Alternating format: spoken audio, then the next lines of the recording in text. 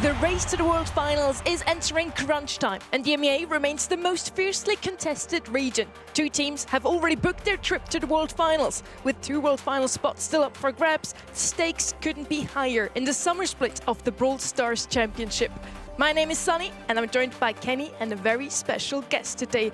Corey is a 4-time world finalist turned content creator, and we are very glad to have so much expertise on the desk today with us. Now, gentlemen, with so much on the line today, half of the bracket, the bottom half of the bracket is looking very fierce. Which teams are you looking at most closely as we come into today's monthly finals? I think it's hard not to look at Reply Totem after the last month that they had, but I will say all 4 of these teams look in prime position to make a run here. Team Heretics bouncing back in that quarterfinal number 3. It may be through the lower bracket, but at least they're here this month, and they've also made another roster change, or I guess a re-up on a previous roster. So a lot going on. Obviously, like you mentioned, Humble and Foot Esports locked for Worlds, but still pay attention up top because I love seeing if those 2 teams face off. Yeah, I mean, Humble and Foot we could be seeing in the first semifinal. That would be amazing, but we can't count out Foot Academy and Kozaki. These guys are coming to play today, I hope. I mean, they're the underdogs. They got nothing to lose. They're going to come out firing. And again, like you guys said, the bottom bracket is stacked. I think any one of these 4 teams can move on to that grand final from the bottom bracket, so I'm excited to see how that plays out. We want to find out who will make it to World Finals. There are a couple of contenders left that don't play today. They didn't make it, and this is a sign of EMEA. It's a super competitive region, and we have only Foot and Humble qualify consistently for every single monthly final this year so far. The fact that there's only 2 teams is wild to me. I doubt that any other region can boast that low of a stat. I feel like that's almost a bragging right? It's just such a competitive region overall. You see Foot Esports at the top alongside Humble. The difference in that is staggering compared to 332 in Reply Totem, and that took them having their best month of the season previously just to get to that point. Novo Esports, Team Heretics, and now Big with an outside shot of really forcing themselves up, especially with Navi and Kuma missing. This is going to be devastating for them, and it's really going to take a perfect 6 months if they want to make the postseason. Yeah, absolutely. These teams just outside of the top 2. I mean, Foot and Humble, consistent. They play well. You can see it inside the gameplay, inside the draft. These guys don't slip up very often. And just outside of them is 4, 5, 6, 7 very strong teams that are all making a run for World Finals. 2 spots are still left open for the World Finals, 2 spots also for LCQ, and we have a couple of teams today that, yes, they haven't played in every single monthly final up to date, but they still have a chance. Those 2 spots are super raced for. Every team today, especially that bottom half of the bracket, is hoping to still grab those. I think there's a misconception sometimes at home of EMEA has more spots, therefore it is easier to qualify. And I think that's quite the opposite. I mean, we see it all the time. There's teams like Humble that are losing 3-0 last month to Foot, a great team, obviously one of the best in the world, but that can happen to anybody. Navi have been consistent all year long, missed this month. SK Gaming, one of the most historic franchises we have in Brawl Esports, are the 11 seed in this region. It is so tough. It is a deep region. It is hard to win anytime, anywhere. Very fiercely contested and also hard to predict at times, I feel. In EMEA, we had different winners almost every month as well. Now, Foot Esports, we all say they're going to take that quarterfinal as well as Humble. Those 2 are just looking super strong. Those 2 are also the ones locked in for the World Finals already. Yeah, on paper, I mean, these are the favorites on paper, right? Humble, consistent. Foot, consistent. If they lose this, I would be very surprised. But again, Foot Academy is coming out swinging. I mean, these guys are grinders, so I'm expecting them to put up a fight, but, you know, favorites all the way. I'm kind of surprised that we all went with Team Heretics in quarterfinal 3. Not that they're not capable of winning, but I mean, I was one probably leading the train for Novo Esports last month in the new rookie sensation and Juice. But I think Team Heretics just consistent. They're going back to the roster that worked for them in the first split of the year. I like what I've seen from the eye test, but for me and you, Sunny, Big is somebody that has stood out to me the last couple months. I think they're on the rise. It is calling a shot a little bit. I think they're still technically underdogs despite being that upper bracket team. Totem did make a 2nd place last month after all, but I don't know. I'm just calling my shot, eye test, and also just gut feeling about it. I mean, nothing ever goes perfectly in this region. We also differ on that Big 2 Totem quarterfinal number 4. That's going to be quite a tight one as well. It could be really anyone's game today. Big also kind of the underdog in that one, but they've been looking super strong recently. If you want to lock in your predictions and you haven't just yet, you can head over to event.brawlstars.com and do so now, because you can get these wonderful rewards you see down below. You get extra points also for MVP votes, and whenever we decide to press this wonderful red button, you get an additional 200 points, and we'll do that when we find a super exciting play. Yeah, I mean, there's going to be one today. I mean, you know, There always is. This is an action-packed month. I mean, we got some very, very strong teams, and this is the second last monthly final of the year. I mean, everybody's going to be coming and swinging, so I'm expecting big plays. Now we have another curse to give away. The community chose Foot Esports as the team to watch, and last month it meant usually that team drops out unexpectedly in the quarterfinals already, in the semifinals. Yesterday they actually didn't do too bad. Loud did make it into the finals, and now we have Foot Esports. That could potentially be the first time the community team to watch team will actually take the grand finals and win it all. Loud going the distance was growth from our community, but still, nonetheless, if there's a team that can break this curse, I think it is Foot Esports of all team. Last month, they came out with a statement against Humble, a 3-0 victory there, and then going all the way to a third grand finals. Foot are tied for the most grand finals across any of our big 4 regions, and they're doing it in EMEA. Their worst performance is second place. I mean, that is unfathomable. This is a team of consistency. If there's anybody that can do it, and as I say that, obviously the community thing is a curse. So we'll see what happens here. I'll knock on wood just on behalf of Foot. You jinxed it as well. Nope, now. I knocked on wood. Careful there, Kenny. But Foot Esports has 2 teams in today's monthly finals. Humble will play against Foot Academy in this first one. Yes, you heard right. That org has a really good nose for young and upcoming teams, or a couple of contenders that are obviously already experienced. They have picked up 2 teams that both make it consistently into monthly finals.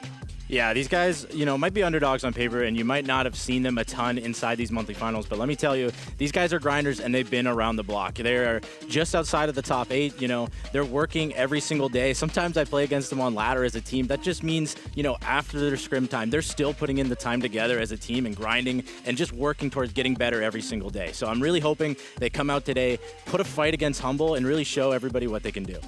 Last time we saw Foot Academy, they actually ended up playing Foot Esports, and they got swept 0-3 and 0-2 across all of those games. And now they go against Humble, a team of grinders as well, somebody who definitely wants revenge against this organization after what they did to them last month. I anticipate it'll be a nice bounce back. I still feel like Humble are in good shape. For all Humble fans out there, I think it was a fluky one in terms of the draft. Semantic immediately after tweeted it just wasn't their best stuff. I'm going to write it off. It's going to take a lot for me to bet against Humble. But Foot Academy, make no mistake, like you said, are putting in a lot of time off your screen when you don't see them on camera for the monthly finals. They're grinding monthly qualifiers. They've been one of those frequent teams that's been so close to that top 8, but fall just short. Last month, our dear viewers chose Humble as the team to watch. They dropped up against Foot Esports in the semi-finals. Now Foot Esports is the team to watch. Let's see if their journey is getting cut short today as well. Kaboom Canyon is going to be the first pick here by Humble, then New Horizons by Foot Academy, Crystal Arcade, Humble again, and Open Business Foot Academy. The last map is just a random decider, a tiebreaker if we do land in the 5th and final set. And I do hope we get to see many of those today. I'm here for the most amount of high-quality Brawl Stars there is. So Kaboom Canyon, to kick things off. You happy with that map?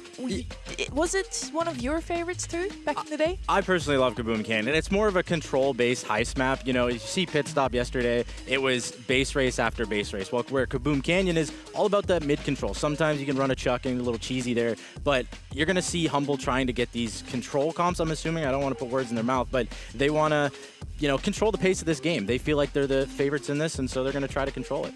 We have global bans this year in the VSC as well. This time around, it's Mex, the Damien, and Starnova. Those 4 brawlers we're not going to see for this series. So Humble does decide to go with 2 buffied up brawlers. Yes, we have 6 new buffied brawlers, and Starnova, who's also making her debut this month in the VSC.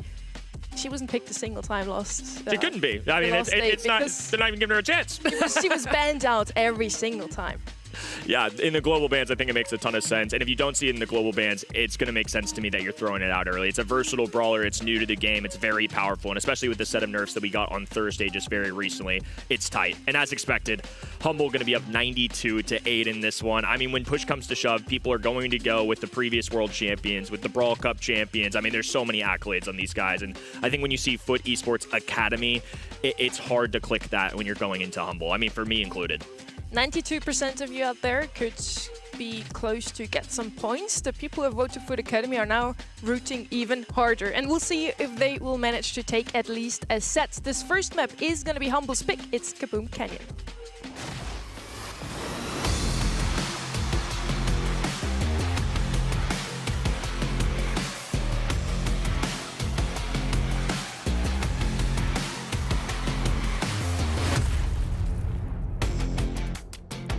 First map of the day.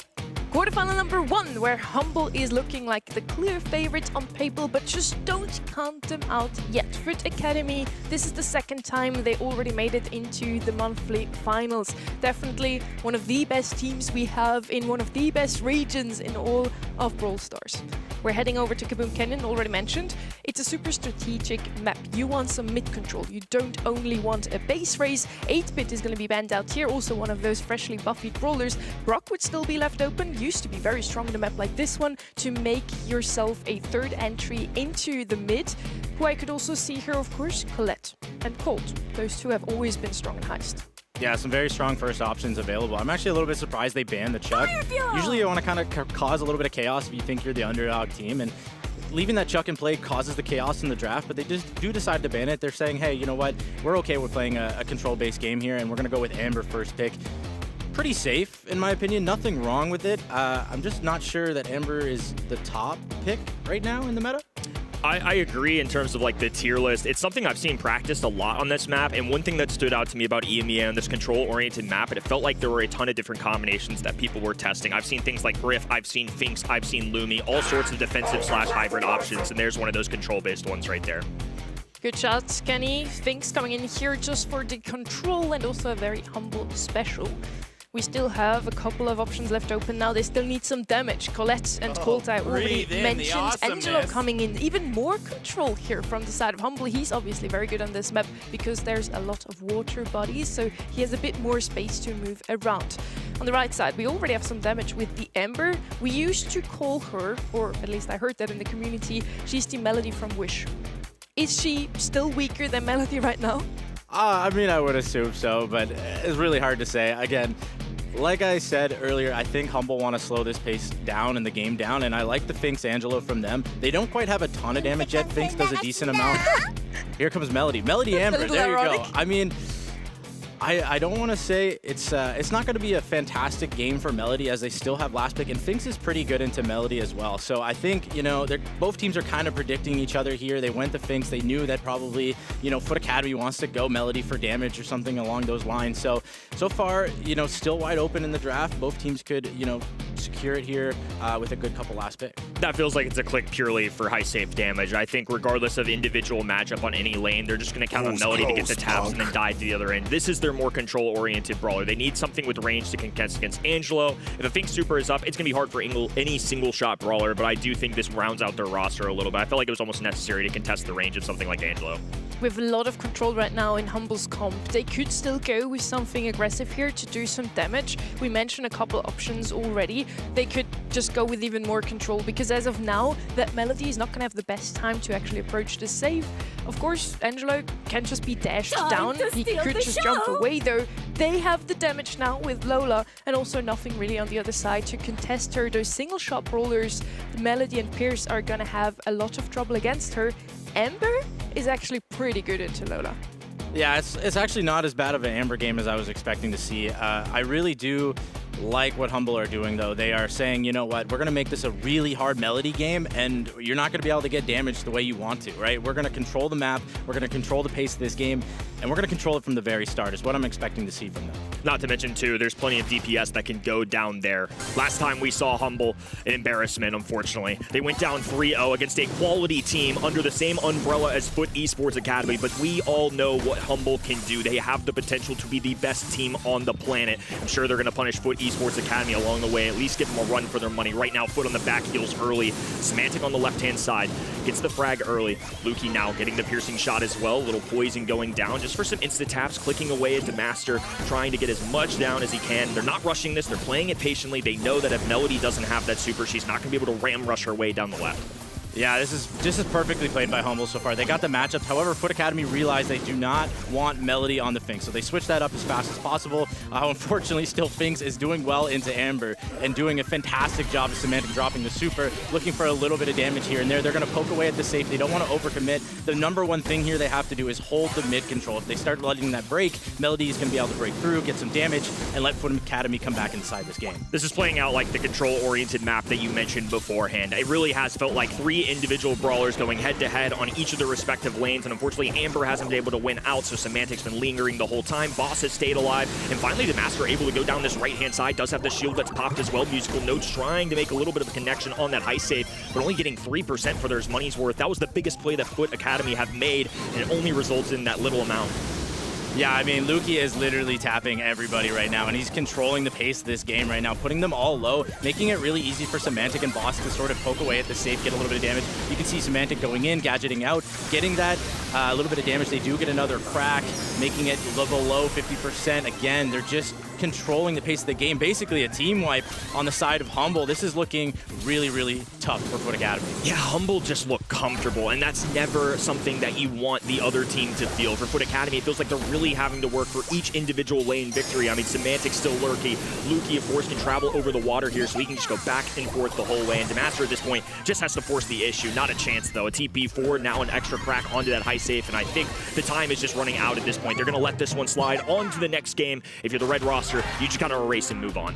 Yeah, you got to figure a way to get Melody to break through that comp. I mean, they got to have a better start, or they got to have Melody somehow not on the Finks, at least at the very, very start of the game. I mean, Humble got the exact matchups they want, and if you notice right at the start of the game, Lukey hit like 3 important 4K shots, and that basically won control immediately. So they have to dodge Lukey here right off the bat if they want a chance to come in this game. That's just what Lukey does, man. He is such a phenomenal sharpshooter player. A lot of times you're going to see him playing Pierce, for example, and in past months he has been a problem on that brawler. But Angel, of course, no exception. Tip-tap goes the right-hand lane. Boss and Lukey, immediate elimination, so now they're going to be able to rein in, pour out some damage onto that high safe, and it's instant control once again for the blue side. Yeah, very well played from the start from Humble. They even switched it up, probably got the matchups they wanted on the side of Foot Academy, but Humble were there to respond. Lukey and Boss doing great work together, pinching them out, slowly picking away at their HP, and Demaster just desperately trying to get super, desperately trying to get past them, but nothing is going right for Foot Academy right now. Pierce all the way back lines as well, and especially with the Lola spawner on the ground too. Now he's gonna have to go through several shots of brawlers. Finally a super for Melody here, but has to play defensive, down to 50%. I mean, they haven't been able to muster any strength to move forward. It's just in Humble locking them in spawn. Yeah, and slowly this safe is getting picked away more and more, and if they get another crack, it's looking like it's going to be, you know, really, really hard to come back. This is their last chance, in my opinion. Demaster does get a kill, very nice, gets another super, does decide to use it, but Semantic is there to shut the door. 3%, once again, is not enough damage from that Melody if they want a chance to win. Especially when that's your only real playmaker here. I mean, Amber, of course, can pour out the damage, but it's somebody that has to get across the map. Melody has the easiest access with essentially 3 supers for 1 button as Boss now lays down the heavy fire on the right-hand side. Amber going to try and pierce through it all, does eliminate the spawner, but Boss still at a safe distance with a minute on the clock. 3% is all Foot have been able to muster, and now Lukey's got a hypercharge. He's staying aggressive, still tapping the other side, just making Pierce's life miserable. I love that from Lukey. He saw Semantic was low, decided he still wanted to create space, let Semantic heal up, pop the hypercharge, give him that chance to heal up and come back in this fight. As long as none of them go down, they cannot lose control of this. So every time you see one of them go low, Lukey's going to step up and make that play, as he just did there.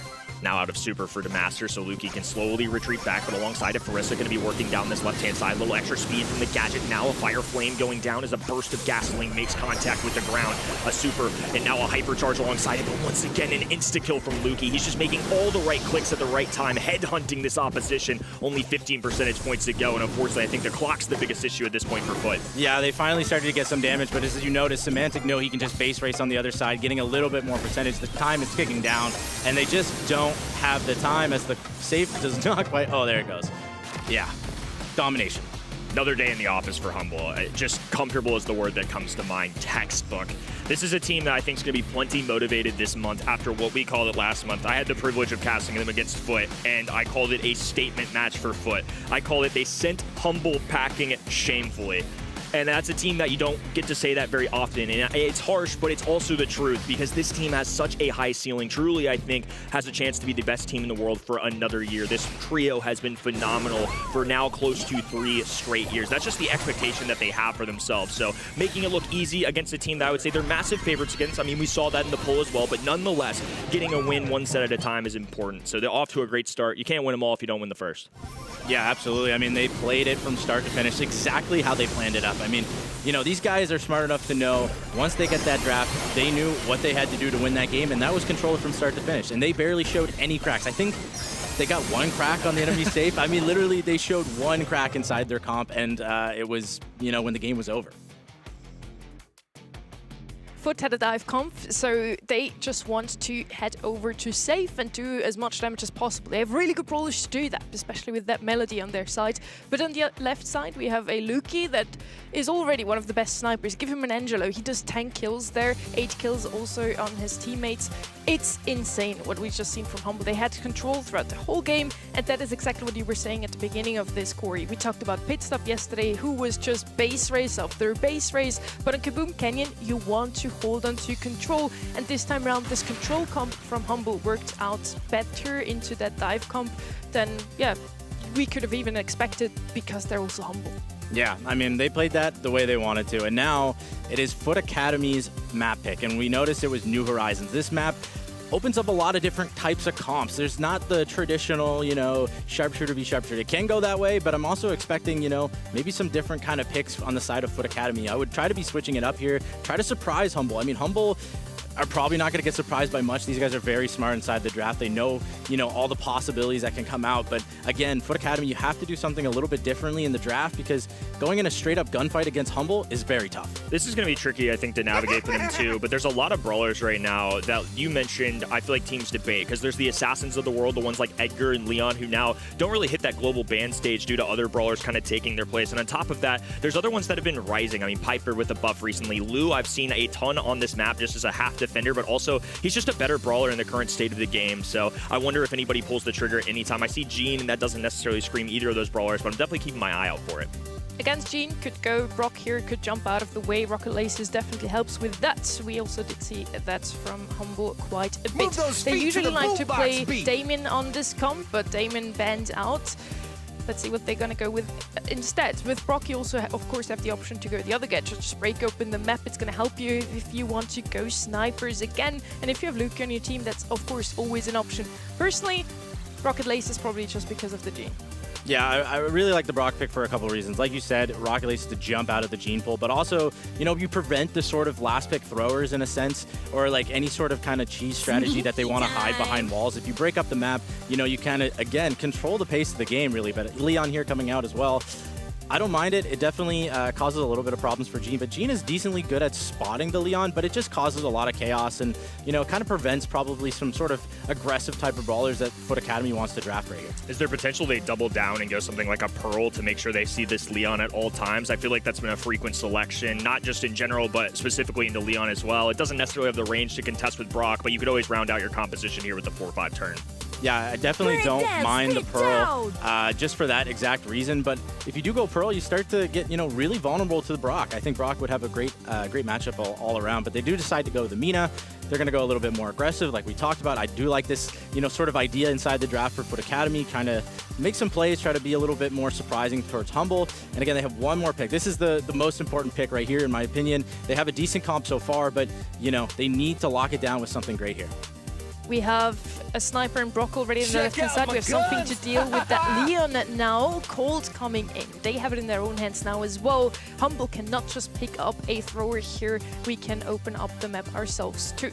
And as long as that Mina stays on top of where the Leon is, helped of course also by Gene's shots. They are really good at discovering this sneaky guy. I think the comp from Foot Academy can actually work out correct. Yeah, I'll be honest, I'm not a huge fan of the Colt, and there's a couple reasons for that. I think they were scared of a thrower last pick or something along those lines. Exactly. And so, but they already had Mina, right? Mina was decently good against throwers. They also have Gene, the Gene pool, not too bad against throwers as well once it's finally charged up. But they do go the Meeple, and I like Meeple into Mina. I think that's a fantastic matchup for Meeple. And again, they have all the control they want on the side of Humble, and it's going to be on Foot Academy to make plays and get kills probably early if they want to take this. The Rage Quit gadget actually got a pretty hefty nerf, but of course, Meeple still very strong. Both gadgets still in play these days. Map number 2, let's see if Humble can extend the lead or Foot can even out the score. Lollipop drop immediately hits the ground, but swept away from a Colt gadget as now Master works on that left-hand side, rotating right, keeping my eyes out on Mina. Somebody that's definitely been hit by the balance changes, I think isn't showing up nearly as frequently. I'm used to seeing teams in EMEA like Angel Boy absolutely popping off with this brawler, so I still hope we get the Playmaker. I know it's not necessarily your favorite brawler to go up against, but I sure like watching it. Yeah, I really dislike playing against Mina. I mean, a good Mina is literally really hard to deal with. So, you know, I'm hoping to see Zyrox make some plays. But again, Humble taking control of the mid, breaking up the map. And they have the range advantage. Mina doesn't have a ton of range. I know Colt and Gene can poke away, but Leon and Meeple and Brock all have that range as well, right? So they're going to control this mid. They drop down the lollipop drop, and it stays up. Unfortunately, Demaster, I think, just missed that, and that being up on the map keeps them having control in the mid here for a little bit longer. Another windmill going down from MENA. Keep an eye on that, especially into all of these single-shot brawlers on the left-hand side. Ooh, going for the super just on the little mushroom in the middle. It does grab them a frag as now Rocket Rain goes down on the left-hand side. Semantic able to grab a kill of his own. Demaster doing his best. I think more than anything, burning a super there. I wonder if it was intentional more to just break open that individual mushroom, because it felt like he wasn't going to be able to make a pop-off play there. I wonder if that was truly just to eliminate that as they move forward. Yeah, very well could possibly be. I mean, the more walls on the map, the more MENA can move around safely and, you know, sort of make these plays. With no walls on the map, very hard for MENA to gain any sort of ground. As you can see, Luki is following MENA all over the map. This is very hard for MENA to make a play. They do have a Gene pull, but the lollipop drop is probably ready there just to tank that pull. It does go out. That's just for a little bit of control. Again, this is up for Gene to hit this pull, really, to get that first interaction kill. I think it's going to be tough. I think they almost have to pull the Brock or the Meeple, but Meeple, you have to watch out for Gadget and things like that, too, as now Hyper goes down. Luki just using it for the pure stats here, and it works out. Gets a kill on the Colt. The high DPS Brawler goes down as more pours out from Semantic. They get the pull, a nice hop, skip, and a jump there, fully prepared for a magic hand, and Humble sweep away this first game. Yeah, the confidence from Luki there, just knowing that he's going to get that kill. It was close. Luki went really low there, but he knew that once he pops that hypercharge, he has enough damage to get the kill, and he knew once he gets it, they win the round. So very confident plays coming out from Humble, and you can see they're comfortable right now. They know what they have to do, and they feel good about it. Everything seems routine for them. Definitely a big step up from the last time we saw them, but quarterfinals is what we're used to seeing out of these fellows. This is a team that has been at the highest level for almost 3 straight years now, as now all of them are working this left-hand side. Foot cornered in their top left-hand side spawn, additionally using the windmills to give them a little extra protection, as Farissa is just using the magic puffs to give some extra heals to the teammates, looking for chip shots. Everybody just trying to charge these supers in the early onset. Yeah, this is just so far a game of supers. Very nice when Zyrox grabs a kill onto Semantic. Maybe a little overextension there, showing some cracks inside their armor here. So again, as long as they keep this controlled, there you go. There's another kill. They're looking very strong right now. Now they're just going to try to charge any sort of super they need, possibly a Colt super. They basically have everything they want for the next round, though. So I'm assuming Meeple is just going to go die in this one. You could see Meeple kind of hovering over the super button, elected not to use it, I think, intelligently. Unfortunately, because that drug on a little bit, Master is now able to open that right-hand side with an additional bullet to cut up in this map even more. That's clearly something that Foot are playing for. It gives MENA plenty of room to dance, and on top of that, it still is okay for the long range, but for somebody like Meeple, the more this is open, the tougher looking to pull go through as well. Foot all of a sudden looking alive and well. Very nice pull. That is the opener that you really needed. Now Zyrox has to be careful, doesn't go down. Very nice kill. There's the pull. That is going to be a round win. Well played to Foot Academy. They adapted, they got the kills where they needed, they found some openings, and they found some overextensions from Humble. Maybe a little bit too much confidence. Big bounce back for sure, and I think maybe a little bit of ego coming there, as you called it, just an overextension. That's what it looked like to me. It felt like Semantic was quite literally popping the gadget just to go shoot at the enemy side, and that's fine. I mean, it worked out so far. It's only one game. I'm not going to start doubting the process here, but it is crazy how one brawler death can escalate and pound for pound just compile into something crazier. It gave Colt more time to open up the map and help charge supers for the enemy side. It made round 2 even easier. One death can make all the difference in the world, especially if it's early in a round like that. Yeah, knockout is a game of inches, and right now, you know, Foot Academy is finding those little advantages they can and then pushing them every single time. So right now, Humble's kind of on the back foot here, kind of trapped sort of inside their base, but Zyrox is probably going to have to back up as Luki is chasing this MENA around.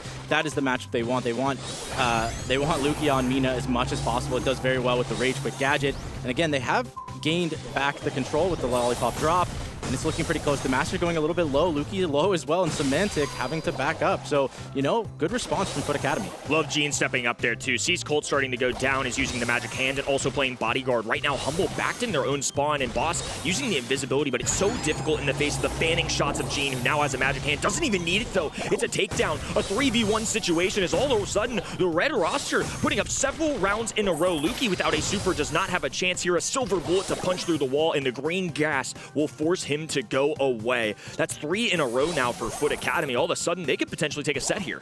Yeah, I love what they're doing. They're getting the MENA on the Brock as much as possible, and every time they do that, they seem to get control of the map. So they're doing that, they're getting the control, and then they're possibly getting a couple sneaky little kills here and there.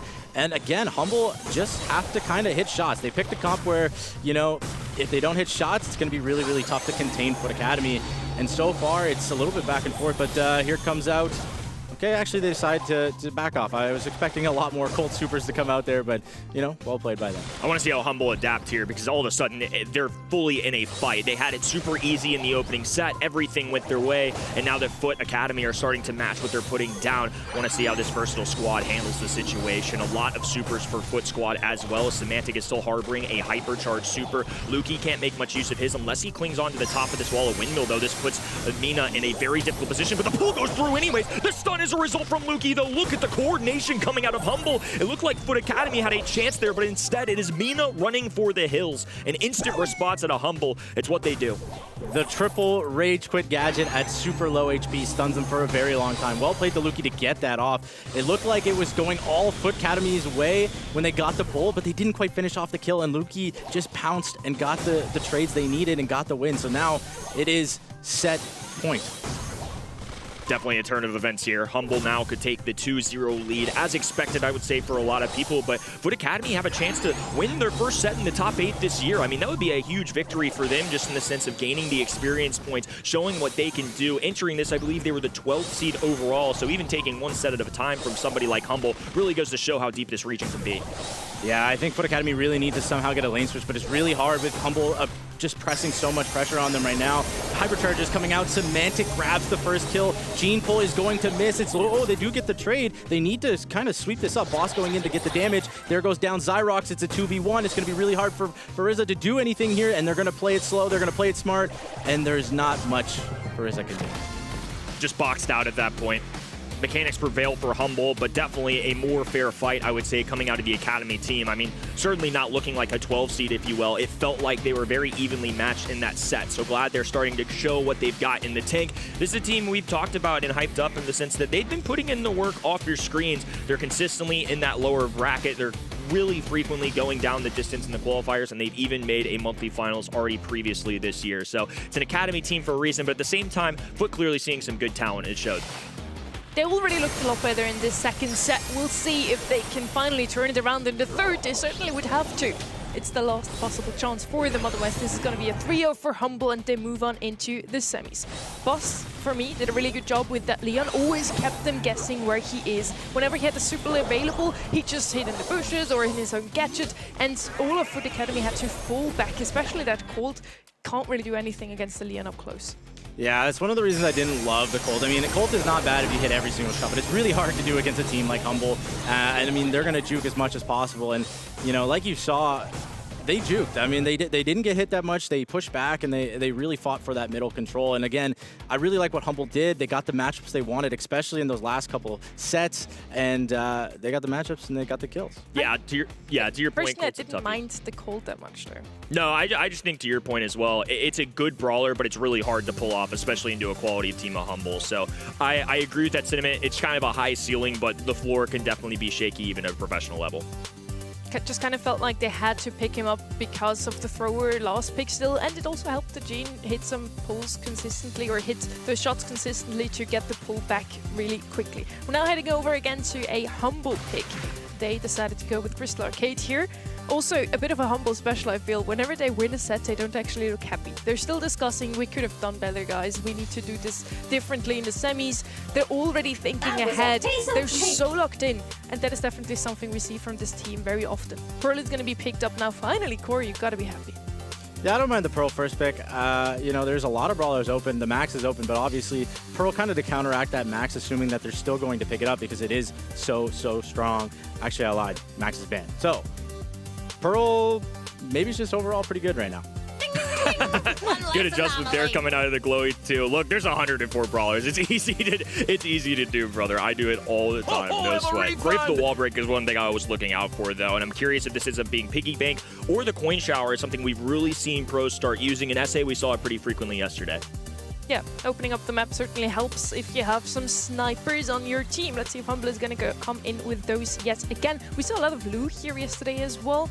Good answer into the Griff, usually also the Meeple. Yet again, they could bring it out once more. Glowy on the right-hand side indicates that they might want to pick up some more tanks or assassins at the end. Yeah, I really like that loose shout because the Ice Rink makes it really hard for Glowy to kind of heal up his teammates and stay close.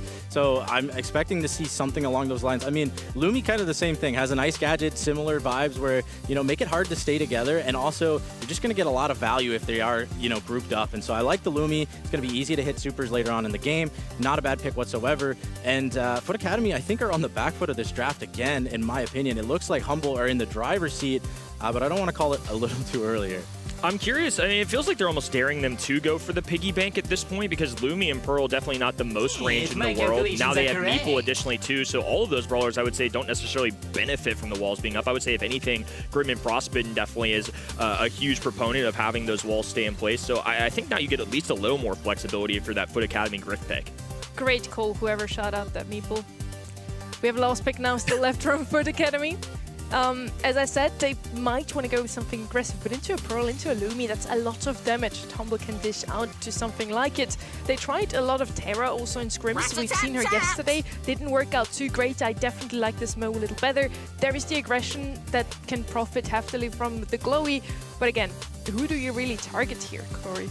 Yeah, it's kind of tough. I mean, the only really target for Mo is Lumi. I mean, Pearl has probably going to save super for Lumi, for that exact Mo super, as well as, you know, Meeple has Rage Quit. So it's it's tough for, you know, Mo to get any sort of value with the super, but it is, you know, a good range pick. It's good on the lane, has you know, good matchups against everybody on lane. But again, is Mo going to be able to get value out of that super? That's a very important question, and we're going to find out right now.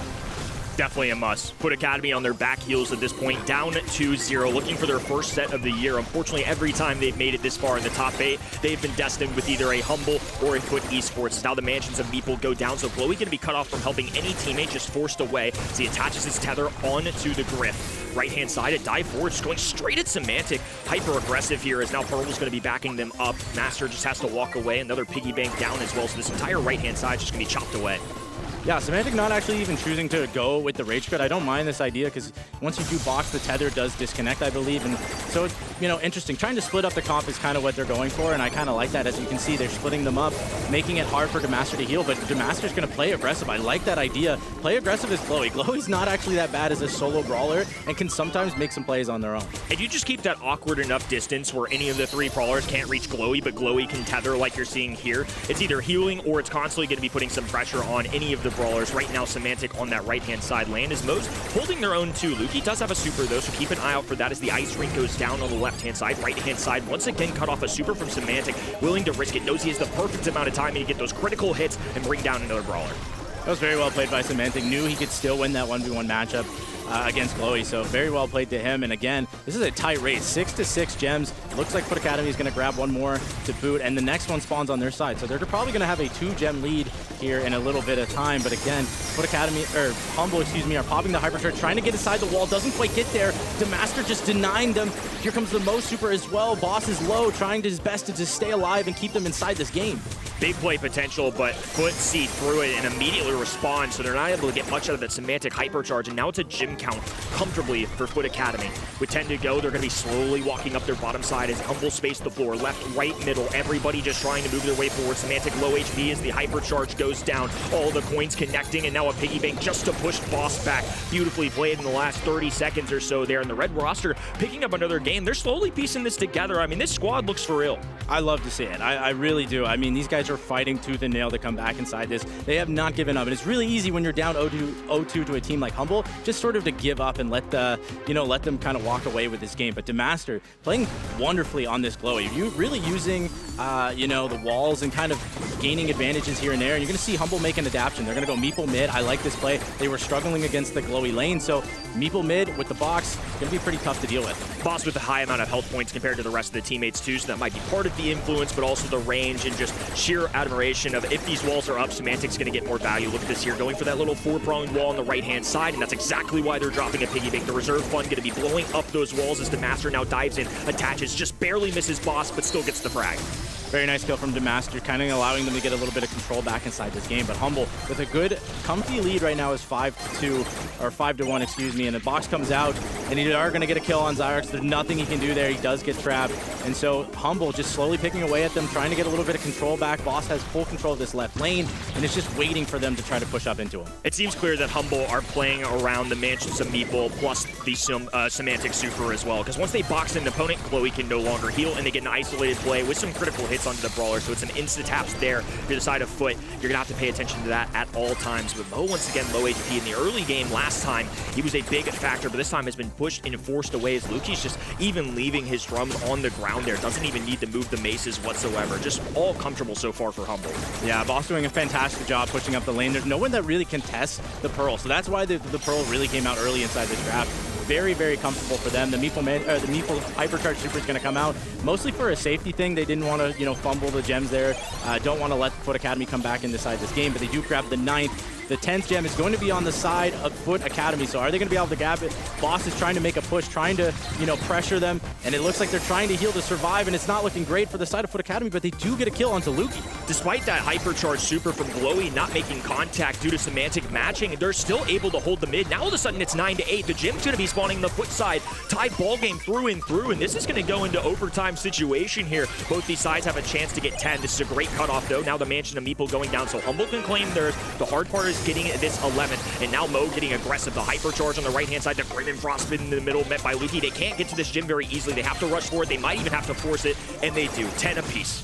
Yeah, Boss coming back up the map. The gem countdown has started, but a beautiful Hypercharge from Luki. They do trade out kills, so very well played from both teams. But right now, Foot Academy do have, I was going to say I had the lead there for a second, but it's backed it down to 11-11. The box is going to come out. The super is going to come out. Maybe a little preemptively there. Could have probably waited a little bit longer because that gem's still having to wait a second to spawn, but there comes the Master knowing that he doesn't have a box available. They're trying to make a push. They do reset the countdown, but Boss is there to shut the door. Especially Semantic had to back down. His teammates there to cover for him, though. Boss and Luki now going to be frontward facing while the red roster just has to find a way to climb down the mapping quickly. But everybody going to be put into the mansion. Box out. They break the walls as quickly as possible. But at this point, Semantic has fully gotten away. He's in an entirely different zip code.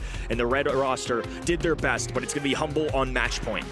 Yeah, that was well played from both teams. They both very scrappy match. Both teams do not want to let go of this set. And honestly, well played from everybody. They're getting kills here and there. And, Foot Academy is doing a great job of not going down one by one. If they go down one by one, it's really easy for Humble to take over control of this game.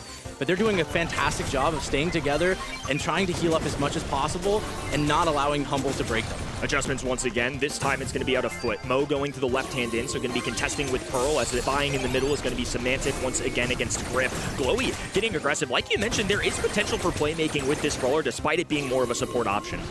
Yeah, he's doing a great job of making plays when he needs to. Mo is going to go in, grabs a kill, grabs 2 actually. Are they going to be able to get out with these gems? That's important. It looks like Luki's doing a fantastic job of keeping him away, and they're going to back off. Luki, fantastic there, just to not allow that gem lead to just sway inside of Foot Academy. Versa getting a double kill and doesn't even get the gems to show for it. That's just great decision making out of Humble, really just not allowing Foot to encroach on their territory. Now they've got a cutoff despite the piggy bank. Luki can remain up top on this right-hand side as Master is working alongside Griff just to try and get some damage here. They're flanking against Boss, who blows open the wall. The fear goes out, a trade goes through. It's Semantic with 6, Luki there to back him up, and it's Humble running away with a gem count. Yeah, Luki is in control of this right lane right now. He is not letting this go. They're going to need some sort of super to take him out. He does have Hypercharge, and he's probably close to his Hypercharge super, and they have an 8-gem lead right now, or they have 9 gems probably to their name in a second here. So as long as Luki gets his Hypercharge super, he's going to make the play for the final gem, and it's going to be really, really hard. I'm expecting it to come out pretty soon. The Master, there it goes.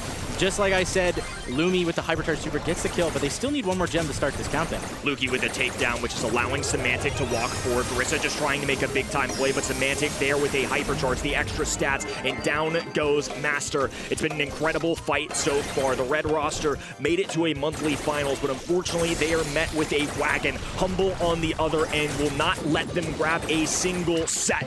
All business here for the blue side, and Humble once again going to be making a semifinal.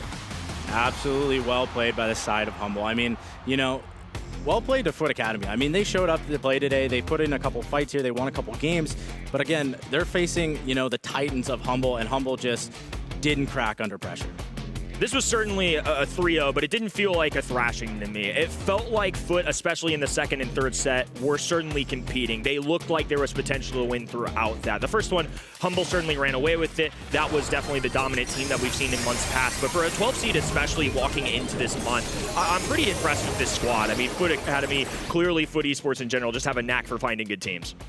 Yeah, they're going to be a little bit upset, they didn't get the sets where they wanted. But I mean, they should keep their heads, decently high. I mean, put up. Humble is arguably the best team in the world right now, and so, or maybe the second. I don't want to say too much, but again, Foot Academy doing a great job there, putting up a fight. I mean, they came out swinging. They almost got this set. This set was very, very close. Both teams had chances to win, and just apart from the first set, I think they should be happy with their performance today. Well played by both of these teams, yet one of them is going to move on into the semis, and unfortunately we have to say goodbye to Foot Academy. As we already stated multiple times though, Foot definitely has a good neck for finding the best teams possible, and Foot Academy is definitely a team we could see back in August or again next year as well. Humble now moving on into the semi-finals with a quick 3-0. They haven't always looked this good in the past in quarterfinals. They dropped out, right, in April 03 to Big Talents. Last month they have dropped a set to Cumulus Avesta. Is this the strongest iteration of Humble we get to see yet again? It's hard to say. I mean, they look really strong, mostly at these international lands. They're very good on the monthly finals, but they show a little bit more cracks on monthly finals than they do at the lands, in my opinion. But again, very strong performance from them today. I mean, they showed that they were ready to play, and they played as a team today. So I'm really happy for them there. The draft was excellent every single time, I believe. So, so far, very good from them. And we are playing the team as well, part of our team of the day. Spoo, welcome back to the show. You just watched that first match, a 3-0. Are you expecting that second one to go just as close as a 3-0 as well? I heard a rumor that one of these teams has a 20% win rate in scrims. I heard another rumor that this team also has a substitute that is basically the superest of substitutes of all the substitutes in the substitutes. Is that going to be enough though? I don't think so. We're gonna find out soon. Our match of the day, or our second match of the day, is gonna be Foot Esports, yes again, but this time around it's the main roster versus FA Kozaki. And yes, you see that right, Kozaki came through the upper bracket, Foot Esports through the lower one, because these Titans, the potentially best team in the world, we never actually got to see all three of them play at a LAN event. They have lost to Big in the qualifiers, 3-2 in the end, but yes, they still lost, and they have given away their own substitutes from the Brawl Cup. Lena is moving over to the opponents. Yeah, I mean, like you said, super substitute. This guy is awesome, and look at this. He's played for so many teams. I mean, super substitute, comes in when he needs to, and he shows up. Respect to him. He plays very well in a very hard position to do so. But today he's against his former teammates at Brawl Cup. It's gonna be really tough to take them down. It's funny to say former teammates because at this point he's former teammates with, I think, more than 70% of the region. If there is a nomad sort of, Grim Reaper type of player, it is Lana. I'm a personal big fan of him. I think we're all good friends with him as well.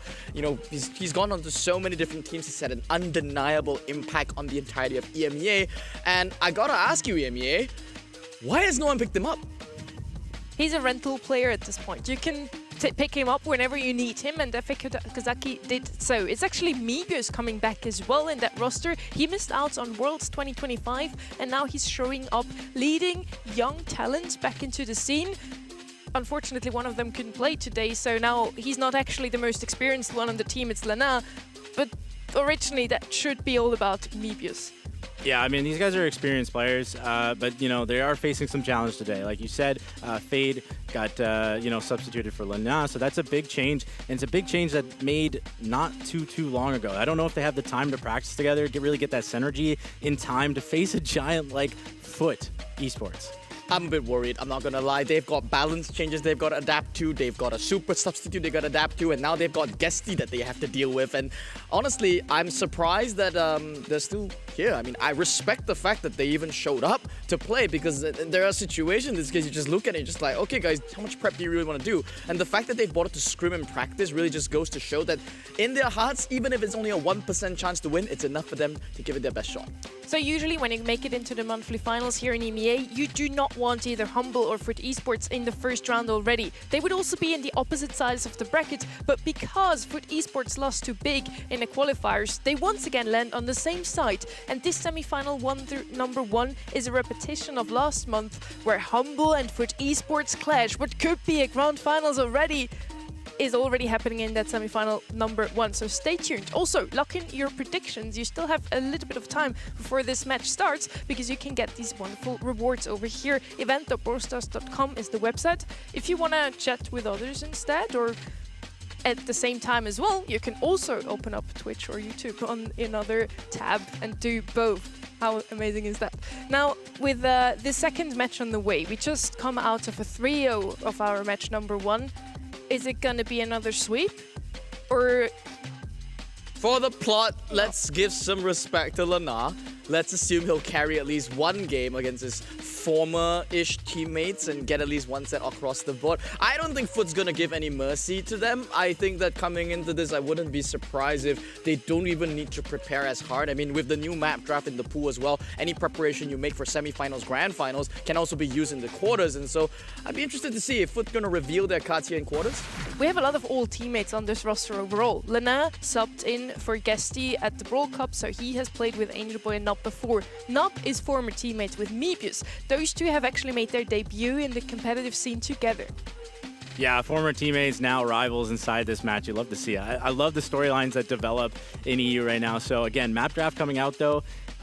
Probably the same sort of story that I said in the first match. FUT Esports probably want to play sort of these control games. Again, against Kozaki, who are definitely the underdog in this scenario, you just want to control the pace of the game. You're confident with your teammates. You're confident that you're going to win the matchup if it's played, control-based. Kozaki, by the way, is the upper seat here. Got to choose if they want to pick map 1 and 3 or 2 and 4. And it's a pattern that we've seen yesterday already. They decided to go second, which is a surprise to us on the desk. I'm still waiting for someone to explain this to us. Why, if this is a 3-0 in the end, why do you not want 2 of your own maps to play on? I suppose maybe, I think Corey had a hypothesis yesterday, which is if you think that you're basically better at every single map, then effectively you don't really care about what maps... So Kozaki thinks they're better than FUT Esports on every single map anyway. Yeah, pretty much. That's I'm sure what they think. Or they just think that the global ban is just more important to them in terms of the ordering. Now that, and there's been a minor change in that regard, if you guys haven't been following it, is that if you select map draft priority, you don't get global ban priority. So the last pick goes to the other team.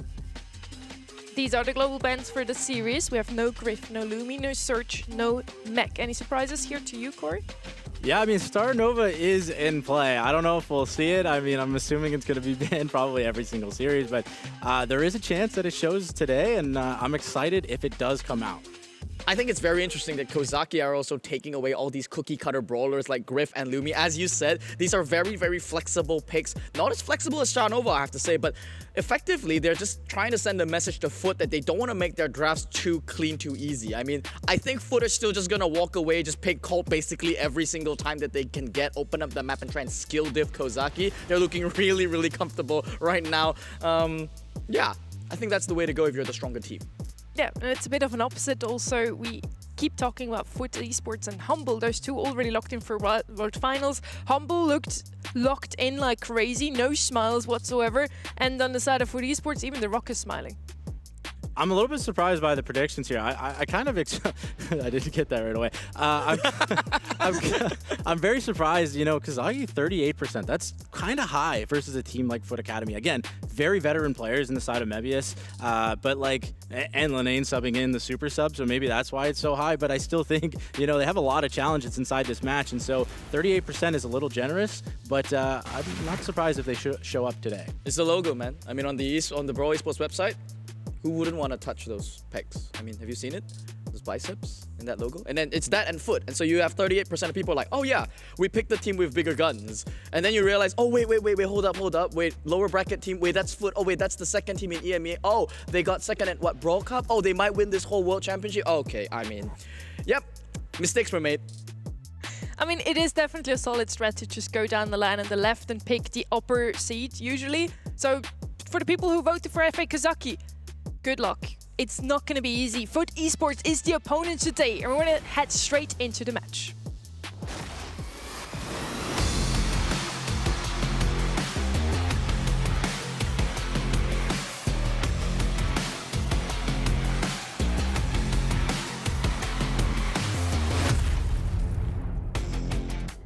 And we are on Hideout. We saw that Foot Esports decided to play on this map. Super excited to see what they're going to show us here in terms of draft, as this is one of the maps that we have seen yesterday already. We saw a lot of Mortis first pick on the map. It was Loud's pick every time. I'm not sure if we're going to see the same exact thing, especially that he is banned out. Starnova is out of the way as well, but at the moment in Bounty, the meta seems to be getting the blue star as quickly as possible. You have the Edgars of the world, Ellie, Kaze, Mortis, and Max or Jaeyoung potentially if there's no faster brawler on the map. Yeah, Max is super strong right now with the new buffies, and I'm not surprised at all to see it the first pick. I mean, it's so versatile. You can play a lot of comps with it. Jean coming out of the side of Kozaki, not a bad answer. But again, Mortis, you know, those blue star brawlers, some of them are being banned, so I'm curious to see if they're going to go such thing as like a Kaze or something to try to grab that blue star early. Would you say, Corey, that Crow is still a valid answer to the Max to slow her down? Absolutely. Crow is a great answer into Max. It is one of the tougher maps for Crow. I think sometimes you do get outranged on this map. So Pearl is one of the ones I was thinking, you know, we saw it yesterday. It actually is a solid answer into Max. I was a little surprised of how good it is into Max. So they're going to decide to go that approach instead of the Crow here. A very defensive comp that we're seeing out from Kozaki, but what I think is lacking is a way to secure that blue star. And the Foot, on the other hand, they're not concerned for that whatsoever. They go with the fastest brawler in the meta and the slowest one, and this is just a full buffied arsenal here running straight into Kozaki, who, honestly speaking, does this comp even have enough firepower to bring this down? Foot themselves have banned out 2 buffied brawlers already in the global stage, and they are now punishing Kozaki for not doing the same. They're banning Griff and Lumi. Neither of those 2 have been in the most recent batch of 6 brawlers who have received buffies. So Foot Esports is showing us a fully, freshly buffied roster, which we haven't seen so far yesterday either. Yeah, this is going to be tough for the side of Kozaki, in my opinion. I think if 8-Bit ever gets set up, they have a really hard time destroying that turret. They have nothing other than like the gene pull or possibly a Piper jump, but to get up in the map and destroy the walls where the 8-Bit turret is hiding is going to be very, very tough. And so if Piper doesn't start hitting shots early on in this game and, you know, the 8-Bit kind of gets set up, I'm seeing Foot Esports just going to, you know, control the pace of this game. Like I've been saying, I mean, these are the favorite players, or favorite teams, and control is so much easier to do than when it gets chaotic. To David Goliath, matchup here once again, seed number 2 of EMEA. They're nicely nestled, comfortable, already punched their ticket to Worlds. Frankly, they could just give away this entire set, but that is obviously not what they have in mind. And meanwhile, on the side of Kozaki, this draft, it just seems to hinge on this one Piper selection. As you've mentioned, he needs to tap up so many times, but they don't even have the blue star. And honestly, this is such a difficult push to break into. Yeah, where do they get that first kill? It's really on Mebius to hit a lot of shots and possibly trying to get onto the Brock matchup. Walls go down, and it's looking like Foot are going to put the pressure on. Gessie in a really tough spot, though. Does go down. Very nice snipes from Mebius, but they do get the trade. So well played to Foot to keep the lead there, and now the 8-Bit turret is set up, and this is what I was talking about, where it gets really tough for the side of Kozaki. Only Gessie could make a play like that look good. He just beelined across the entire map, didn't respect the Piper whatsoever, went down, got the trade done, and there we see some of the terrain being opened up there by Mebius. Only managed to clip one of those 3 walls, so that turret will go down eventually, but that's allowed Angel Boy just so much damage, and wow, just abusing cheat cartridge there, not to see there's a timing to go in onto Mebius, gets the trade done, but it is still Kozaki that are very far behind. Yeah, and another 8-Bit turret comes out, so this is looking really tough. They need a sort of break. They need a Lene super to possibly pull the turret or possibly get a pull on Angel Boy, but it's going to be very tough with the 8-Bit gadget going back to his turret safely. So Piper coming out, gets the turret down. So well played by Mebius there. Now they have to make a push. Does grab the pull onto Gessie. It's not enough to take the lead. Nob's going to push in on Mebius. They do get the trade here, and they get the lead. Can they get out safely and manage to keep this? Yeah, shots are going to be flying out there from Angel Boy, going to connecting onto both. Gestie is the one that finds the connections on the Xenox, and they manage to retain the lead. Every single time Kozaki looked like they just might have a way back in this game. Foot punished immediately. Now falling back with 5 seconds. Nob knows that he can be the sacrificial play here to buy the space for their team. It's a clinical execution by EMEA's seed number 2. Very well played from Nob. I really think he's feeling it right now. Every time he saw it opening, every time he saw Piper waste a bunch of ammo, he dashed in, got some kills, even got some trades. Trades are totally fine when you're winning the game like that. So they had the setup they wanted, and Nob didn't let go of that turret very easily. The double phase shifter now with the buffy allows him also to just snatch up this blue star so safely. And in terms of matchups, yeah, I mean, Mebius is forced to take homemade recipes, so he's always going to be a target for Nob to run down whenever he doesn't have the super available. Yeah, and it's going to be a little bit of a stalemate at the start. Again, Foot have the blue star to their name right now. Just slowly trying to charge an 8-bit turret. They're playing safe. Nob has a super, but probably just going to try to stay alive here. They are going pretty low, though, a little bit out of position, but with the thanks to the max speed, they stay alive. And I lied. Feeling it a little bit too much right there. Yeah, calm down, Rocky. I mean, you're not that great. He's running it down. And Desti, once again, I mean, I love the confidence coming out from Foot. This Piper is supposed to be the strongest brawler from the side of Kozaki. And Foot are just saying, I'll just dodge all your shots. I mean, you're not going to hit anything. Yeah, and Angel Boy had to use the turret there to stay alive. Honestly, not the best spot for the turret. He probably would have loved to have that behind the wall, but having to use it to keep, everybody healthy, and I respect it. But again, they're getting pushed back by the Piper shots. They're getting pushed back by the Gene Spray, and right now, it's on them to make a move to get this game back. Hypercharge is online for Nob though, and Angel Boy, he's found his matchup there on this Pearl. This is a pretty decent setup there for Foot. They just need to consolidate a bit of health, and if the Hypercharge ready from the max, a push should be coming very shortly. Nebius missing most of the shots. It's a big opening for them. He's really low. Nob is looking for targets. Gets pulled in by Lane, and the burst damage from the Pearl is sufficient, but Gesty is still on the hunt. 1, 2, 3, 4. All the shots whiffed, and Kozaki stay alive. Gesty popping the Hypercharge, grabs one, is going to be able to get out alive and take the lead. I don't even know how he stayed alive there, but well played. Nob just trying to distract, cause a little bit of chaos there. They do get the Hypercharge 8-bit turret out again. This is where it gets tough. Mebius does have a Hypercharge. Keep an eye on him. This is going to be on him to get a couple taps. He gets two right off the bat, trying to push, trying to use that Hypercharge for the extra damage. He is very low, though. Somebody has to make a play with 5 seconds left. They're going to bust the wall. Gets the Gene pull, but it's on the turret, and it's not going to be enough. Positionally, it looked like Kozaki might have had a shot there, but Foot, they just telegraphed every single move from Kozaki. Every time they tried to make a play, there was always some kind of a trade, a reversal, Gesty being just in the right position. I mean, I've never seen a guy miss 4 shots, by the way, in a row on a Brock. Then subsequently, he's like, wait, I've got Hyper, Super. If I just walk backwards with the Super, I'll just net this kill and walk away with 100 health. That is absolutely insane. All of these 3 Foot players, mechanical demons at their hearts. Yeah, and you could tell Nob was feeling it. Even though he made a little bit of a mistake going down there at one point, giving the lead to Kozaki, I like the confidence in his play there. I mean, he's showing that they feel confident, they feel like they can make those plays, and they can come back if they do let that, slip a little bit there. Yep, Max is no longer touted as the sort of mechanical sort of brawler that you put on your playmakers. I mean, Nob is the role player, but he's the rock of the team. I think with double phase shifter, the role of Max is sort of shifted to become more of that utility-centric kind of support brawler that he was intended to be, and that we can see that in the kills. Yeah, he's actually got 0 kills. I thought he was able to run down Mebius at least once in that game, but as usual, it's the young Ukrainian prodigy, Gesty, once again, walking away with 322 DPS this game. He landed so many taps on this Brock. It was phenomenal. Yeah, whether or not Nob actually got those kills, he set them up for his teammates. And so, Gesty getting a couple, Angel Boy getting a couple, but Nob played a pretty good game apart from that one little tiny mistake. But again, that's okay. He's feeling it. I like it. I like the confidence that was coming out from them. And they showed that even if they don't have the lead with an 8-bit comp, they were able to get it back with a couple of well-placed gadgets and kills. And so, the confidence is showing from Foot Esports, but Kozaki is not going to go down without a fight here. They're showing some promise. Yeah, now heading over to this second map. This is now, unfortunately, Foot Esports map.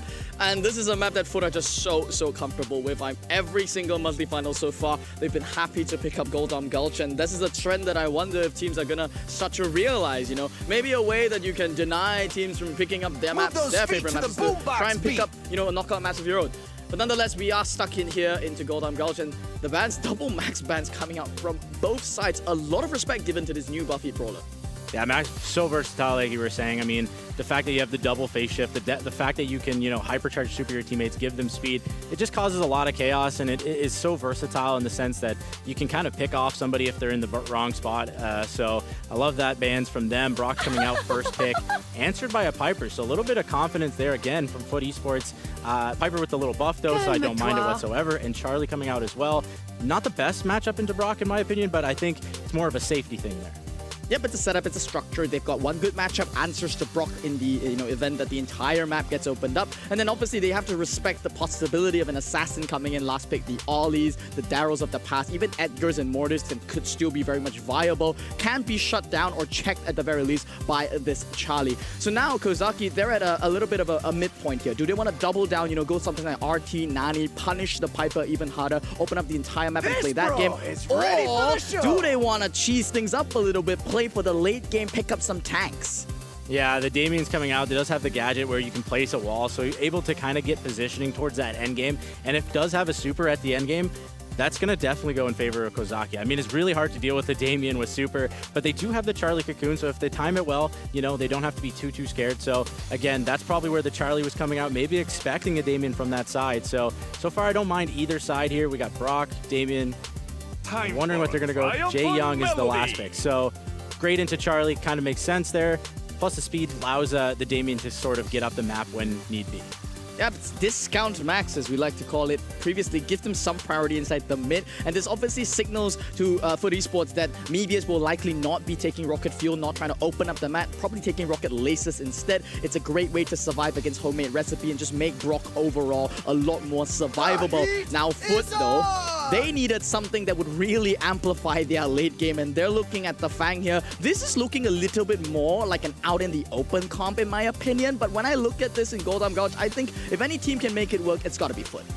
Yeah, I really like the Fang, actually. I think the Fang, there's not much answers on the side of a Kozaki there. I mean, the Damien does okay, but the stun comes out, and they're going to be able to also, cycle onto them. Unless the Rocket Laces is perfectly timed, which is really hard to do, it's going to look like Fang is going to be the best brawler in this endgame. And it's so weird, right? If Rocket Laces is your only check up against the Fang, then what do you do as a Brock? Do you stick with your team and try and play support? Because that's not what you ever want to do as a Brock. So that aside, that might just be a different win condition. Maybe they have to find a push before the Fang comes online. Maybe try and get that push before the cycling begins. Or just get an early tap onto Nob instead. He looks pretty vulnerable in this comp.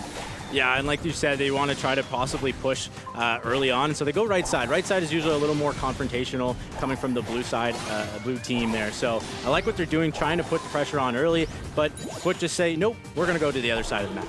And Angel Boy already has his super, so it just looks like on the side of Kozaki. They weren't really concerned about that. They knew it was an inevitability. They're playing off with this wall, though, from the Damien, which is a little bit cheeky. Could create some setups there in the late game against Guesty. We already know that Guesty is running Homemade Recipe, so without a super, there's actually a pretty easy kill if they can get a rundown on her. Angel Boy already going in, making a play, doesn't get the kill, but gets out safely. Guesty getting pressed by Mebius, very nicely done there. Mebius grabs a kill, the wall comes out and saves Mebius. It is a 3v2, but everybody's low on the side of Kozaki. One of them going down one by one. Damien super, is he going to use it or is he going to save it for the next round? And he's going to save it. Well played to FUT for not panicking once one of their teammates go down there.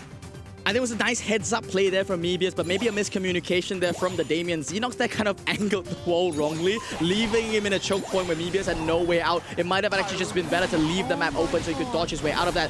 That's it, though. They're swapping things up. They're going for the more passive side of the map here on the left. They're just running down Guesty at the moment. It looks like Xenox wants to find a jump onto him, potentially blocking out the mid. They're forcing out the super from Guesty. I think that was a nice play. Eventually, they had to force that Piper super.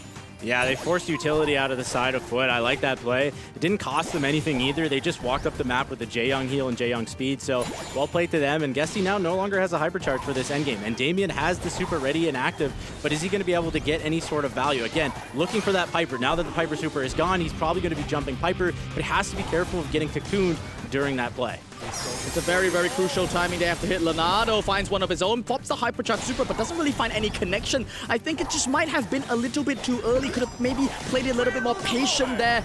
You see the entire team now being pinched in as a result. The smoke comes in, there's nowhere to go. It's a forced Damien play, but instantly Nob has the trap card sprung, put in the cocoon, and now made a mockery of them. FUT Esports take this game. Completely surgical precision coming out from them. Yeah, excellently done there by Nob to cocoon as immediately as Damien jumped in. He knew it was coming, and he executed perfectly, and that is why the Charlie pick was out so early. Even though it had a little bit of a tough matchup into Brock, it's there to keep them safe, it's there to keep the Piper safe, and that's exactly what it did there. Even with Piper missing jump, they weren't even that worried. you can see the differences in the level of team play between these two teams. I mean, you can tell that on the side of Foot, the communication, definitely just every single move that they make, they're moving as a unit. On the side of Kozaki though, I mean, Lenan is a super sub here, but we are seeing him make these kind of Hail Mary plays by himself, trying to find a solo pickoff, and that led to just being completely out of position here. And now in this early game, they're just being completely pushed back by this pipe up. Gesty already has a hypercharge. Yeah, Gesty is literally tapping so much. They were healing most of the damage, but Gesty was not missing a single shot. Pushed them all the way back, almost solo into the back left of the spawn, and now they're in a really tough spot. They need the speed, they need the wall to sort of push up the map, and as you can see, they're trying to make a desperate run to this right before Angel Boy cuts them off, but Angel Boy is lining it up. He's looking for an opportunity. He's waiting, but honestly, he doesn't have to press right yet. Derek is looking. I'm thinking he's going to go in any time now. There we go, the Marsh Pit has been committed there by the Damien, but they're not even needing to commit any utility. It's just a shooting duck. There's no damage, there's no follow-up to do it, and the Piper plus the Charlie, just way too much damage for him to deal with. Kozaki starting to unravel here by the might of Foot. Yeah, the patience from Angel Boy there was, something to watch. They had him spawn trapped. He knew that his teammates were tapping. He didn't actually have to go in. It was just waiting for a perfect opportunity. He was ready to counter-attack if they did make a move, but Hypercharge is coming out. Lenane jumps in. Angel Boy's going to deny it. Damien jumps in, does get the cocoon out just in time to keep everybody alive on the side of Foot. And now just sitting duck 2 versus 3 here. Meeb is desperately trying to pick up Nobia, but now it's a 1 versus 3. Damon is left all by his lonesome. Foot will close out the set, and Gesty, not even a smile on his face. He just completely finessed Lenar there, one of the most generational talents of the past, now being folded by the strongest player of the future. Yeah, this is just confident oozing from the side of Foot. These guys are confident, and they know what's going on inside the draft, the games. They're just playing and having fun right now. You know, the side of Kozaki, they're a little bit nervous. I mean, they're down 0-2. They're playing against the Giants. They need to make a move sooner rather than later. They showed some signs of potential, but it was denied every single step of the way. It looks like as the set goes by, they started to, unravel a little bit in the team play. I think in the initial set, when they came out the first round, it actually looked quite promising for them. Media's finding his own heads-up plays. They pressured Foot down, got a nice pick-off there. But then subsequently, like you can see the play here on Lenan, he just goes for the solo pick-off against Gesty. And Gesty's just like, you know what I have? I've got this thing called Hypercharge. It gives me 5% move speed. And he just strafes out, ballet dances away out of that Brock Super, leaving Lenan just stranded completely out of position without getting any value. Yeah, he was forced to use the jump right into Angel Boy's hands, and Angel Boy did not miss whatsoever. So got the kills, they got what they needed, and they got also the set. So again, look at Gesty's tapping 357 damage in knockout is very impressive. And you saw what he was doing on that left side, just hitting shot after shot after shot, just gaining full control for his team. It might look like a draft diff almost, right? But I feel that when you play against Foot, they just min-max every single comp to the maximum. They find, 80, 90% efficiency of how to pilot all their brawlers. Gesty, I mean, we keep talking about this guy, and, with mentorship by Angel Boy, 2 prodigies of their time, pair it up with a rock, just rock solid, quite literally, both in interviews, in the humor, and in the way that he plays. This is a roster that really, really is, worthy of that title of being potentially the best team in the world. Yeah, something I love to say, as I was coaching my team is that every draft is winnable. It's just how you play the draft is the most important thing. I mean, not every draft, but basically... Yeah, we say that to our players so that when they go in the game, sometimes you pick Eve Angelo on safe zone and you might be lost already, but you still have to say that because you have to believe. No, I get your point. Most drafts are winnable. You just have to find the way to win, and that's what Foot is doing right now. Whether or not they have draft, they probably even do in that series, but they're finding every single which way they need to win, and they look like they have a game plan, and they know exactly what to do as a team, and they showed it. So now we are in Ring of Fire. Ruff's coming out. Very safe, very, control-based. I like it. It gives hypercharges for potential, insane last pick on their end. So, and an M's to answer. What I enjoy just watching about Foot is the fact that every single monthly final, their comps are kind of honestly quite predictable. They love brawlers like Colt, Ruffs, Griff, because these are very versatile brawlers. You can pick them up in every single map. But as we mentioned, if you can min-max the skill that you play on an individual brawler and your team understands it to that level, you don't mind it. Even if it's not the best pick on the map, it's a pick that you're so comfortable with that, you know, matchups aside, it might just still be something that you can bring to a whole new level. Now I'm seeing this Lu Ems. This is a little bit more modern. We've seen a lot of Lu in South America. It was one of the most contested. And it surprises me that Foot didn't immediately snatch it up. They're not scared of it whatsoever. Who's close? Yeah, punk? I mean, you don't have to be scared of it. It's very good brawler, don't get me wrong. I mean, the little buff to the giant shot now is fantastic. So I don't mind it being picked up on the side of Kozaki as well, but they're just going to answer with Pierce. You know, they're going to say, we're going to win that range battle against Lu. It's going to be really hard for you to get your super on lock, and we're just going to outrange you. And again, that's the roughs bags, all of that makes it really, really hard for Lu to get any sort of value. So they had a good answer to it. And again, Ems is also going to struggle with the short amount of range into what they have. My calculations are correct. Foot basically open up with the roughs, the most flexible of picks, and then say, yeah, Kozaki, show me how you end up outdrafting yourself. Oh, so that was their plan the whole time. They were looking to cheese. Well, we had it prepared. We've even got a meeple with Rage Quit that we can just come in with. We're not scared whatsoever. We've dealt with this a million times. You guys think that you're new to this? You got a Lu. I mean, yeah, your shot got upgraded from a Sunday to a McFlurry, but I mean, we're the best team in the world. We're gonna dodge everything anyways. I like the Gray on the side of Kozaki. It gives them a chance. You know, if Gray can get super early, Ems can get sort of in range. Like we were saying, Ems doesn't have the range to compete with the side of Pierce and Ruff. So the teleport is very crucial for Ems to kind of get up that map, possibly get in the grass. If that's the case and Gray gets super early, I do see a potential for them to win this game. It's gonna come down to Mebius, then he has to land the shots of his life. Let's keep an eye on the clock here and see how long he takes to get that first dimension notice. Okay, that's one shot onto Getsty. That is pretty good as a start. Yeah, and the Bruffs Bags comes out, blocks the second shot. So again, no super early yet. So again, Foot are totally fine. They just know that they cannot charge Gray super very fast. They're trying to dodge Gray as much as possible. That is their focus. You can see they're barely just tiptoeing in the zone. They're okay with giving up a couple percentages. They're going to try their best to just dodge the Gray, dodge the Lu, and slowly play, you know, a power-up game like they're doing right now. Pierce is powered up. This is starting to look a little bit better for the side of Foot. I'm not sure how close Mebius is to his super right now. I think I'm literally just paying attention to Mebius. He's landed one shot, so he needs 3 more before the comp comes online. At the very least, the percentage doesn't look that far apart, but as you mentioned, Foot are not the ones that are striking. Okay, that was 2 shots, so he needs 2 more to come online. Yeah, and it might be starting to get a little too late. I mean, I guess it's still early. There's the third shot. He's very close to it now, but again, the lead is starting to build for Foot, so they need to get that super online as fast as possible. But I really like that wall break inside this side of Kozaki. That allows them to kind of see when the teleport is coming into play, and the Lu super comes out. Again, this is just a tiptoe battle. No one's trying to charge. Here it is. Finally, Gray super is online, but is it going to be enough for Ems to get into the zone? Mebius has it online. Is it too little, too late? At least, but percentage-wise, they're not that far behind. Big push there from Mebius there. I mean, it was a sacrificial play. He knew that he would die there. Meanwhile, the right lane, though, an interesting play there by not going down there. Ems making the first commitment here, but the spacing from Foot is just so perfect. And there's no coordination. There's no value that's coming out of this dimensional doors just yet.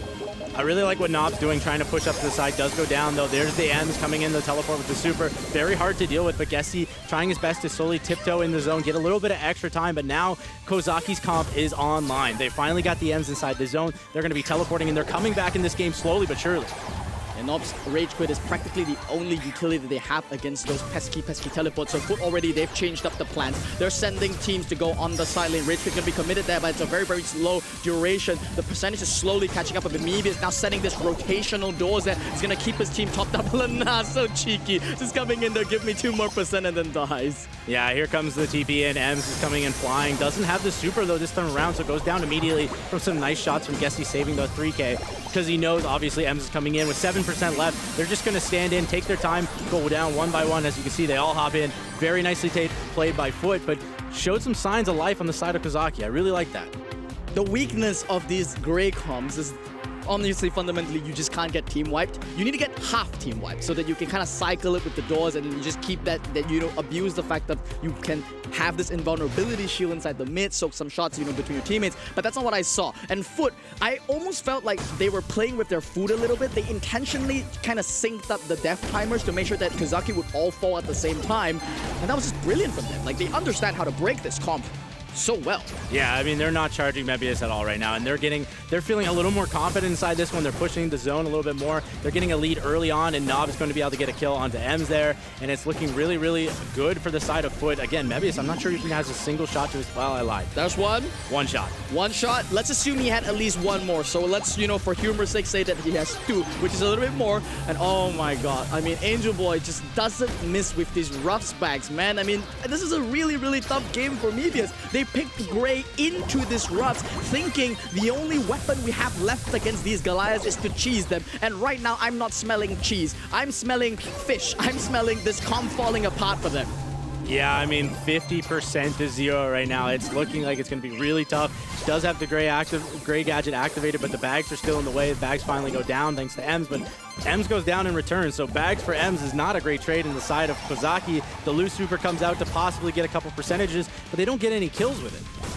There's no value. It's just a zoning loose super. Okay, Mebius pops off there for like half a second, gets a pull, gets his super online as well. But it's already a 60%, now climbing to 70% deficit. A full spawn trap there onto Foot. Yeah, Mebius is going to throw in the dimensional doors there. And now we're going to see the entire team TP in, but they're so ready for it. Ems just gets eviscerated there. 80% to 20 now as Foot climb up to 100. Yeah, as you can see, Nox just chilling with his super here, sniping them as they come in. He knows that he just has to wait there, wait for his teammates to get the zone time. He's playing aggressive. Really like that play from him. And again, goes down immediately. Very hard for them to do anything. And again, Foot are looking in control with 4% remaining. The spins are coming out, and there it is, 3-0. No disrespect to their opponents for sure. I mean, coming in, they knew that they were the favorites. And respect to Kozaki. I mean, Lana is literally still smiling. He's probably shaking his head thinking like, guys, we tried our best, and honestly, there's probably not much that we could have done. I mean, with the amount of preparation that we have, we're running straight into potentially what we keep saying as the best team in the world. We gotta try something. Game number 1 looked promising for that Ring of Fire. They almost managed to get it set up, but Foot just have such a good understanding of how to break every single comp, including this one. Yeah, it's a really tough game for Mebius to get that TP online, but if you're able to do so, kind of like the first game, got it decently early, they showed up and they got some fight in them. But again, Foot knew it was coming. Foot knew what they had to do to prevent the Gray TP, and so, well played to them all around, and it showed. Well, it's a consolation prize. At least they got to show up today. At least they put up a little bit of fight. I don't want to say they made Foot sweat, because that's not what I felt. I don't think Foot were sweating at all, Sunny. It looked more like they were just warming up. They were smiling. They were saying, we're not even revealing any new comps. They haven't even tried out Star Nova. They've played Max, but they've played Max a million times before. They're like, yeah, this Ring of Fire comp, we played it a million times. I'm not even surprised. This is probably like one of the highest scrimmed or highest played comps that they've ever done. A fat GG's, regardless though, also to FA Kozaki. They showed up today with a sub, which is not what you usually want to do. And yes, even if that sub is Lana, you probably don't have the synergy you have from scrimming together with your teammates all day long is what those pros are usually doing. Now we have a repetition from last month. We have once again Humble and Foot Esports in the semi-finals, and Humble has Foot Esports to thank here that they can potentially get revenge here today because of Foot Esports dropping into the lower bracket, losing a match in the qualifiers, and Big is the team that beat them, which is the team that we're going to see in quarterfinal number 4 later on. We get Kenny back here as well.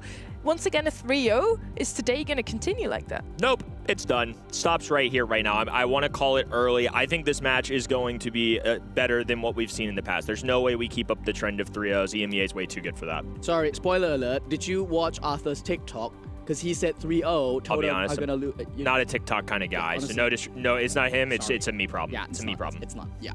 But it sounds like you did.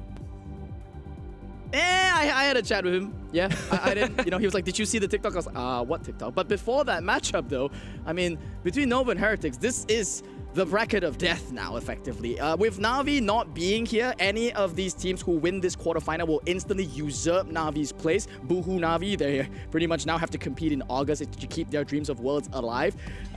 They're not out just yet. Yeah, Na'Vi is unfortunately the child that's left alone, and someone's got to call the cops. Is that SK in the back?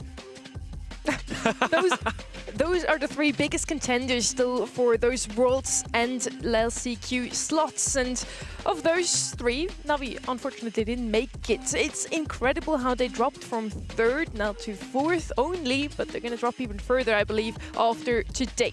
Novo versus Heretics are also your quarterfinal number 3, a matchup that I'm really looking forward to. I find it very hard to predict in this one, because here as well, Team Heretics dropped into the lower bracket a bit unexpectedly. They looked phenomenal in the weeks leading up to this. Now that they get Super EMEA back into the roster, they tried 1 month with Novi, didn't really work out, back to the roots, and now they're looking very, very strong.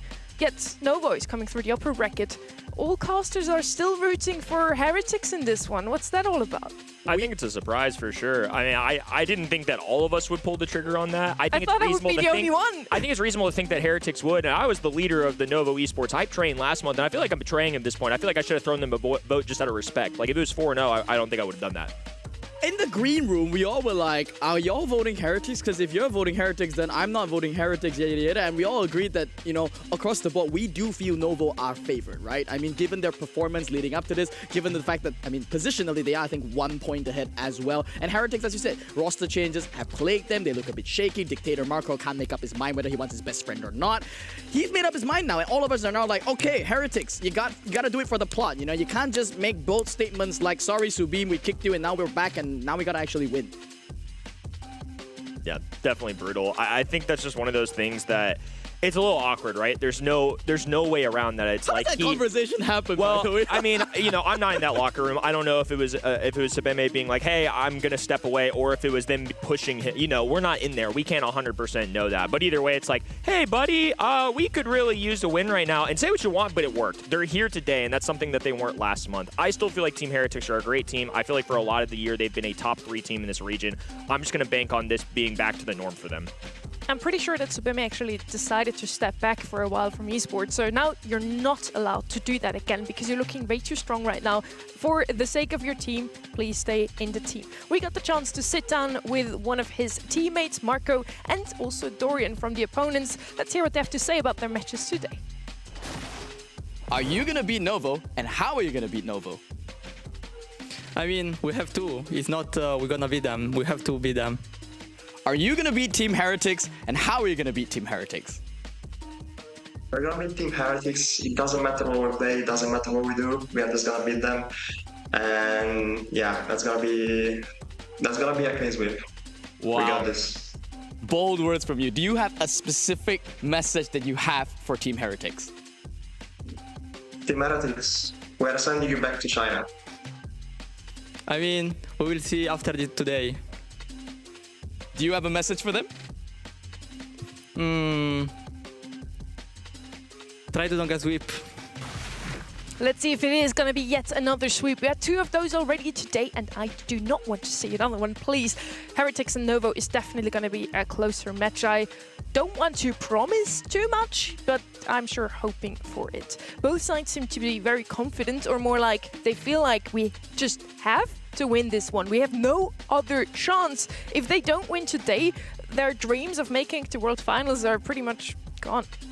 It's not entirely gone, but in this region, you have to assume that you're not necessarily gunning for first. I mean, Foot and Humble are basically undisputably just so far ahead of the pack that you can't bank on that extra 90 points.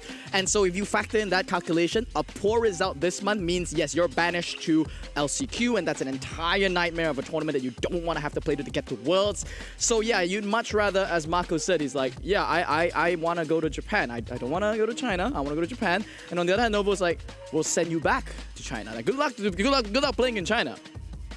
Well, we'll see who has to go to LCQ, who has the honor to go to Worlds directly, and who might just fight for survival out here, but then not make it in the end, cut their season short. This is the map draft for the series. We have Heretics with Ring of Fire, then Novo, Golden Gulch, Kaboom Canyon, and Gem Fort as our last drafted map. The tiebreaker, the decider, the random map is going to be Hideouts, a map that we've seen already. Ring of Fire, I really like that map. We have a lot of potential for some crazy comps yet again. We could see another Grey approach. We saw a lot of Ellie last month. We haven't seen her so far at all today.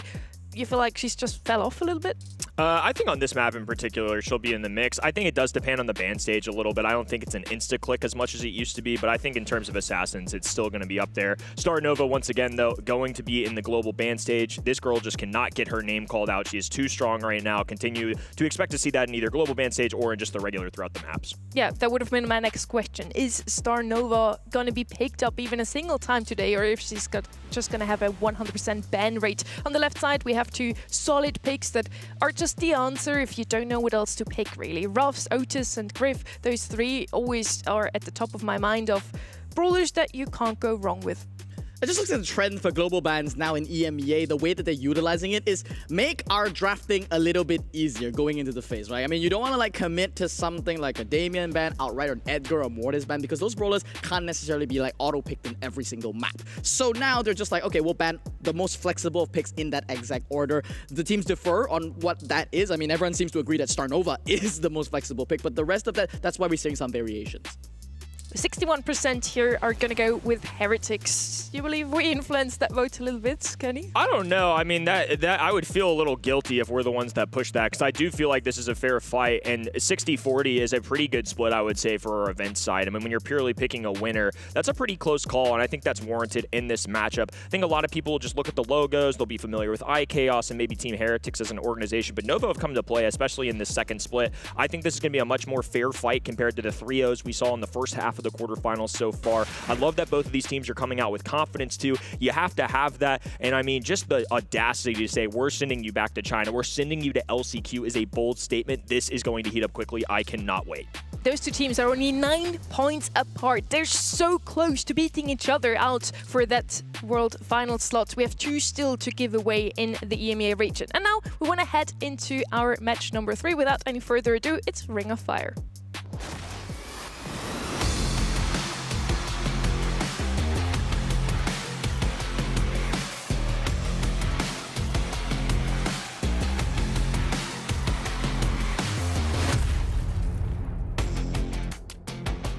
Nova versus Heretics. Italy versus Spain. If we want to keep it in World Cup terms here, at least that's where the orcs are from. Most of the players are from all over Europe.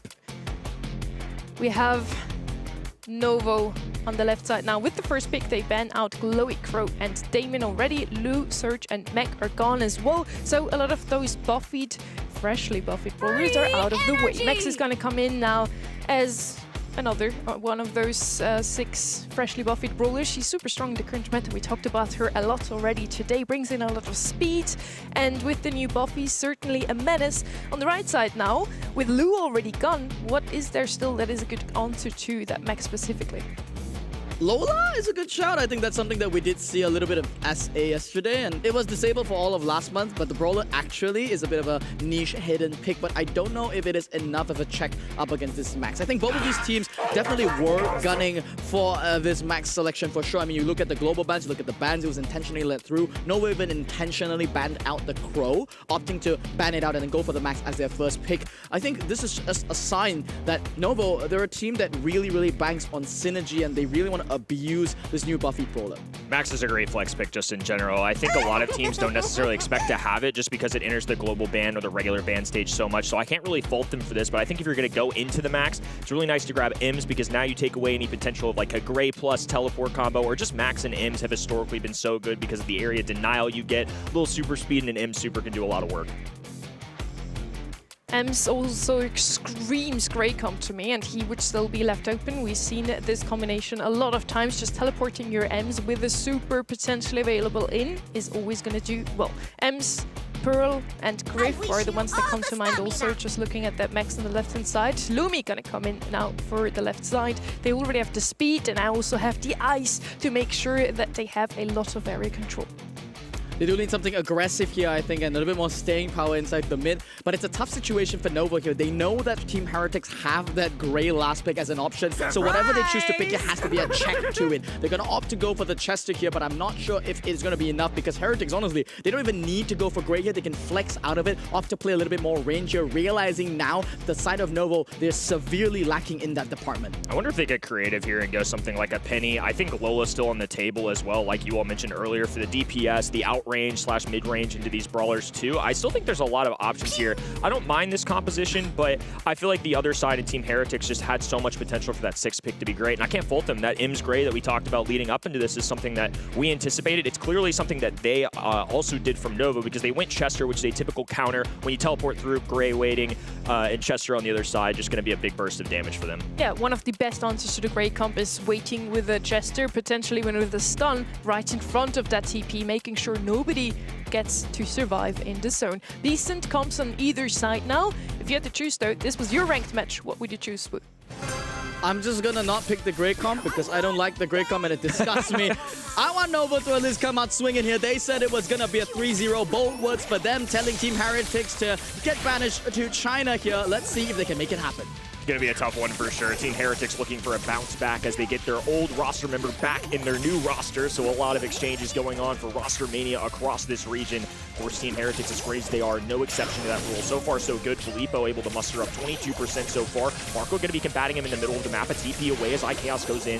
Phase shift away too. One of the reworks you got to watch out for Maxis. It's a double phase shift now, but the ice skates go down. Filippo stays alive. This is a big play out of Nova. And instantly the speed here to create pressure inside the mid. They can dodge up so many of Marco's shots. It's a battle of wits. It's a battle of mechanics here between Filippo and Marco here. And right now, Filippo is absolutely crushing him. He's going to go to Hypercharge online. Meow on the side with an unknown super. You see the Hypercharge going to be going out there. No respect there to the time zone. But no a big push coming in from Novo just yet. There we go. The burst kill comes out. The stun there does clip onto IKEOS. And that should translate into even more control for them. Consistent percentage points piling up for Nova right now. Team Heretics just haven't been able to get the teleport online. That is a huge issue for this composition, as a Walking Cane is once again missed. Thanks on the back lines. Ims doesn't have the range to contest. So Nova, because they occupy and they have so many cutoff choke points, Meow with a big burst of damage on top of that. A Grim and Frostbite, like you're seeing here, Sabim gets caught skating, does manage to stay alive. The fact that they do, though, is crazy. It took all of that Pink Super just to get a few percentage points. It was beautiful for them just to desperately stay alive there, but I've got to point out, the game just might end, and only now the dimensional doors have come online. But pins, spins, hypercharges thrown out just purely for celebration. That was a complete mockery, dismantling this Grey comp. So EMEA just has to get online earlier. That's just, it has to be a must. Anytime you play a Grey composition, for every single interaction that you wait to not have that super, it's just percentage points you're giving up, because even if you're not winning the KD battle, Hot Zone is all about just rotating. As long as you have one person with a pinky toe in the darn middle, you're good. And they unfortunately just couldn't rotate those brawlers like they wanted. That's going to be a big change here. So EMEA doesn't have an easiest job in the world. I mean, all these brawlers, I would say, for the most part, are mid-range to fair. So it feels somewhat even in that regard. But still, if they want to make this composition work, this is why they picked the brawler. I'm going to have to see some Walking Cane start hitting or some taps going down.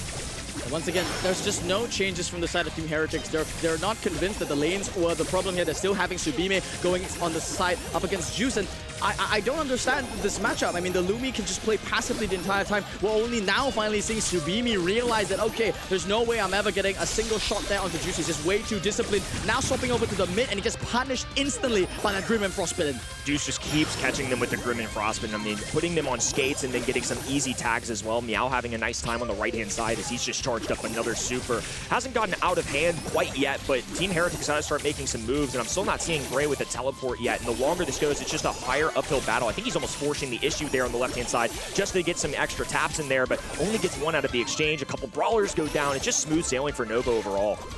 Let's put a Gray shot counter on the top right-hand corner, because I think Subime is at a big fat 1 at the moment. Maybe he'll get a second here, but Filippo's so slimy. Okay, he lands a second shot there, but the percentages is just so much in Nova's favor. They've even got a full team wipe there. Juice is in the back now with that hypercharge. This is going to be brutal for Team Heretics to break out of. Novo doing exactly what they need to do, and now a double hypercharge combination on the back spawn is not going to allow Team Heretics to expand whatsoever. IKEOS just rushing to the off angle on the right-hand side. Speed going down for Filippo. Ice skates going down for Marco, and he hates it. He's going to go falling as well. Nova with a team wipe and just executing this set to perfection. Despite what looked like a Team Heretics solid draft, it is Nova, a team that's been on the rise in this second half, pulling through. Incredible that from Novo. I mean, they've covered the Gray angle perfectly. They were so confident in the matchups, and you know, I don't really understand why Heretics basically in game number 2 didn't want to make any changes whatsoever. It felt like they just kind of was a bit lost, you know? They've got this Ems up against the Chester matchup. That's a pretty passive matchup. Filippo has already shown to just dismantle the things in the mid. And despite that, no callouts made from the side of Team Heretics to do anything differently between the two games. I thought that was going to be significantly closer too. I mean, anytime I see Gray plus Ems, it's just a strong tandem. And then on top of that, Binks is just a solid brawler on this map overall. I felt like that was very winnable for both sides for that matter, but anytime I see Gray plus Ems, instantly the alarms are going off in my head. It's just such a powerful combination, and fortunately Team Heretics just couldn't quite make the most of it. But credit to Novo, I mean, they were relentless that entire set. It felt like they were hitting all of their shots, especially in a lot of what I would call mostly neutral matchups, all mid-range. It didn't seem overwhelming favorites by any means. They made that look relatively easy.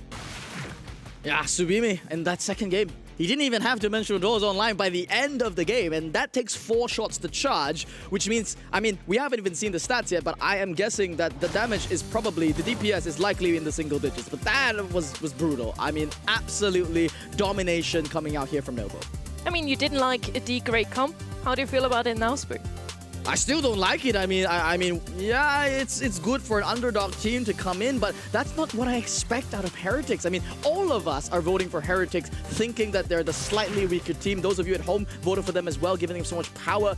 But the way that I'm seeing them present in that set number 1, I don't see the confidence coming out. I'm not seeing Subim go for these aggressive plays on the Grey, try and sacrifice, force the issue, get those teleports online, and I think we need to see more of that. Now, Marco's looking, I mean, pretty focused, but kind of despondent, if I'm going to be honest.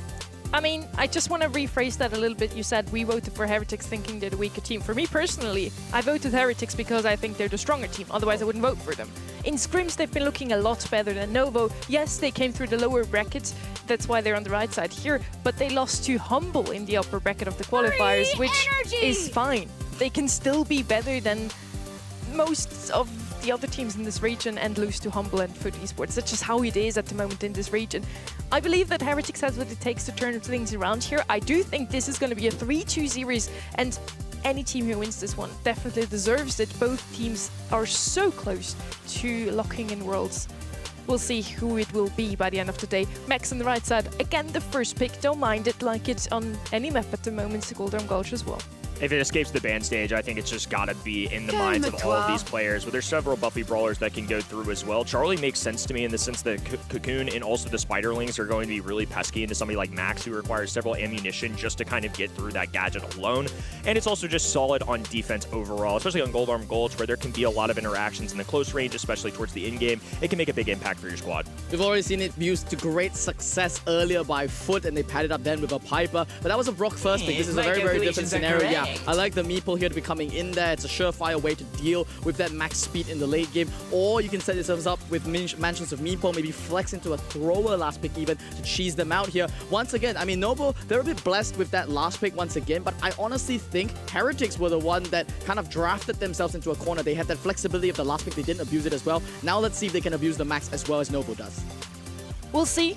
They now come around to that 4th and 5th pick in the draft. Max usually also combined with Ruffs. Ruffs stand out, not an option. They're going to go with something aggressive instead. That's good to jump in and wreak some havoc. Now in Knockout, you get your super eventually with the Edgar. Either way, you might need some support from the back because the high risk with him is that you jump in, get a kill, but get taken out yourself. Is it going to be a healer here or just something with a bit more range to ensure that the kill is also going to be confirmed? I think it might be a Jae Young here just to kind of get some piercing shots and also be a support brawler in that sense. I mean, they could double down. I see teams do this a lot, but I still think there's plenty of options. I think they're most likely just trying to look at what a potential 6th pick would be. I think having a little extra range is maybe something that this composition could have used, so I really don't fault them for that. I think this gives them a nice, well-rounded composition, gives them a lot of interchange in terms of what they can do. Curious what gadget they end up running with that, because I think the Pierce might be nice into the spawn links and also through the walls of something like a Meeple if they wanted to do that. Probably going to be running the PS here. I mean, unless like there's some hyper-aggressive last pick here that really, really screams that you need it. Even then, I mean, it's fine to sacrifice D'Angelo as like an easy picking for the jump there. Edgar's going to jump into the back lines and likely do something else. So Noble here, yeah, they need something against that Edgar specifically. They're going to opt to lean back into this Buster. But the concern that I have now for Novo is that the range department is a little bit lacking here. Could get run down potentially by an early Max or Angelo push, followed up by an Edgar. Pretty good answer into Edgar specifically, and I wanted to see something with range on the right side to confirm kills. So if Edgar jumps in, gets taken out, they can still make sure the brawlers that he got low will also die. Now the Buster Shield will prevent that. I don't mind that pick from the left side. Now this time around I'm gonna ask Kenny, if this was your comp in your ranked match, which comp would you go with? I think I like this left-hand side. I think the Buster at the end is really nice to kind of answer, and it's also just a free supercharge, but I really feel like this is very winnable for both sides. Team Heretics in the first set just not showcasing the team that we know and love. They missed out on last month's opportunity. They re-upped their contract with Sabeme, and now they're back to what we saw in the first split. I feel like this is a team that has potential to be top 3 in this region. It's somebody that I thought was going to be able to make stronger strides. It's only one set down. This is their opportunity to bounce back and prove themselves. And the way that they have to get there, I mean, it's curious to think, is Marco running auto charge here on the Super? Eventually he will get it. Subeme will get his one eventually. That's a nice piercing gadget revealed there onto iChaos. It's the first shot he's landing in the game. Juice already has a hypercharge. That's the benefit of just having the Buster comp in general. You can literally just AFK, play for the late game, and you're not really in a rush to do anything. And undoubtedly, Novo have the late game. Passive supercharge, and on top of that, not a ton of DPS coming out of iChaos or Marco in the sense that it takes them a while to shred through everybody, but as this fog starts to close in, that's where things get interesting. Hypercharge being clicked for the Buster now as Sabeme dives in. Does have the shield. Look at the pop-off play. Team Heretics just erased the entire side of Novo. They stood so close together, and Subimi loved the fact that he's running the shield here instead of Let's Fly on the Scarf. I mean, no use for a Scarf here where you know that you're just going to be in a late game altercation where the jumps are always going to be in striking distance. Now he's got a hypercharge, and Novo, I mean, I said that I thought that they had the late game, but that was if only if Filippo charges his super. Definitely making use out of the gadget. A good call overall as now Juice once again going to press forward. Allows for Novo to expand with a little space here. Max in the back heals along with Angelo just going for the poisonous cloud around him, trying to get any trickling shots that he can. Will force Novo to deter a little bit here. Piercing shot as well, so Filippo going to be feeling the fire a little bit. But nonetheless, no big mistakes out of either of these teams right now. Everybody just kind of feeling each other out. And then look at this. It's already another purple button for Juice. Just one of the wonders of picking this brawler in general.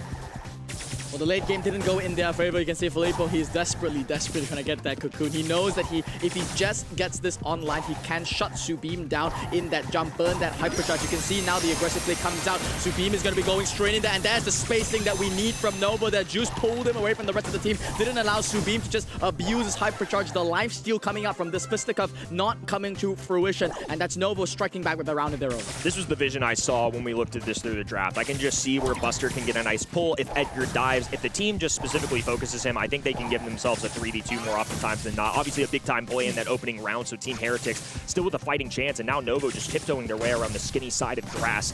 As now Heretics going to be able to get more towards that mid presence. They have a hypercharge on the side of Angelo. They've got Edgar waiting in the wings with 1-2, and now Marco's finally charged one up. This is going to be a full house of supers for both sides. It's going to come down to the wire here. Team Heretics, their timing, I think, is kind of right about now. They need to go before the smoke comes in. They need a little bit of map space to play with. They have to land shots early in advance, but they're not scouting anything. Nova won't even perturb that. They're like, Marco, did you really just waste your hypercharge? I mean, we're just going to be chilling in the back here. This is why your team is going to China. Yeah, this is really tough. I mean, that interview is certainly going to be lingering in either side's head, regardless of the result here, as Juice is taking a little bit of heat, but not too bad as a Meeple Super goes down. Speed available, Marco activating hypercharge for iChaos. He needs to get a frag, knocking the arrow, a dive in from Sabeme, and this time it's Juice once again responding 2v2 situation, though the first of its kind in this set. Filippo back heals, Meow, a single shot brawler as Angelo peeking the corner, lands one mark. Max firing the faster blasters, and it's Team Heretics that pull off a game finally on the board here. That's what I want to see from my new Buffy Max coming in. Abuse that double phase shifter. Use it to soak up shots for your team. And on iChaos, I mean, it's a pretty simple brawler that you have to play. You just got to land one shot in the late game. And it's a do or die situation. When the map is that close, it is pretty hard to miss. It was nice adaptations. I mean, I think we've more or less discussed all the strategic, tactical implications in those 3 rounds. The micro adaptations, you know, Juice spacing away from the team to pull Subeam away. But then afterwards, you know, using that, the rage quit from Meow to also space even further. But Team Heretics, they were happy to sacrifice Subeam if they could get a pick off as a result. The only thing left, I think, is the mind games that you can play if you elect to go left or right side, because a lot of teams will traditionally take that left side if you're on our blue side, which is spectating Novo at this moment. But I think if you're Buster, you just just want to cling to your teammates because you want to make sure you're getting that passive supercharge. So I imagine nobody's going to pull anything crazy off unless they feel like they're desperate to change up something.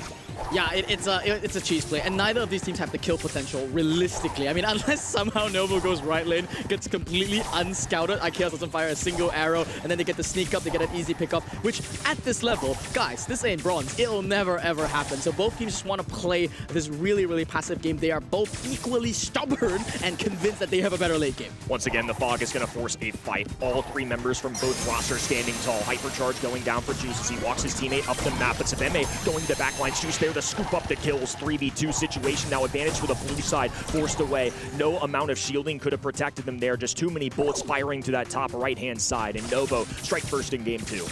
Lots of micro decisions to be made there. Subimi making one tactical change there, opting to jump for the backline instead of Juice, and that actually is way worse in every step imaginable because Juice can still land the pull from that distance, and the air time that you're there is just absolutely no time for you to get any damage in or any chance to get anything off. And afterwards, it's just a simple gadget button from the Charlie, and the rest of Team Heretics is completely inert. Good news for the red roster is Edgar has charged up a hypercharged super, and now Marco has one super of his own, so they can make a move if they really want to. Right now, they're spacing out, though. Typically, Max is going to want to cluster up together with the teammates, charge the speed, and make sure they've got a little bit of unlimited energy going into this. Novo clustering up together as well. It's all about team play here. Clearly, both sides are not looking for those one-on-one interactions.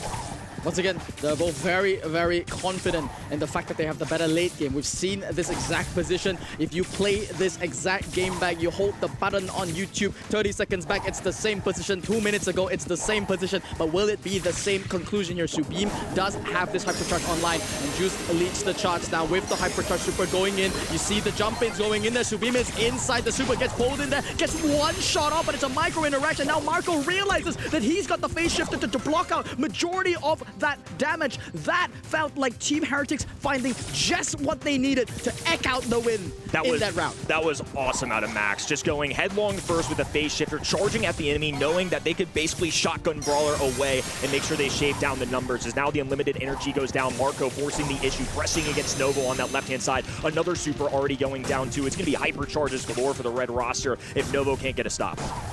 Yeah, both sides going in there, you know, kind of showing a little bit there, but it's more of a feint. I mean, they both probably made the call to say that, okay, guys, Novo are just way too good for this. They're playing very disciplined. They don't want to go inside to this rage quit. They did force out a super there from the Buster, but he's already got it back. And we're back to 2 minutes, 3 minutes, 5 minutes ago. Yeah, it feels like this left-hand side is where everything starts for Novo, and Team Heretics just waiting for the perfect timing here. Lots of supers on the map. I'm sure Meow would want one of his own. Walking through the walls right now with a hypercharge would certainly benefit, but they're going to have to do it the old-fashioned way. It's going to be Juice who's going to have to once again instigate this and walk his teammates forward. And the smoke will be that push factor for both teams to get in there. See Marco flashing the super as well. Both teams 3-on-3, a diagonal splits across the map here. IKEA spots the hypercharger looking for a target. Juice expires there. Subim doesn't get the easy pick off this time though. So it's going to be Novo that's going to be able to box Team Heretics out of this one and take a game of their own. Definitely a game that Team Heretics would have wanted, but that round 3 was all Novo. They just used the Buster Shield, and it's been all about that interaction with Edgar diving in, and if Novo instantly get that kill. If they don't, it's favoring the red side. If they do, gives them a 3v2 advantage and typically is going to swing the blue side. All of a sudden, things looking a little scary for the Team Heretics roster. This is a team, and both of these teams for that matter, really need a win. This isn't just about World Finals at this point, it's about LCQ as well. There's so many teams in this little clustered group, and this bottom side of our bracket is going to be carnage today. Everybody desperately needs a victory, and going down 2-0 is definitely not the start you're looking for. Absolutely. Team Heretics now are the ones that have to figure out how do they break this late game that Novo seem to have completely figured out. It seems to be an unbreakable one. The only minor mistake that happened that allowed Team Heretics to claim a round was a miscall maybe between Filippo and Juice. Do we cocoon the guy? Do we pull the guy? Do we rage pit the guy? We've got 3 ways to deal with Subim, and turns out cocooning was the worst one. You cocoon Subim and you're actually buying time for Juice to burn his super and buying time for Subim to do so much more. Puts them in a lot of awkward situations because if you activate all 3, well, you're wasting at least 2 of those at a bare minimum, so you want to make sure you're using that utility properly. It's so valuable, especially when everybody only has 1 life. Green gas now moving forward. Novo can be pressing back to his backside, and that's what Juice does best. Going to go with the hypercharge to allow them to march forward. EMEA once again going down. All 3 standing tall for Novo here as IKS is a single shot brawler. Can't do a thing into the Spiderlings, and Marco just has to head for the hills. It's a conceded round as Novo's 1 away from taking the 2-0 lead. I'm trying to think if that was a misclick by Subim, whereby he jumped up and down for move speed and then ran straight into the Buster to die. It feels like as soon as that happened, the round might have already been over. But I'm seeing Team Heretics, they're scratching their heads. They're sending, iChaos to go on flanking plays, try to make something on his own against Meow there. But as soon as he lands one tap, Meow is already with the rest of the team. Even got Juice Umbrella to bail him out if they really have to. It just feels like no matter what Team Heretics do now, there's no way for them to break this formation. Buster just seems like such a good 6-pick, a great heads-up play coming out of the Novo strategy department. It's giving them an advantage in several of these games. It's possible for Team Heretics. We've seen them take several rounds, but it feels like Novo just have the easier job at this time. They figured it out. They've spent a grand total of 6 rounds to get here, now on the 8th, and this could be the one that puts Novo in the lead inside the series. The green gas is going to be showing up soon, and Team Heretics, they are running out of time. They have to figure out a play, and they have to figure it out now. It's going to be a repeat of what we've seen in several rounds, a hypercharge, but a well-blundered up Buster right now. So the mate's going to jump in. It's a pull plus a cocoon as well. Marco has to get the tops. They're popping him out of there. Low HP for Juice, though. There is an opportunity to first stage shift. Now a second. Marco looking for the big-time play. iChaos in a 1v2, and Cocoon just in the nick of time. Too low of HP, and the gas couldn't catch him first. Novo, the upstarts in our second split, have taken a massive lead against longtime Heretics. It hurts here, Kenny. It hurts. It hurts to see Team Heretics try so hard, get so far, but in the end, it really doesn't even matter because that 6-pick Buster was just too much for them. I think there's only maybe one thing they could have done better there. iChaos there, maybe could have got a miraculous 3-man Pierce there, but honestly, that's just asking for a miracle to happen for them, and Novo is never going to hand that to you at this stage of the competition. An easier draw for the side of Novo, an easier comp to play, and they play to perfection. What does the Edgar do on the right-hand side? He was picked into a Charlie, keep that in mind. Add a Buster to it, and yeah, there's that. There's a Cocoon, there's a shield, there's a stun, or pull towards the Buster. Subim doesn't have the greatest of time in this matchup, and the comp from Team Heretics could have worked out. We did see them take a game here in this one, but a lot had to be right in order for them to manage to do so. Yeah, it just had to really pull off perfection there from Team Heretics. It was definitely winnable. We saw several rounds, and you see it in the kill category. I mean, iChaos, Marco, and Subeme are able to muster up some strength, but at the end of the day, the passivity of this left-hand side is just so good. Buster doesn't have to do a thing to get that super, and on top of that, so many defensive mechanics. If a phase shift dies in, if Edgar dives in, I think just a well-crafted composition coming out of Novo. Subeme in the end only with 2 kills, and you only want to pick the Edgar if he can be the driving force in your roster. In this one, just wasn't possible. There were too many counters on the other side. Well, up to the next. And now Heretics really needs to pull up their socks. They need to win the next set, otherwise they're going to be out of contention. Not only to make it further in this competition, but also to claim that World Final spot today. Huge credit, I think I have to give to the drafter there onto Novo. Dorian in the interview did say we will send you back to China, and for good reason. These drafts have been absolutely phenomenal for them. There hasn't been a pick or a ban out of play so far.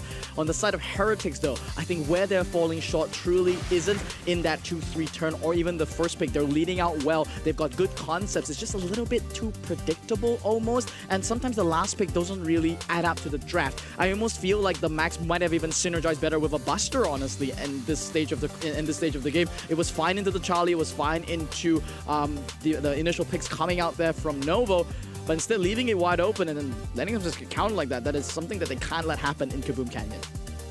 This is the map we're heading on to now. I believe it was Heretics' pick again, so they should potentially pick up at least their own map pick. First pick this time around is going to be going for Novo, coming in with Crow. Offers a lot of damage and some scouting abilities. We have a lot of pushes in the middle. We talked about this map before. Compare it to Pit Stop, for example. It's not just a base race. You want to have a lot of control. We saw some snipers on the map before. We saw a Finks already come out of Humble. Now Heretics does the same. I like it. We have control now on the right side. We have the damage up, but also with Mech. She doesn't bring the most range, probably not the best into Crow in particular, but again, just if it comes down to mid control, she's going to be fine. Just a great brawler in the game right now, and Finks has shown up a ton here, especially in EMEA practices leading up to this, and I think it's more for just a hybrid of defense, right? Especially into something like Crow. The second you drop that super, anybody kind of walking through that middle or in the short skinny lanes on the left or the right-hand side, Finks super kind of cuts that off perfectly. So I think that's always a safe pick. It's a good 2-3 turn that doesn't lock you into any particular strategy. The Team Heretics comp here, they are picking the buffed up Meg. This did receive a last-minute emergency nerf to make sure that she didn't just change Hypercharge Supers to Oblivion. But as we've seen in South America, beautifully played by some of the teams there, and everything already piloted here by EMEA as well, is the fact that Meg is now just a pseudo tank by herself. The whole point of picking here in Kaboom Canyon is you literally do not care about what you're running into. You walk up into the mid, you force yourself into Kaboom Canyon, control that mid position the entire time. And I'm surprised that Novo aren't respecting that. They're not opting to go for any kind of bush destruction, any kind of retake on the mid. They're the ones that seem to just want to block out these aggressive options. This is the first time I'm looking at the Novo comp, and I'm not convinced what's the plan. The Charlie is here to prevent a sniper from being picked up last here on the right side. Would be super good into the Pierces and Angelos of this world, which would have been a proper last pick for the side of Heretics. They want to play in control, and so far they're going all for it. Cold coming in now. Now, he has fell off a little bit now that we have Brock with a fresh Buffy. He's usually the choice number one. He would even be left open, but if you feel more comfortable with the Cold, I don't mind it, honestly. Definitely a comfort pick coming out of Heretics here in this point. And breaking open the map, at least your own side of things, makes it so you have 3 entries into that push and not just 2, which can be an advantage. A lot of legwork ahead for Team Heretics. These seeds are so close between each other, and it gets to be a real hairy decision in the final month. Challengers in the fray. You've got things like LCQ on the line. Despite being more spots in this region, the competition is just that high, as IKEOS is going to just penetrate the middle of the map so quickly alongside that gadget. Complete strip of grass removed too, and now it's just machine gun fire up the middle. Marco asserting himself on the right-hand side. Sabeme throwing up some shots as well. The toolbox even to bounce the players back. What a hot start from Team Heretics. Yeah, breaking up the mid is going to force Juice a lot harder now. He does get the Let's Fly to jump in there, but so much damage coming out there from the side of Team Heretics. They are going to expire to this, but Surimi is going to take this chance to shred open that first layer of shielding. This is what I was talking about inside the draft. The strength of Meg, the strength of things is that staying power in the mid. They are just so difficult to bring down. Marco's passive aggressiveness as a brawler is so lethal. He drops down a super, a couple taps, TP away to safety, and instantly you see a brawler being removed from the map as Filippo now extends for his team a little bit as well. IKEOS just going for what feels like the sheer speed to get back in the mech. Can't quite do it in time though. Edgar with a perfectly timed dive, and the rookie for Novo able to pop off. Now just lingering on this top right-hand side as well. It's got to be a factor. They have to watch this on defense. Edgar is one you can't let go unwarranted. Team Heretics have a choice here. They have to make defend or go on the offensive. They are currently converting there onto Juice there. A nice cocoon there onto Filippo will allow a push here to materialize for them. Should be able to equalize that second layer of shielding, and Meowna, the hypercharge, is looking for the next layer. Shreds it wide open, and that Novo is going to be able to take the lead here in safe damage. Instantly, 2 high safe levels shredded through by the red roster. And now they're matching on the bottom side of the screen as well. Sabeme just trying to work from this long range as Novo have put in some serious work. It's Marco now trying to defend himself. A real super, a TP away. Juice though reads this like ebook, dives right on top of him. Misses the scarf though, and IKEOS will back them off. Meow swooping in as well. It's jumps everywhere. So many people just taking it up top. IKEOS, they're abusing that second star power from the mech. They're going to be so much damage. And Yuno using the hypercharge just to run down the save. Marco as well, literally popping hypercharge just for the stats. They know that they have a comp that can literally just run down the save. They, in theory, have more damage. There's only 1 layer of shielding just yet, and we are entering an incredible base race here. But the defense is solid from the blue roster, and with this big push in there from now, is it going to be enough? There we go with a 7% differential. The nuke from above, woo, comes in and blows up. That's safe.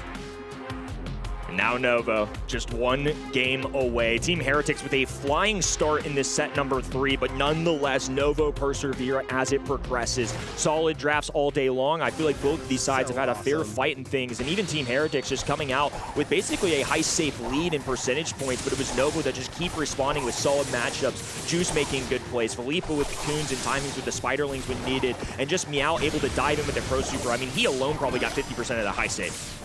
Team Heretics with the same start that they had in their game number 1. I need to see more control coming out from Team Heretics though. They have this central mid control. There's no need to be running into Meow. I should never see a pro getting 2 hypercharges in a game up against a matchup that he practically is so outranged by. It's a very fair call, and I think a good adjustment that this squad is going to have to make as Juice juggles. Left-hand side goes down, though. The P-Shooter from iChaos gets a pistol kill there as it's back in the mech form. A TP away from Marco. Just consistency in this set so far. Oh, and look at the super speedy Silver Bullet. A little Bullet Storm on top of that as well. And Team Heretics, relentless. They have not let go of a single percentage point in game number 2. Meg now inside the small form. She's small, but she is mighty. The shield does expire, and she's going to be jumped down there by Juice. iChaos is not going to be able to get out of this one. Subim knows that he's going to die very shortly. Fires a pot shot behind to take out Filippo, and Marco, in his stead, in his grave, continues to pummel in the damage now. Only 7% left, and this is completely different from Team Heretics here in game number 2. Great retaliation, just winning all of the lanes, not overdoing it, not overcommitting, as you mentioned before, and Sabemi will throw down the final shots to give Team Heretics an equalizer in the set. Still a little bit of life here. I mean, a long road ahead. The hardest one to win is always the last. And the fact that Team Heretics, despite the adversity, despite the spot they're in, despite the mental, despite the roster changes and all the saga they've had this year, still giving themselves an outside shot. Don't count them out yet, folks. Same game plan coming in from both of these teams. Juice going right down the middle here. The Silver Bullet was committed to open up that center, but for the first time, we are actually seeing Novo is taking that central mid-control. They're opting to put Meow now on that right lane, and Filippo, he's managed to dodge so many of Subim's shots, he's actually managed to take control of the mid. I think a change in lanes to start things off was necessary for Novo. They've seen 2 flying starts out of Team Heretics, and as a result, they don't want them to get away with it too early. So this time, it's actually going to be the blue side with a heavy impact on the middle of the map. The machine gun fire coming out of iChaos just trying to blast his way down that sideline. Perfect little use of the gadget there just to make sure they can stay alive a little longer. But iChaos is just so speedy when that Taiyi form will get a trade, but nonetheless, it's still the blue side lingering. This map is all about that central control. Subim's going to be hard pressed now to try and tear out more of that mid control and just wrestle it back there from Novo. They just need control of the mid to turn this game around. Not a single damage has been gone onto either save. These two teams are playing so patiently. Juice now waiting in the wake, wanting to get a super to combine with Meow and try to get a big push going onto that save. This is such a fun change of pace. I love how in Brawl Stars it's the exact same 6 brawlers for 3 straight games, and every single one of them is playing out a little bit differently. It's these little exchanges, little kills that just make a new equation every single time. With close to a minute left, neither side has been able to puncture that high safe. It's Marco juggling 2 defenders on defense. Meow now with a hypercharged super though, so damage at this point is inevitable. Novo will have an opportunity at some point here. Juice there, pops double jumps there onto iChaos, wins out that interaction, and that's the timing. Go time for Meow, going to be jumping in there, and that should be an entire layer of shielding taken out there by that hypercharge. Now Team Heretics desperately on the back foot. They've got too many problems to deal with. Juice in the backline that they have to push out. Filippo in the front, getting a nice cocoon there. Timings there are perfect, synergized there from Novo. Another jump in there from Juice. It's going to convert into just so much damage. Novo might be able to close this one out just with this push. Team Heretics being overwhelmed, and now the clock at this point is something they have to watch out for. Marco has to play perfectly with low HP. They're going to have to rely on Sabeme to get a ton of damage. A Bullet Storm goes down and dodges the cocoon as well. They're giving themselves a chance at life here, but Juice still up top on your screen there has a super available, so iChaos is trapped. He can't move. If he gives up the damage, they can't win. But at the same time, the clock running out as well. They have to keep going here. Another layer of the high save goes down. A toolbox up top. Juice just continuing to chip away at this, and there's not enough time. 75 versus 37. Team Heretics thought they had a possibility of bouncing back, but Novo's words stand tall. It might just be China for Team Heretics. Another 3-0 here in EMEA. Not what the desk expected or wanted to see. But Novo was just different today. I came into that high set thinking that Team Heretics most certainly had the better comp, but I guess Novo was just the better team here today. They dodged so beautifully, walking up against Subimi there, who's looking absolutely distraught. I feel for them, but they're not out just yet. I mean, they at the very least still have, as we mentioned, LCQ that they can play for, but it's congratulations to Novo who are going to be making a bigger run here in the semi-finals today. A big win for Novo, to say the least. I mean, we know how close this pack is when you look at the leaderboard, Team Heretics included, of course, and it just hasn't been the second split off to a great start for them so far, and unfortunately the clock is running out here. They've only got one more opportunity next month, and they're not necessarily a guarantee to even lock in something like an LCQ. You can just see the disappointment, the anguish on their face, but a big one for Novo, who now made out of 2 straight quarterfinals. Last month, they fell short at that semi-final stage, so I'm excited to see, regardless of who their opponent is, if they can finally punch their way to a grand finals. Nova just wins when it matters. You'll see my predictions very often. I go with the team who performed better leading up to the event itself. In the weeks until now, Heretics has had one of the highest percentages in their win rate with 55%. On the other side, we have Novo sitting on 39%. Hence my prediction, but obviously we didn't really know Brawl to take any. 3-0 for Novo in the end. Very well played for them. I loved their draft, specifically in that set 1 and 2. I felt like they had a much better draft than on the right-hand side. And now in the last one, I was doubting the Edgar a bit, honestly, but simply because it did not work out whatsoever for Heretics in the set before. Novo just looked consistently strong through all of that. I mean, 3 zeros across the board. I was really confident that that was not going to be a 3-0. Novo winning wouldn't have surprised me necessarily, but it's the way that they did it. I really felt like Team Heretics in that first half of the year were a strong force, one of the better teams, but Novo just showing up today. That's 2 straight months now that they've looked rather scary. I wish I'd stayed on the hype train if I'm being honest, but hindsight's 2020. What are you going to do? Yeah, mine.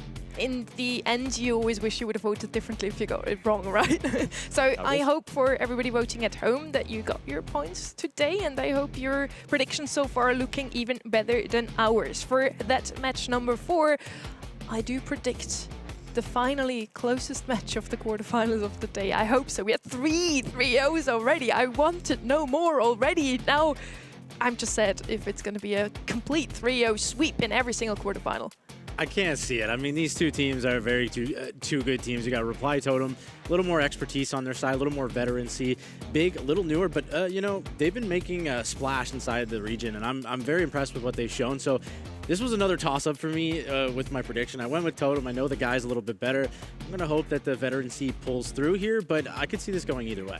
You know, I have a simple brain. I just go with stats. Once again, Big did better in scrims, so Big is who I'm voting for. I'm rooting for them today. Both teams, once again, would deserve it very well. Now, for that quarterfinal number 3, we want to round things off with a quick winning moment here from the side of Novo. Let's listen in. Yeah, just stay in the corner. Okay, are we fine, guys? Yeah. Meg is on me. Fuck. Are you fine? Yeah. We can pop 1 at the end. I guess you have to try to pop. Okay. Close. Yeah. That's nice. Just survive. If you survive, it's perfect. It's just like Damage. Perfect, Gus. We fuck them. Nice, guys. Clean sweep. Perfetto. Well played by them. I'm not going to repeat any of the other words. But yeah, really well done by Novo. I think they didn't expect a 3-0 themselves, so coming out of this quarterfinal, moving into the semis now, that must give them a boost as well.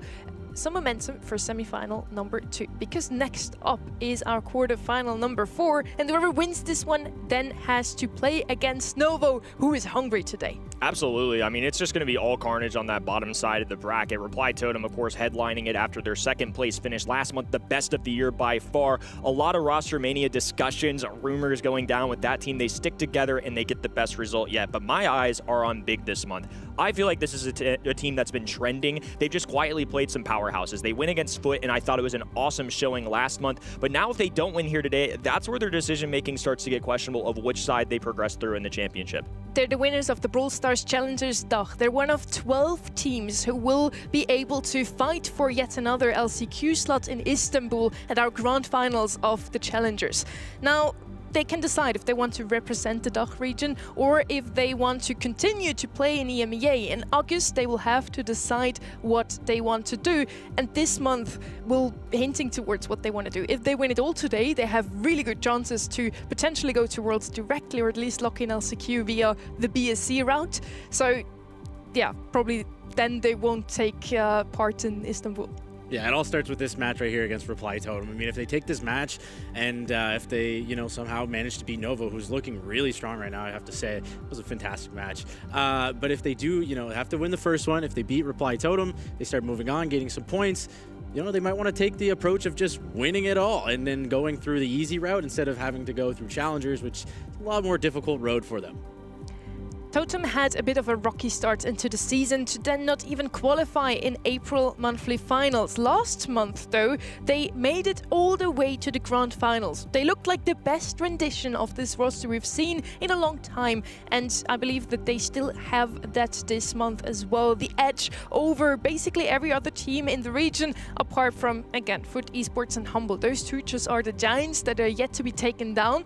Those two are meeting in the semis. So once again, through that lower part of the bracket, there can be a new team in the grand finals. The structure of this bracket's almost identical to what it was last month, and we're seeing that play out in real time. We've got Humble and Foot up top. Reply Totem with another opportunity. I think they should be favorites as well. Big have been great. I'm calling my shot on them a little bit here and just hoping they keep trending upwards, but Totem would not surprise me in the slightest if they made another grand final. Whenever I go along with Kenny's predictions, it's usually not going well. But I didn't know what you predict beforehand, so it's still going to be fine, I'm sure. We once again had the chance to sit down with the two team captains. This time it's Joker and Arthur. So are you going to beat Reply Totem? And how are you going to beat Reply Totem? As me said in the TikTok, 3-0, we're going to win. Are you going to beat Big today? And how badly are you going to beat them? No, actually we're going to let them free win. They're going to win 3-0 and we're going to give them a chance at Worlds. Wow, that's some bold words. Arthur was just telling me just now, he said he posted on TikTok and he said that he's gonna 3-0 you guys. What do you have to say about that? Do you agree? You don't want to make it a bit spicy? I mean, I'm happy for them that they're confident. I mean, their scrims have been looking good, and I mean, we have a lot of respect for Big. We will still give our best though, and I mean, hopefully we will win, but yeah, massive respect to them. Do you have a personal message for Arthur? Arthur, you better watch my YouTube videos and learn how to draft. Right now, you are top 3 EMEA, and we're gonna take it. Joker's really big into anti-jinxing himself. He also thanked me, by the way, for not voting for them today. So there's that. And then on the other side with Big, who posted a TikTok that they're going to win today. Plus, they are the Brawl Esports social media account team to watch today, which could also be rated as a curse. At least in the past it worked out that way, so we'll see if they actually take it today. As I said, in scrims they've been looking better, and a huge thing that we have to mention, they actually are one of the only teams who beat Foot Esports in the last few months. They have beaten them in the qualification rounds of this tournament, 3-2 in the end, but it is a win. I mean, a win over that team, I think, turns my head at least a little bit here, and especially now that we get into this stage. All right, Reply Totem, if they could beat Foot, why not any other team as well? I really do feel like Big are starting to get into some great Brawl shape. This second half of the year, they've really impressed me, so maybe this is the month that they finally do it. It starts right here on Hard Rock Mine. Yeah, I mean, they showed that they can crack, some of the titans of Foot Esports, but can they do it again? I mean, Reply Totem is no pushover team. I mean, you saw Joker, Mari, and Maru. They've been playing for a very long time. They're composed, and they're not going to crack very easily here. We're playing some very ranged maps in this one. Hard Rock Mine, Out in the Open, Ring of Fire. A couple of those we've seen already today. Now we're heading over also to our global bands. A lot of the same as well. Starnova, Damien, Mac, and Griff. Those are showing up either in the regular band stage or global band stage today. They're just too strong. What can I say? They got emergency nerf that we put up earlier, just last Thursday, so the teams didn't even have a lot of time to get used to the new look of those buffies. But despite that, I feel like especially Starnova and Neck are still pretty good. Yeah, they've seen enough. It's still going to be Starnova not getting her name called out in the regular play rate, and I think that's totally understandable. It's a newer brawler. It's a very powerful brawler. I think that's just an easy decision from either of these teams as you move down the global ban stage to make sure you're getting rid of it at least once. Yeah, and some of the brawlers that escaped the global bans, by the way, Lou, Surge, those brawlers you probably will see banned, but if not, surely picked up probably pretty early inside these drafts here.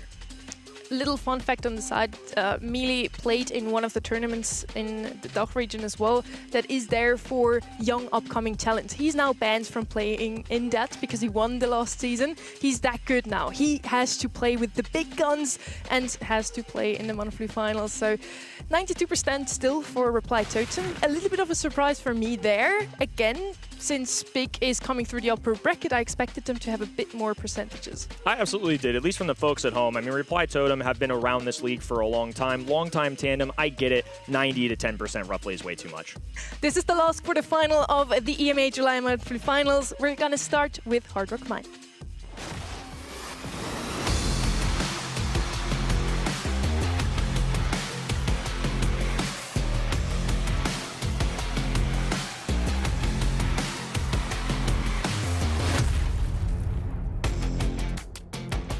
map we haven't seen too often today. Yet another gem grab map, so we do expect some Max, and he is actually left open. Did slide through the global bans. On the left side for Big, they usually like to go Griff, Ruffs, Mech. Now from those, Griff would still be left open. Let's see if it's actually going to be the first pick on the right side. We want to play some more aggression. They like to go with the Sandy, with the Buzz as well, and Pearl, which we already figured out, Corey, is a really good answer into that Max specifically, who also slid through the bans. Yeah, this time Max is open. This time maybe this is for the Max potential pick on the side of a Reply Totem. So Pearl, I like it. Safe. It's a good mid. You can also flex it to the side if you're getting creative with it. So I like the idea there. But again, do you want to give Max to the other opponents? I feel like you still kind of want to pick it up. Take the little blow in the mid lane versus the Pearl. I think it's too versatile to let go. But we'll find out if, you know, Reply Totem don't really care for it. But I know Joker likes playing Max. So. Definitely, and I think that's part of the reason you see Pearl before you see the Max. If you have to make that decision, they're just going to go with the Brawler that deals well with the Max, almost daring Totem to take it. Lola is going to be picked up here on the right-hand side. Also a great brawler into Max, so could hint towards them. Again, picking her up here, making sure that there's no two counters on the other side, or they're just going to go Lola in the mid, which would potentially also work against the Pearl even. Has not as much range, but there certainly has the damage to deal with that brawler. Now on the right side, as I mentioned before, they usually like to also go with some aggression. Stu is going to come in now. Good answer, I think. Also, potentially could be the gem carrier. Yeah, there's a lot of versatility in the comp of Reply Totem right now. They can go Lola mid versus the Pearl. We don't actually know the lanes yet. I mean, both teams are kind of deciding that on the spot right now. This Stu is a versatile pick. You can go speed zone, get that extra speed for your mid laner if you have a tough matchup. I like that. You can also go wall break if you need to be. So far, both teams are kind of just playing it safe. No one wants to make a huge move inside the draft, but I like it so far from both sides. Stu showed up top 5 in terms of South America yesterday. It hasn't shown up as much as EMEA, but I think it makes a lot of sense here, especially when you're kind of straying away from the Max comp at this point. I think you're just looking for that versatility in the 2-3 turn like you alluded to. Seeing Shade this early, though, does surprise me a little bit. I feel like Shade strikes me as more of a 6-pick brawler, making sure it aligns perfectly, but I think it's just them really believing that they can get away with the other side not going too much wall breaker, that they'll have those proper matchups, but they do allow for the 6-pick to give them time to respond in that Shade. Both Shade and Rico are two brawlers that they haven't tested too often in scrims, but when they did, they won. So why not Shade and Rico? Rico also one of the buffed brawlers, but on the lower ends in the community, he's rated as worse even than he was preemptively, than he was before these buffies. We'll see today how that's actually gonna feel, if the Rico can still work out just fine. He doesn't have the multiple launcher now anymore, which would have certainly helped him against that boss. The lower side of this bracket has a lot of important matches ahead of them, and Big now more than ever. A lot of confidence exuding out of Arthur in that interview, and don't let the coyness of somebody like Joker fool you. This guy believes they can win. After a debut month last time, the longtime veterans are continuing to go through this bracket, and now they're met with some youngsters who are hungry, looking for an opportunity. LCQ World Finals all are in play with this match. This game is everything for both teams, like you said, and Joker right away pushing the pressure on that right side. Already has a supercharge, and they're already starting to build sort of this control in the mid lane. Again, it's going to be wanting to have Buzz on the Shade matchup. They love to have that there, and the Stu on the Rico is also going to be a great matchup. As you see, Marco grabbing the kill on that left-hand side, and they're slowly crawling back. EMEA is full of some of the best players in the world, but Joker last month I think stood out to me as my favorite player to watch. He just pilots these brawlers so well, the really aggressive ones, and is just always there to make sure Totem have a chance at a play. And meanwhile, the dynamic duo of Maru and Mari, just safe, dependable. Now a stun going down too. I think that's part of the influence for going with this Buzz. With Shade, a lot of the times it's either ice rings or stuns. You have to pick one of the two to bounce him out of that walls and make sure he can't get away.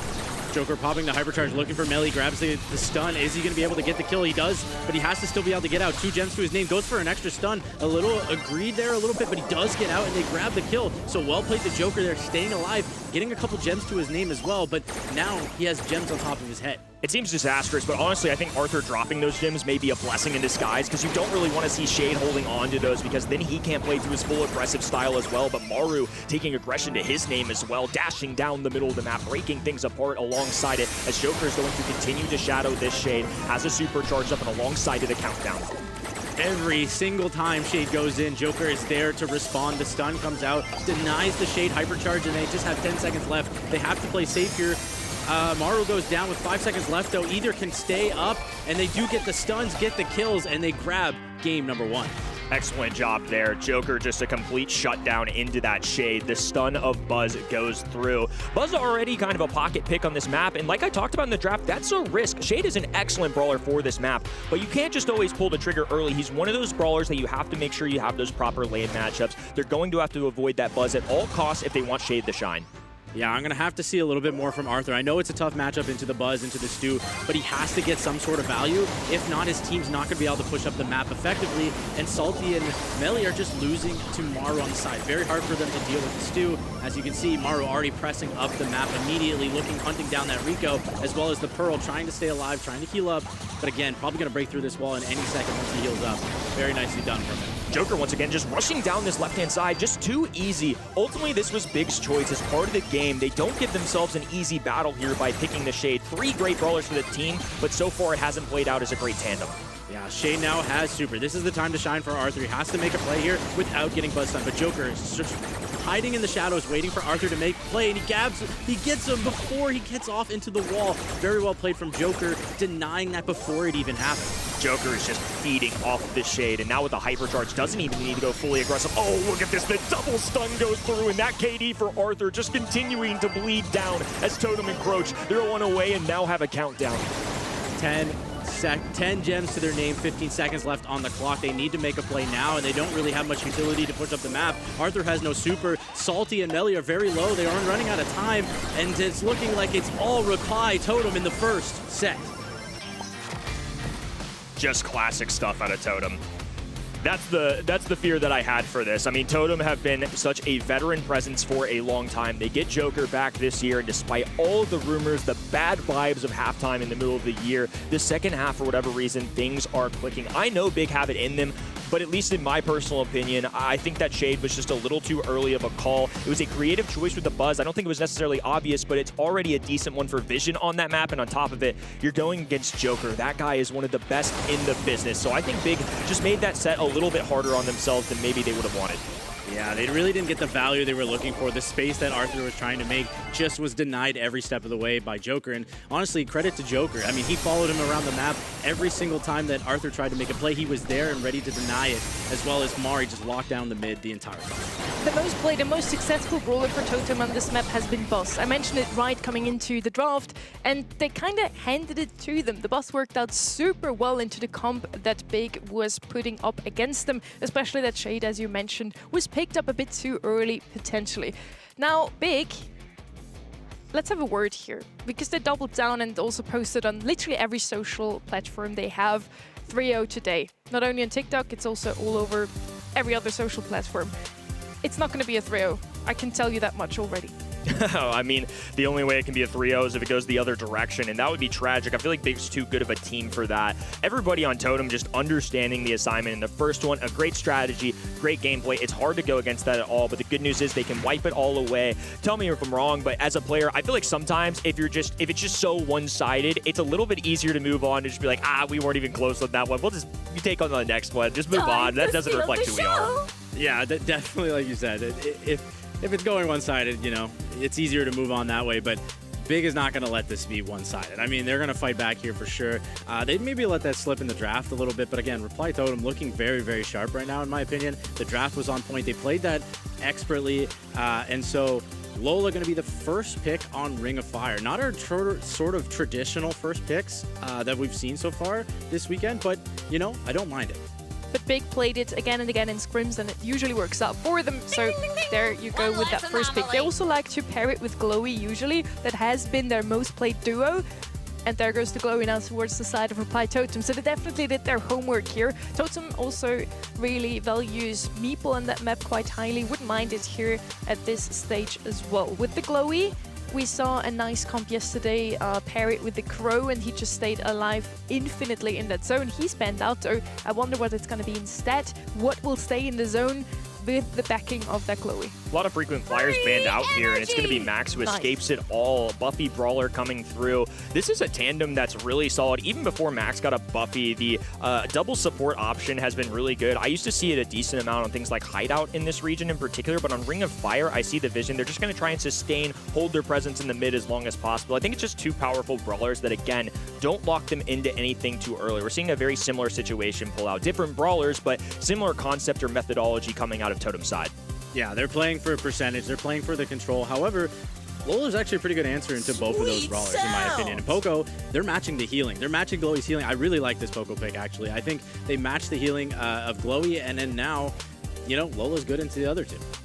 Yeah, what is there still to pick here into that Max? Pearl would still be left open. I don't think that would be a bad shout. They have a lot of damage with her. Of course, they already have Lola to just put it up against that Max. But yeah, I think damage is what they need here. Damage wouldn't be too shabby. On this 4-5 turn, they could use a little bit of extra firepower. Lola, of course, provides that. They don't have anything aggressive yet either, but they're really just going to make this a mid to long ranged affair. A lot of control-oriented brawlers, so especially with Max and Glowy on that right-hand side, do you think they're thinking more aggressive or tanky? But at this point, they're so outranged, so outgunned that that's hard to pull off.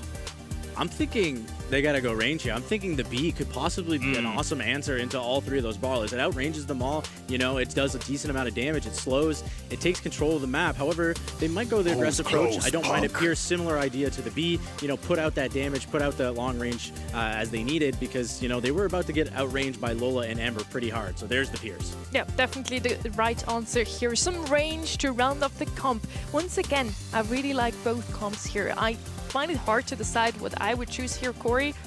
If this was your ranked game, you know the question already. What would be your comp?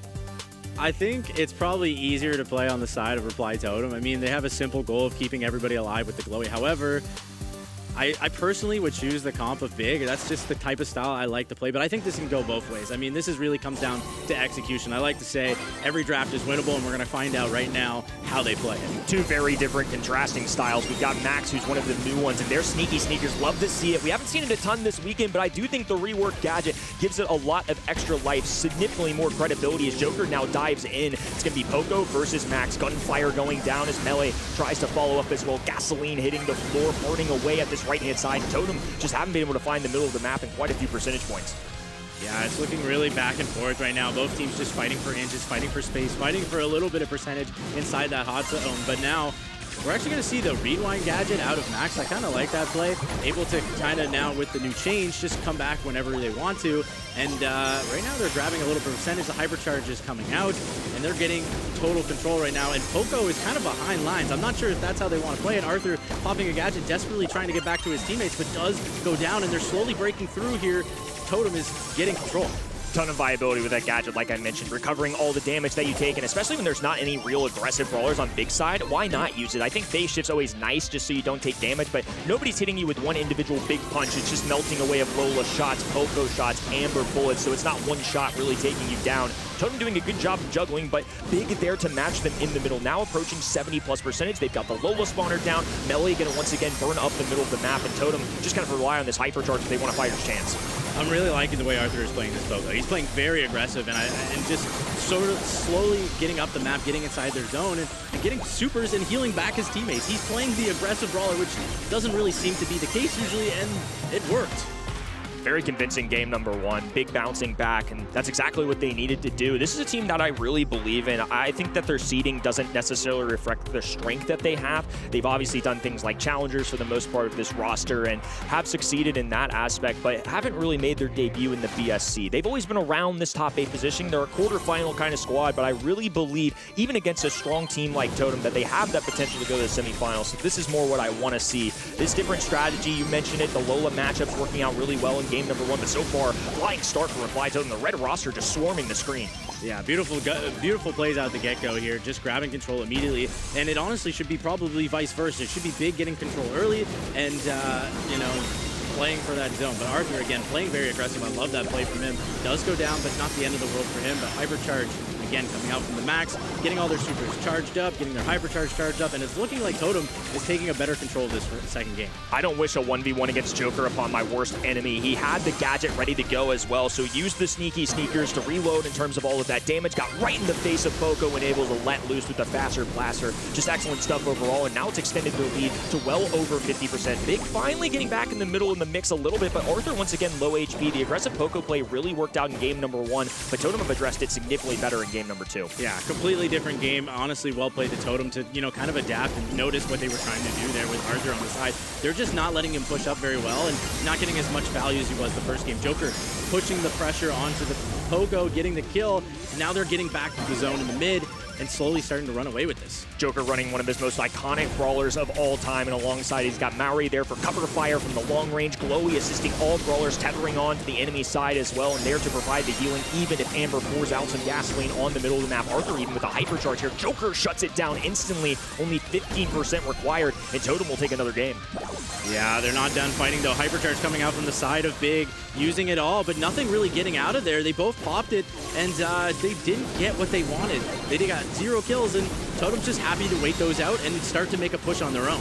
Oh, Joker even playing mind games now, using the lightning bolt to try and bait some shots, and manages to do so. Even gets a kill alongside it, and Totem will take away another game. Both times here, it's been pretty one-sided. I mean, 40 to 50% is the separator that we've had. So these early onsets of the game, I think, make a big difference. The earlier you can get those max super cycling out, the earlier you can get Poco going in with the heals, it really does make those little differences that change and alter the entire result here. So game number 3, I'm looking out to see if Joker could be a pop-off player in the beginning or if Big can take a stand. Absolutely. Big need a better start than they did game number 2. They really need to hold down this mid, not go down one by one as they did in the second game. And so far, Salty and Melly looking pretty low and doing, again, a great job of Totem taking down Arthur on that side, not getting the much value as he did the first game. So Totem making the adaptation needed to start winning these games. One of the changes as well, triple shields being applied with that max super, so Joker just empowering all of his allies here. The double support brawler and the long range Maori are a problem, and Big have never had more of an issue. They're in their back spawn, not even a single percentage point charge up in the middle of this hot zone. It might be too little too late. All the trash talking that Arthur did might be a bit more than he could chew. Yeah, it's surely looking so as Totem is taking a dominant lead inside this game, 65% to 1. It's not looking good on the side of Big, and they really start having to make a move soon, but they don't really have the utility to do so. So tough. Going to be an overwhelming mountain decline here, and Joker is still relentless, getting all of that health point back with the teleport away. Maori and Maru there to back him up as well. This is the reply Totem of old, just making their mark here. Big, not even managing to get a kill there. Finally bring one down, but it's still 2 Totem members standing tall. All red roster here as Joker looks to clean things up, clings on to that final percentage necessary, and an animated Joker goes to show this is a different squad than what we saw in the first half of the season. Yeah, what do you say? We're going to lose 0-3 to Big? I think he was kind of joking around there pretty obviously. I mean, they're adapting well, they're playing well as a team. I love that they're not being cocky at all, in my opinion. They're super confident, but they're not going to show it. I know these guys pretty well. They're very chill guys, and they know what they can do, and they're showing it right now. Definitely. I think this is a team that is very feared, and now that I've seen them, start to excel here, I'm very nervous for Big. I mean, I'd be nervous regardless if any team was down 0-2, but especially right now. Big were the underdogs coming into this. I really thought I was seeing signs of life out of them in the last couple months, but Totem are a strong squad, and they look like they're still taking those steps forward and progressing throughout the season. They just keep peaking as every month goes by, and that's exactly what you want to see on a team's journey. Super interesting gameplay from both of those teams. That Poco, Battle Poco, he never really healed his teammates in that game 1 and 2 at least. And it worked out in game 1, but then Totem found some adaptations, played this one really, really well. And this must have been one of the hardest max matchups you can potentially face. Into the Ember and Lola, they both have pretty good matchup against you. Also, the Poco has a lot of damage, as we saw. If Archer plays this aggressively with Screeching Solar as well, he can also win a lane.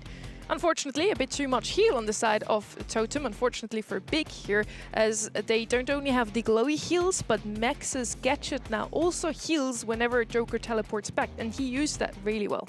Joker, just once he lined up those shots on the Poco and started dueling 1v1, I feel like that's where things really changed up. Arthur didn't even manage to get a kill, which is okay. Most of the time, if you're a Poco, I don't expect you to get kills, but when you're playing it that aggressively, you got to have a little bit more. You either need to do the healing, you need to do the damage, and he did a good job, but just not better than Reply Totem. They just are flying. Everything is going perfectly so far, and now Big are really going to have to lock in, stay dialed, because otherwise they're going to find themselves with a rather difficult choice. Keep in mind, we talked about it before the match, but they've got challengers to think about, so they could go there, but they would much rather prefer an LCQ or a World Finals automatic debut, and a match win here is almost necessary if you want to make that choice. Yeah, their postseason is potentially on the line right now, and they need to show up now or never. They're down 0-2. It's not looking good for them, but, you know, being down 0-2 sometimes relieves the pressure in a weird sense. Like, you have no more pressure, right? You're down 0-2. You're looking like you might lose this game, so it kind of relieves that pressure in a sense. So hopefully, they regroup, they come back with a little bit of better strategy, a little bit of better gameplay together as a team, because it sort of seemed like they're playing a little bit individually and not as a team as, you know, what Reply's Totem is doing right now. Kenny, you mentioned challengers for Big again. They would have to play that without melee, and you see how unhappy he looks in this, because if they don't make it via the BSC route, the roster for challengers is already locked in, so he would be out. That's it for him. So he really wants his team to do well today and also in August.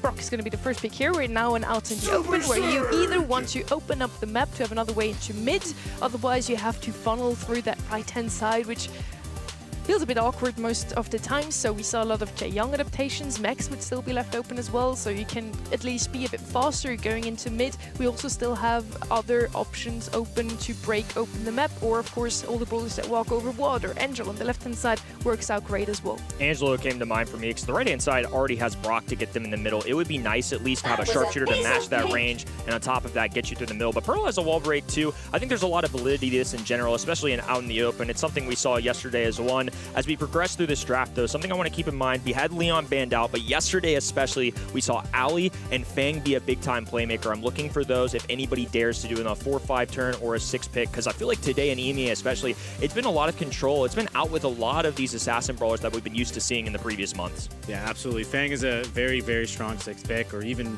you know, a little bit before that can be sometimes usable. So, again, Max not being picked here, probably deterred by the Pearl on the other side and the Surge, so I don't mind it being left out, but it's still a very viable option. It could be picked up from both sides, but right now, looks like Reply Totem is happy to play the range game. Looks like it. Byron is usually one that they like to play on this map as well. Let's see if he's going to come in. They do have the wall break with Brock, so they don't have to worry about that left-hand side too much anymore. The Fang shots I like from you as well. It's Arthur's favorite pick ever, so wouldn't be too surprised to see that come out from him. There's the Byron that I mentioned. Yeah, a lot of options here. I mean, mid to long range, no real health points coming out of that right-hand side, but they're just going to outrange that composition. And Piper, especially with that buff, we saw it yesterday. It's been playing out pretty well. I like the Piper. I mean, I feel like it's in a very good spot right now. Also, it's very good matchups into Byron, into Brock.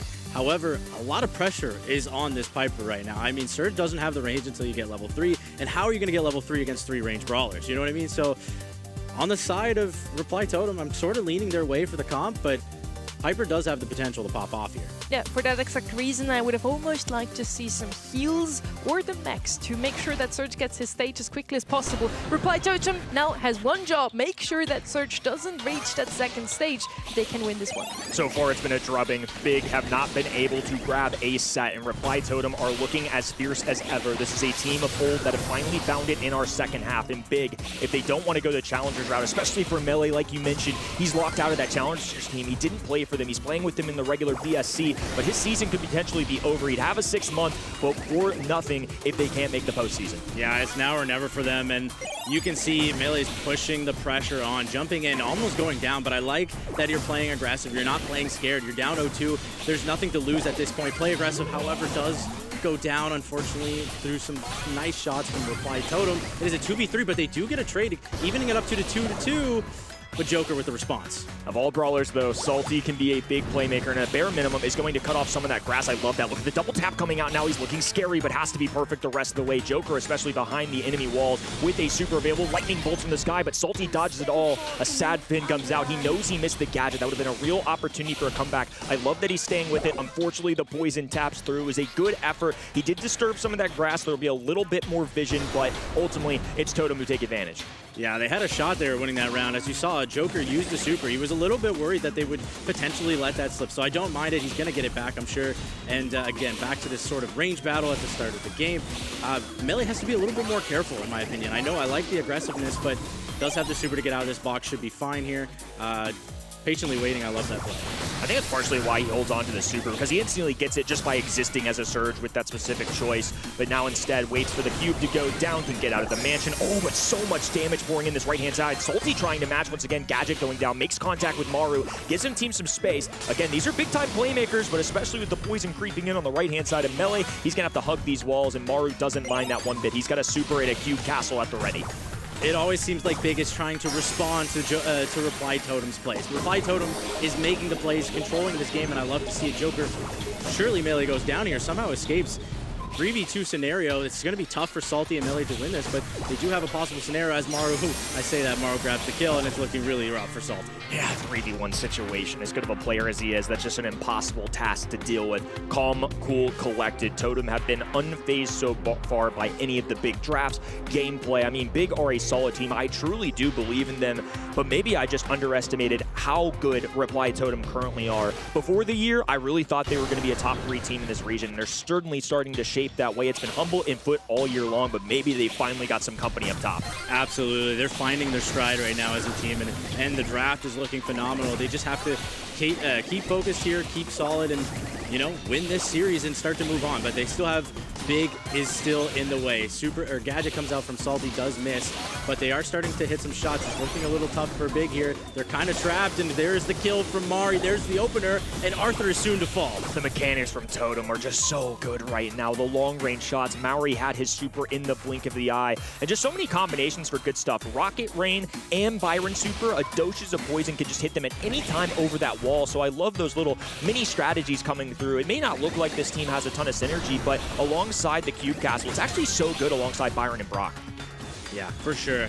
And as you see, Big are desperately trying to compete at this range battle. It's really, really tough for them. They're getting outranged every single which way you look at it, and Salty is kind of the only answer. Now, Melee's going to try something a little bit different. I kind of like this approach. I mean, you got nothing to lose at this point. He's waiting to jump over the left-hand side. He stays alive, does have super. The box comes out. He jumps in it, actually. I don't mind that at all. Using it as protection, but is going to go a little bit low, having to back up. But finally, Big have a little bit of control and are pushing up the map. Salty have now broken up the grass as well. Maru battling the long distance, just one more tap, and finally Big have an advantage here. They are down one round away from losing, and now they're extinguishing flames on the right-hand side. Arthur is pushing Reply Totem away. The heal's going down, trying to get Joker closer to a super if they can, but they know that the numbers advantage still remains with the blue side. So a little chance here as well. The Reply Totem still plenty healthy, have an opportunity. They should have some utility walking into this round two with the hypercharge up top right. Yeah, all eyes on Salty for me on the Big side. I mean, he has to be able to hit shots in order for his team to win. He's the only real big range on their side, and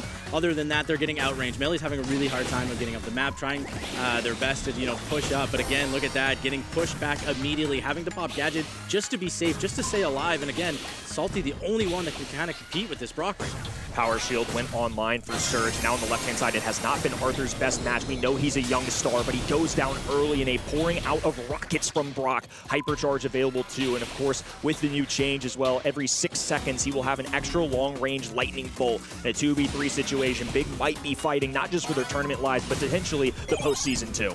Yeah, postseason on the line, 2v3, gonna be a tough one, but they're gonna fight for tooth and nail. Salty does pop the Gadget, gets a shot in, but the heals come out from Mari, keeping Joker alive. Again, Salty trying their best. Meeple super coming out, they're getting pushed. Melee goes down, and it's looking like Big might be going to Challengers. Definitely going to be a tough choice ahead of them.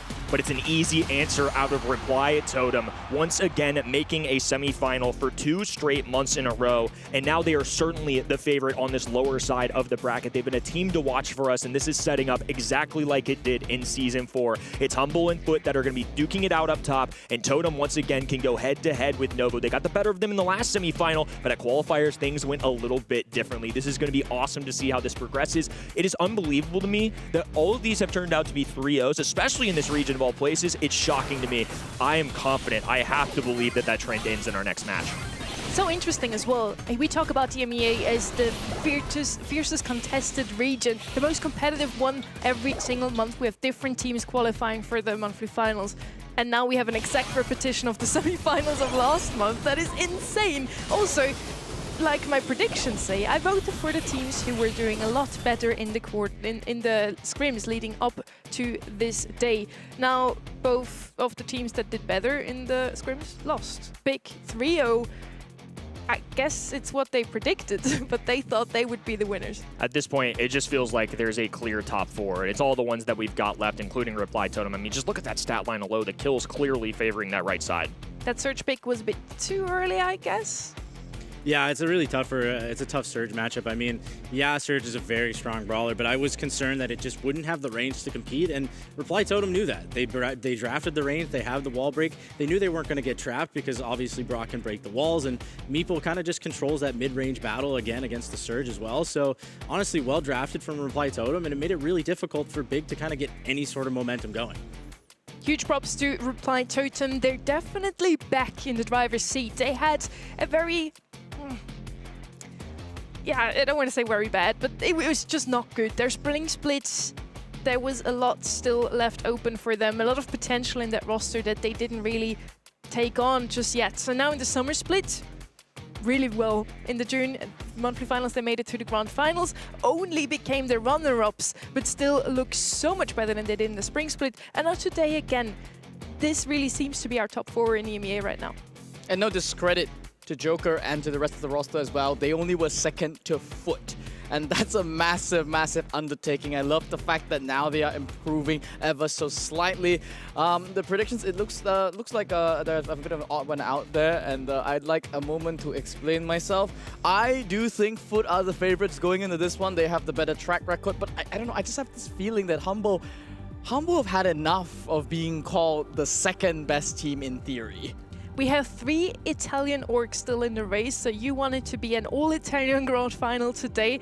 We'll see if that is actually gonna happen. We're now heading already into our semi-final number 1. Yes, you heard that right. We had 4 3-0s today in our quarterfinals. Completely different from what probably 99% of our viewers expected as well, especially that lower half of the bracket. Everybody thought this is going to be the group of death, the lower half of the bracket of death, I guess. And it wasn't really that. It was 3-0s, semi-finals already. I'm going to catch my train today. I can't believe there have been 3-0s. I mean, I thought the last 2 matches would be really close. And to credit to Novo and Reply Totem, they came to play today. They looked really well. They drafted well. And, you know, they showed that they want to make World Finals in the postseason. So I'm not expecting this one to be a 3-0. If this is a 3-0, I'd be very, very surprised. I did vote Foot, but I think this is a very close matchup. I hummed and hawed, flipped a coin, and, you know, I guess I went Foot. This is the El Clasico of EMEA and also of the world at the moment. It was also the finals of the Brawl Cup. They're not that many points apart from each other. Foot Esports have come out on top more often than not, and we already said it's a repetition of the June monthly finals. You just said it's not going to be a 3-0. Back then it certainly was. 3-0 for Foot there again. They're playing for a lot, right? Seeding, bragging rights, more bragging rights. Who gets to piss off Symantec the most on camera? I mean, it's weird, right? Looking at Humble, a team that is the 2024 world champion, and then going into 2025, you know, still getting second run-up, suddenly going into their own region, being dominated by the new kids on the block.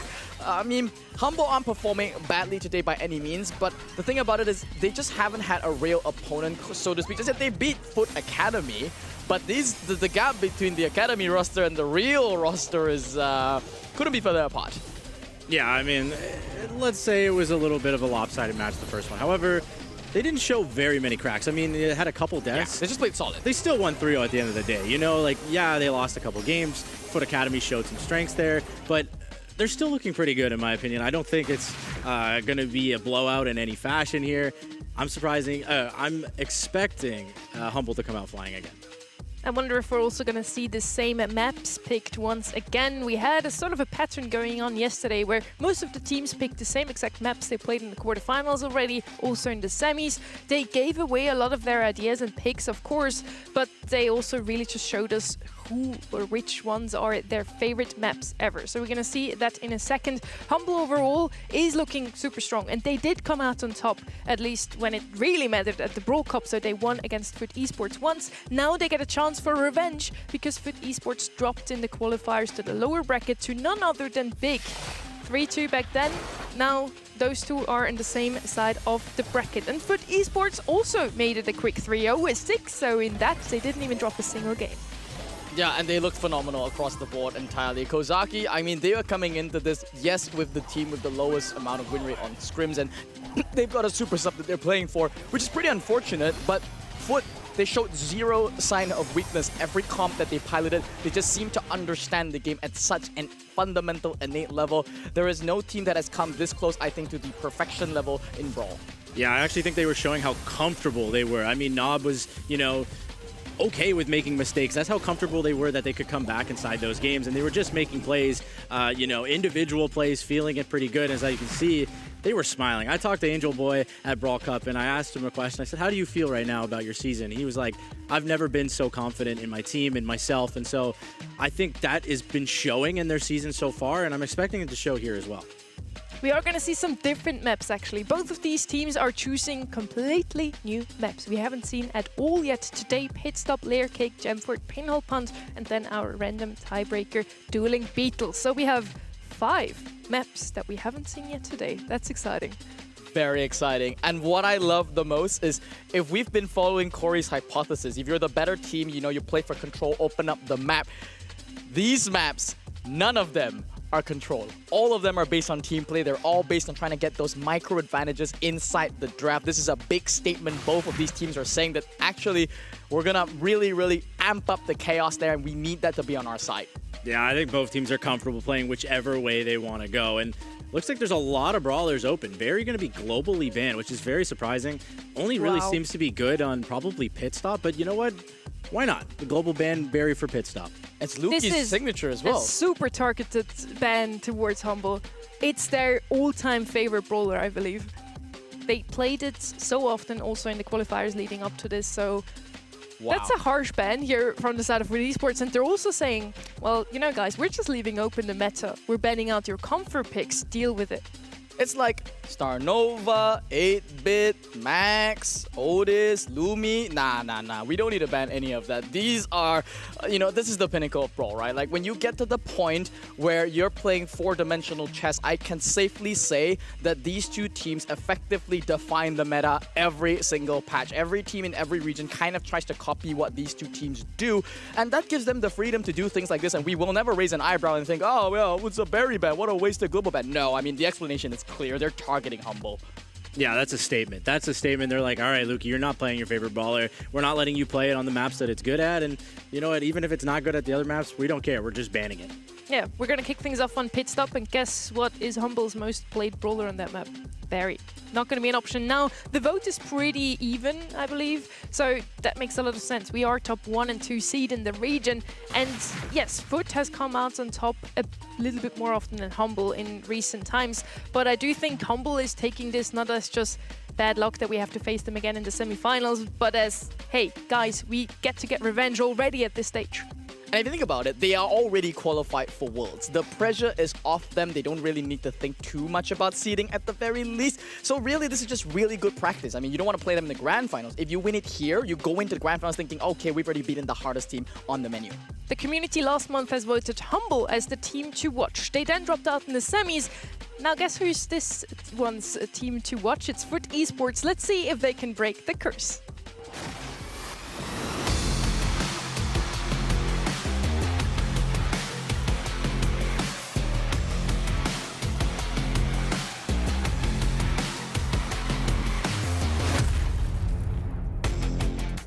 We are inside the Ramen Rebellion season in Brawl Stars. I really like the look of these maps currently. Heading straight into draft, your first pick is gonna be a Ruffs. Very contrary to what we've seen yesterday, Corey, SA made pit stop the most base races we have ever seen. Yeah, these teams are like, I'm assuming they want a little bit more control than what we saw yesterday, as you see the roughs coming out on the side of Foot and then Lumi to counteract. Lumi actually does a decent amount of damage, as well as can be a versatile defender. Depends on, you know, who's aggressing from the side of Foot. So far, both teams kind of grabbing their control brawlers. I'm expecting some damage to follow up pretty soon. And they banned out the Surge and the Edgar, both very, very good on this map, as demonstrated by South America already. And it's also allowing them to set up this 2-3 turn quite comfortably. I expect Humble, yeah, they should be going for something aggressive. Never mind, take it back. They are going to be going for this little in-between blast from the past, double counter out the roughs, make whoever is going to be playing is probably going to be Nob's lives absolutely miserable. I actually love this call pick. I think I've been hearing a little bit more about it, you know, from the pros that I talked to, and they really like Carl. They think it's very underrated, does a decent amount of damage. He can shoot around the walls. It makes it really tough for brawlers like Ruffs to, you know, get online. So does the damage, does everything you need, and also has the gadget to kind of base race if they want to go that approach. Damage, yes, but this early on he has a lot of counters left open, like the boss. I was about to say that. Thank you for just following along with the script. Now, Meeple coming in as the last pick, there's definitely a lot more control in these comps today, as we've seen yesterday in South America. We literally just had base races. We had the Bulls come out once again, and Miko and Kit, who are both banned out now, came out a lot as well. Buzz, super answer into that Carl.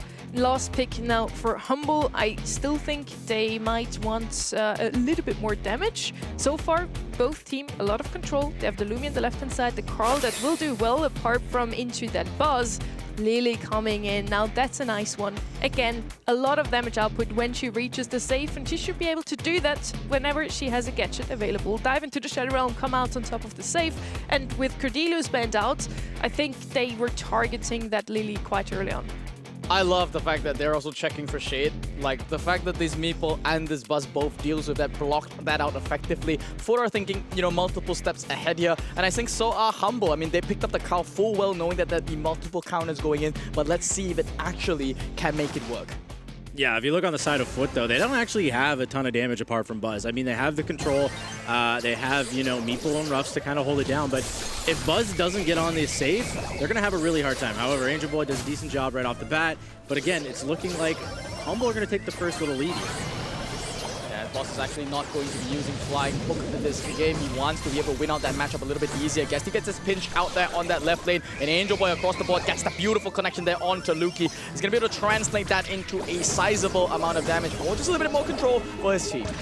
Yeah, Samantha getting kind of stuck between Meeple and Russ, with nowhere really to go. Probably didn't have the gadget available, or chooses to save it for the next sort of push with his team here. So Boss, Hypercharge ready to go. He's Mike going to be pushing down the right lane. Always wanted to be matched up against that Russ, but Buzz just hunting down this Carl every which way they go.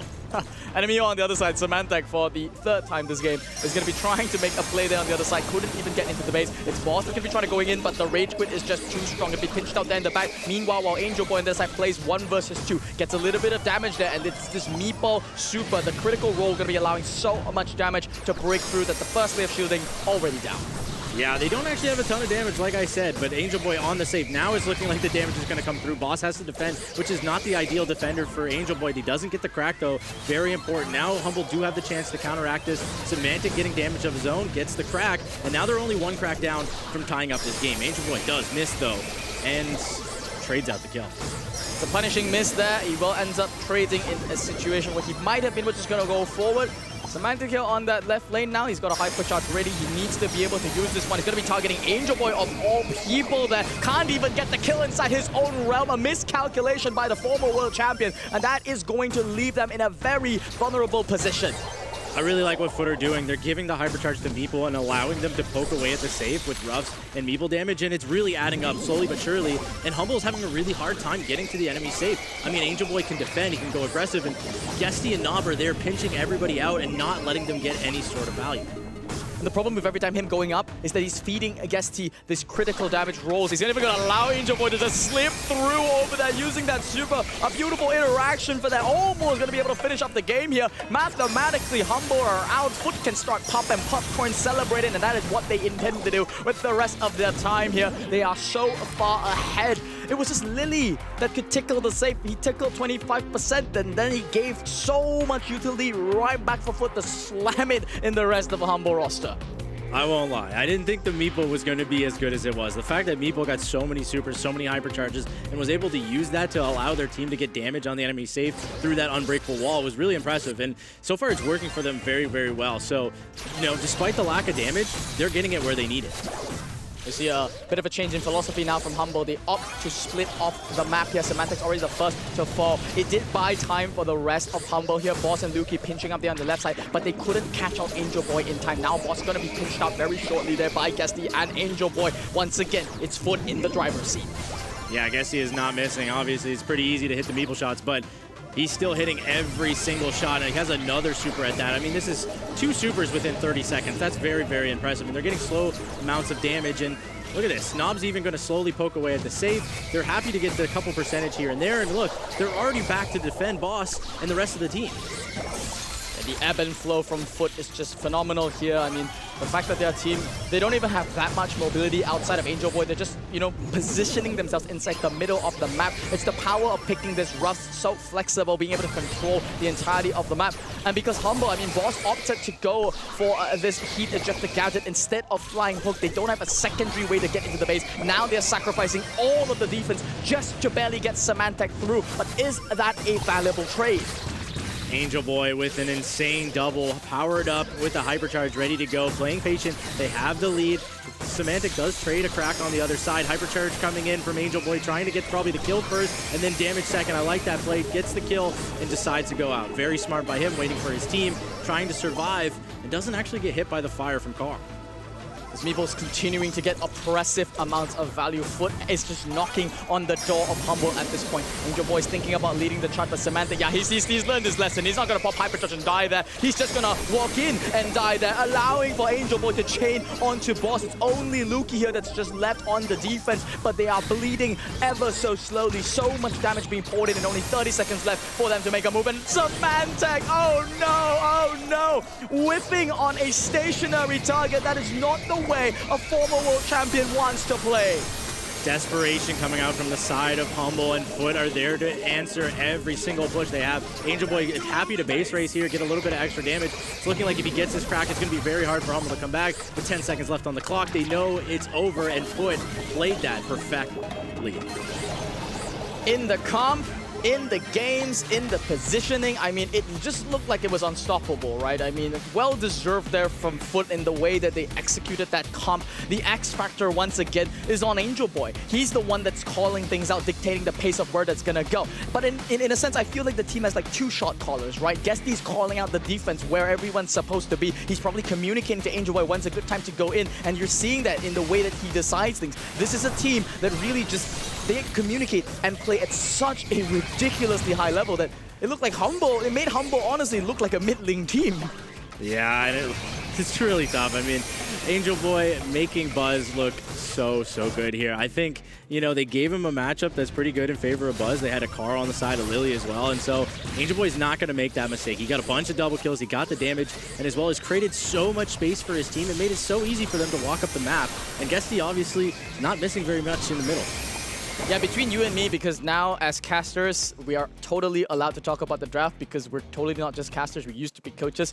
Looking at the comp, when that Carl selection came out paired up with the Lumi, did it ring alarm bells in your head? Because as Sunny pointed out, there's so many counters that Foot could have gone for. Do you think this was a good idea?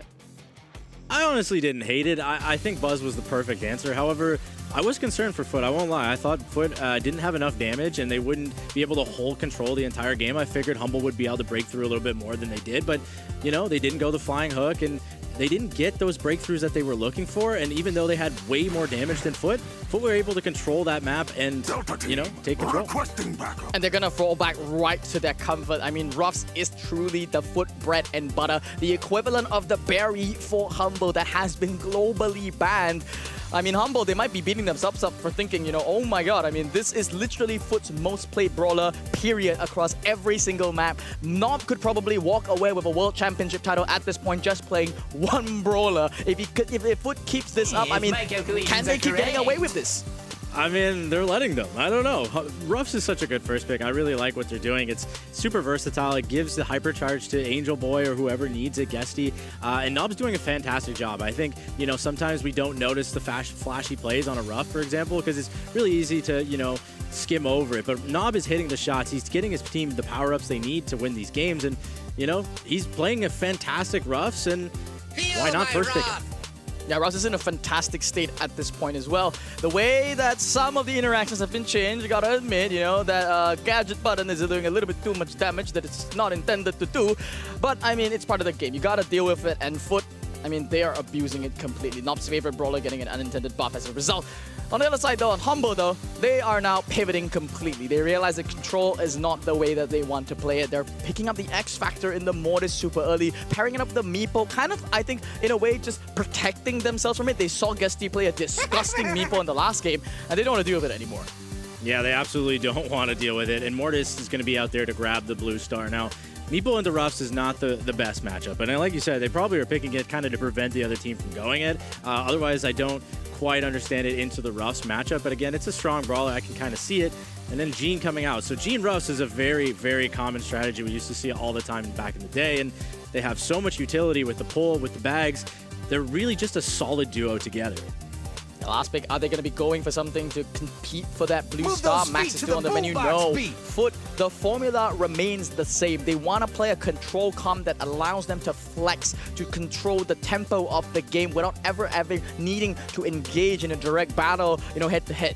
They are basically making a statement that just purely by mechanics alone, we will tear apart the map. We're not respecting this Mortis whatsoever. Rocket lasers, Gene pulls, it's all that we need to deter Boss from making big plays. Yeah, they're not very afraid of this Mortis right now. They went Brock, and you know, the jump, the gadgets from Jean, the push, and Squeak coming out. Honestly, you like it? I gotta think about it actually.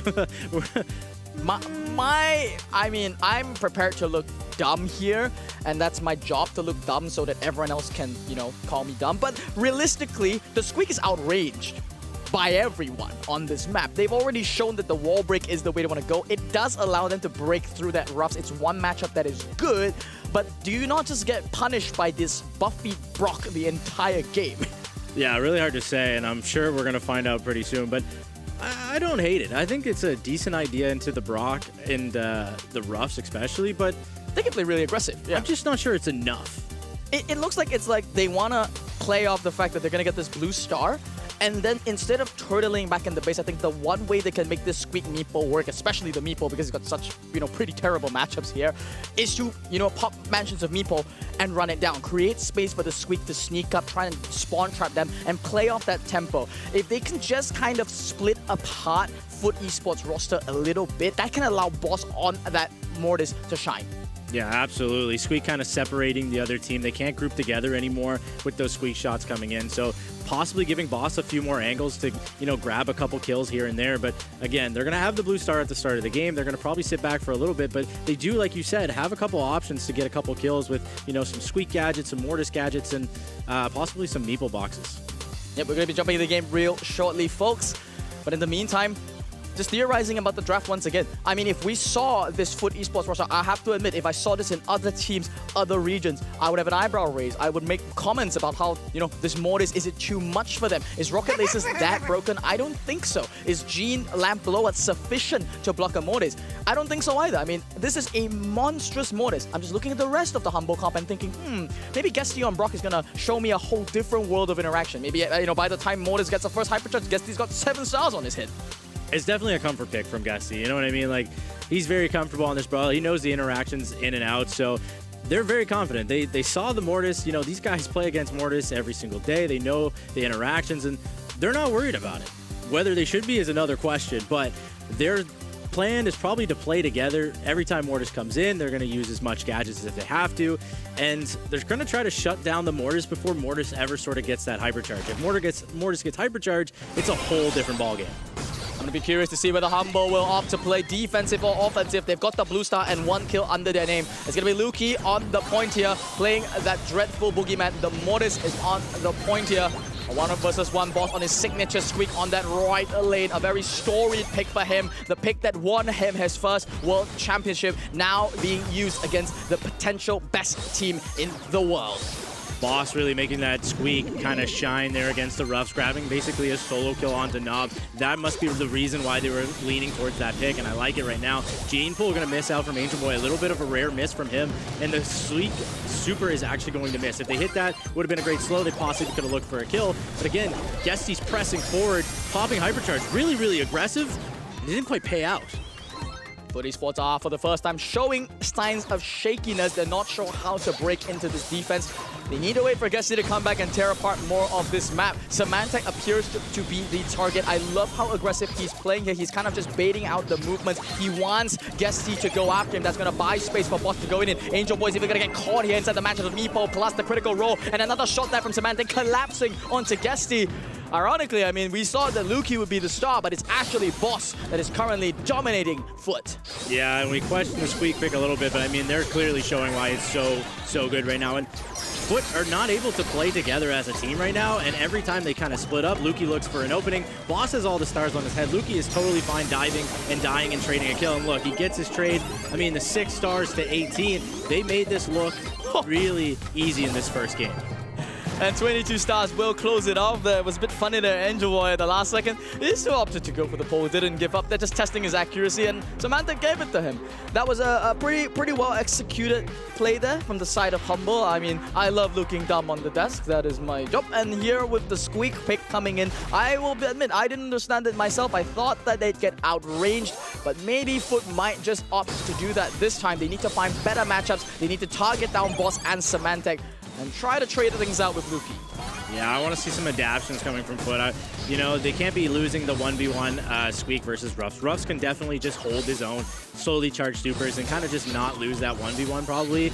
And so Boss not getting the value he did right off the bat in the first game. So again, pretty solid from them, and a little bit more action going on the left side. Guesty popping super, but not getting a kill from it.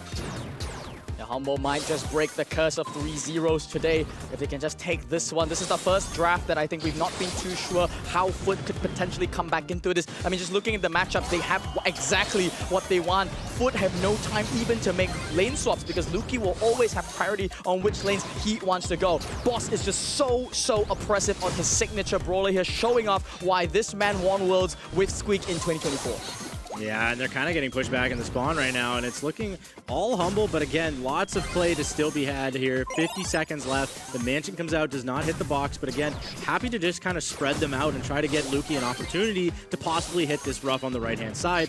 But for now, they're happy to just kind of hold the lead here.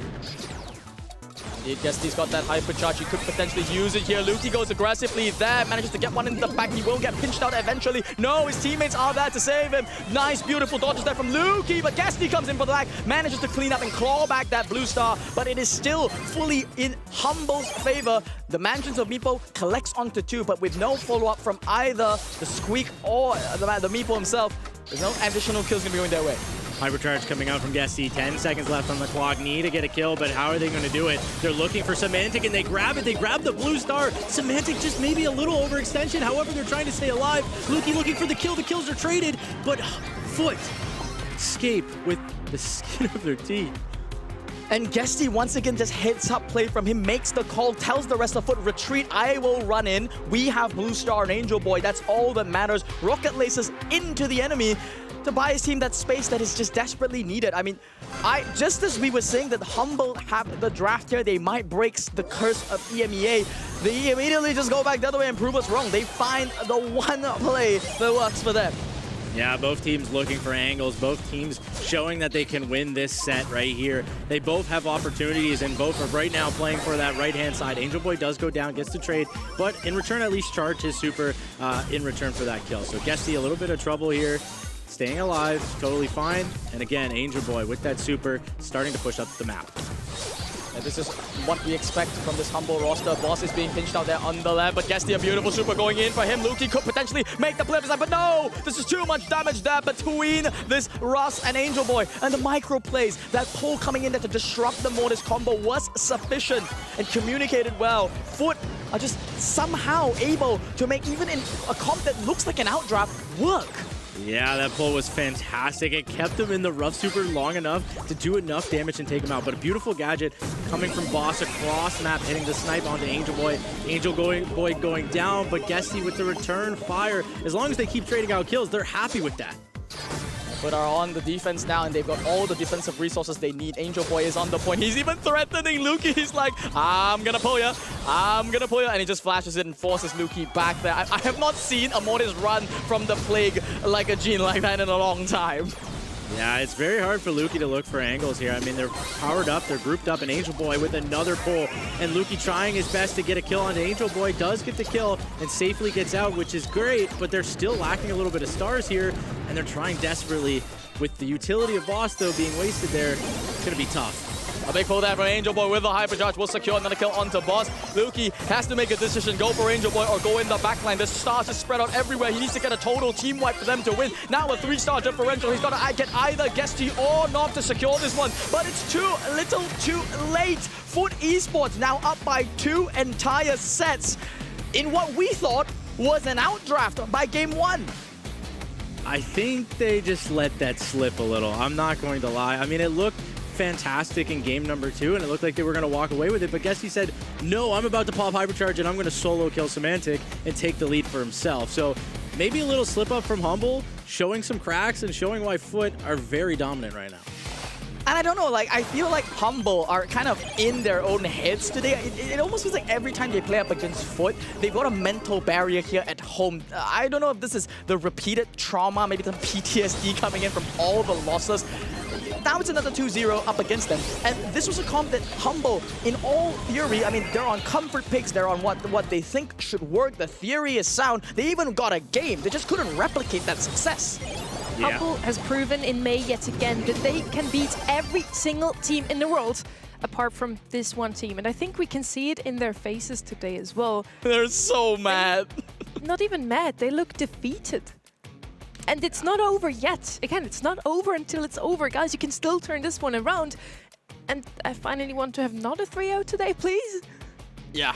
I mean, guys, I mean, we're going to push that. If it doesn't hit a 3-0, we'll push the button, right? Or something like that. I mean, we've got to not see a 3-0 in EMEA. It cannot be that every time I cast EMEA, we see 3-0s all the way. That's what happened last time. I didn't really enjoy it. I want to see more Brawl Stars. I want to see Humble bounce back here. And this is a map that I think that they can absolutely do so. Even if Foot gets, you know, the Demon Dog, the Ruffs again as first pick. This is a map that actually the Demon Dog is not that. The Demon Dog is back! No, please, Humble, break this for once.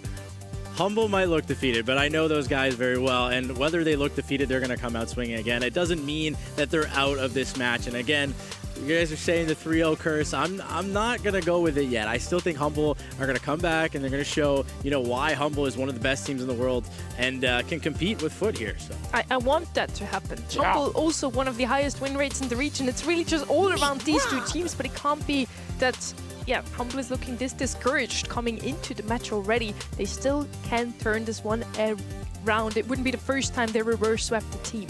Meg now is their first pick, also a very decent option. Into Ruffs on the right-hand side. Decent too, doesn't have the most range, and Ruffs can farm off ult pretty easily against her, so maybe something with a bit more range in that second pick now. Something aggressive would also still work out on Gemfort. We did see a lot of Lily, for example, on a map like this in the past as well. Lily, Max, they come to mind here.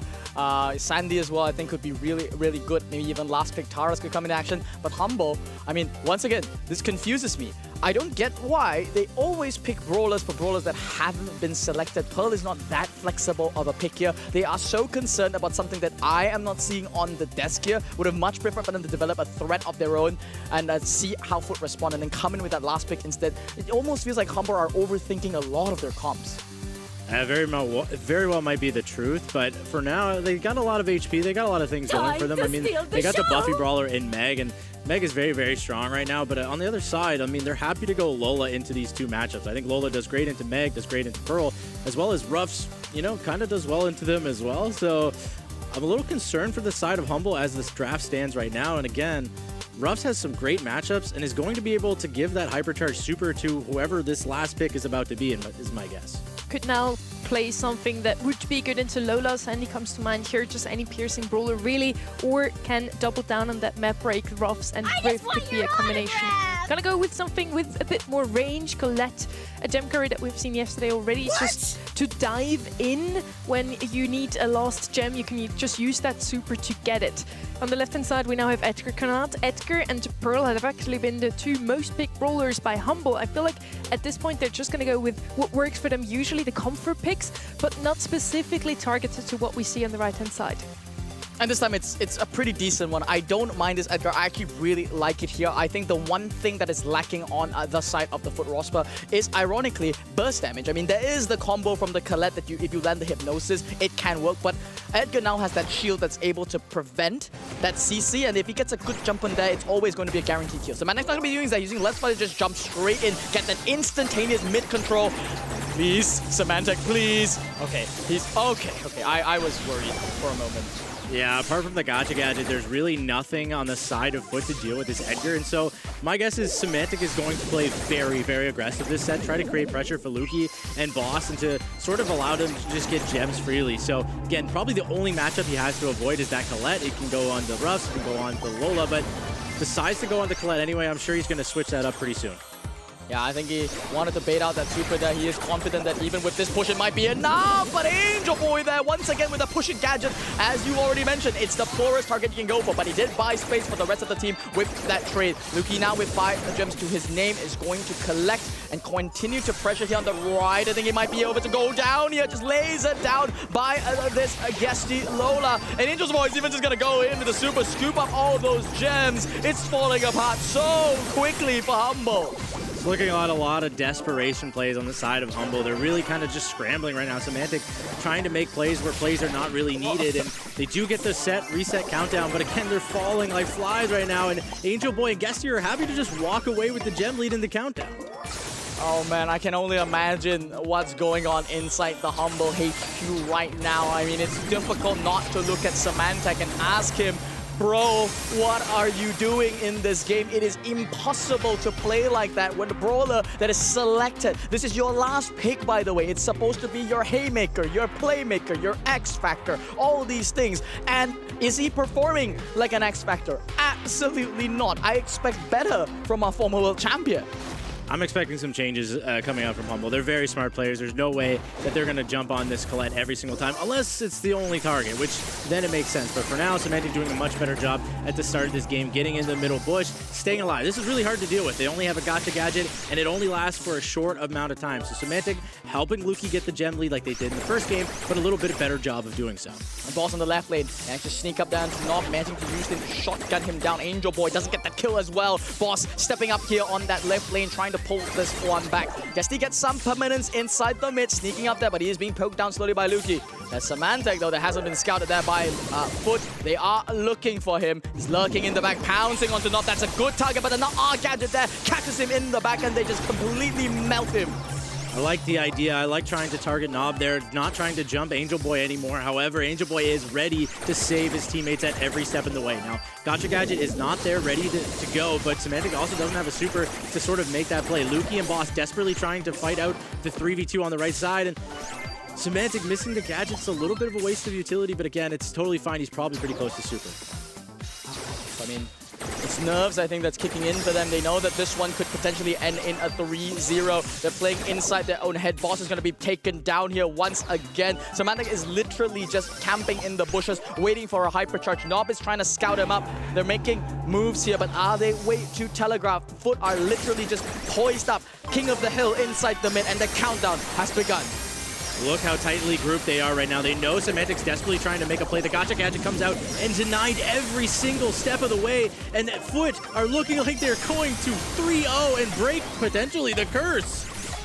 Okay, that's another 3-0 for EMEA. It is not Humble's day. Foot remain the #1 for a reason. They didn't even need to win this one to go to the World Finals, but man, if you look at Humble, the damage has been done. PTSD has been completely set in for them. Oh man, I mean, I don't know what Humble have to do in August to reverse this, but this was not, this was not the Humble that we expected. No, this is a mentality thing in my opinion. I mean, Humble are a fantastic team. We saw them win Worlds. We saw them at LAN. These guys know how to play.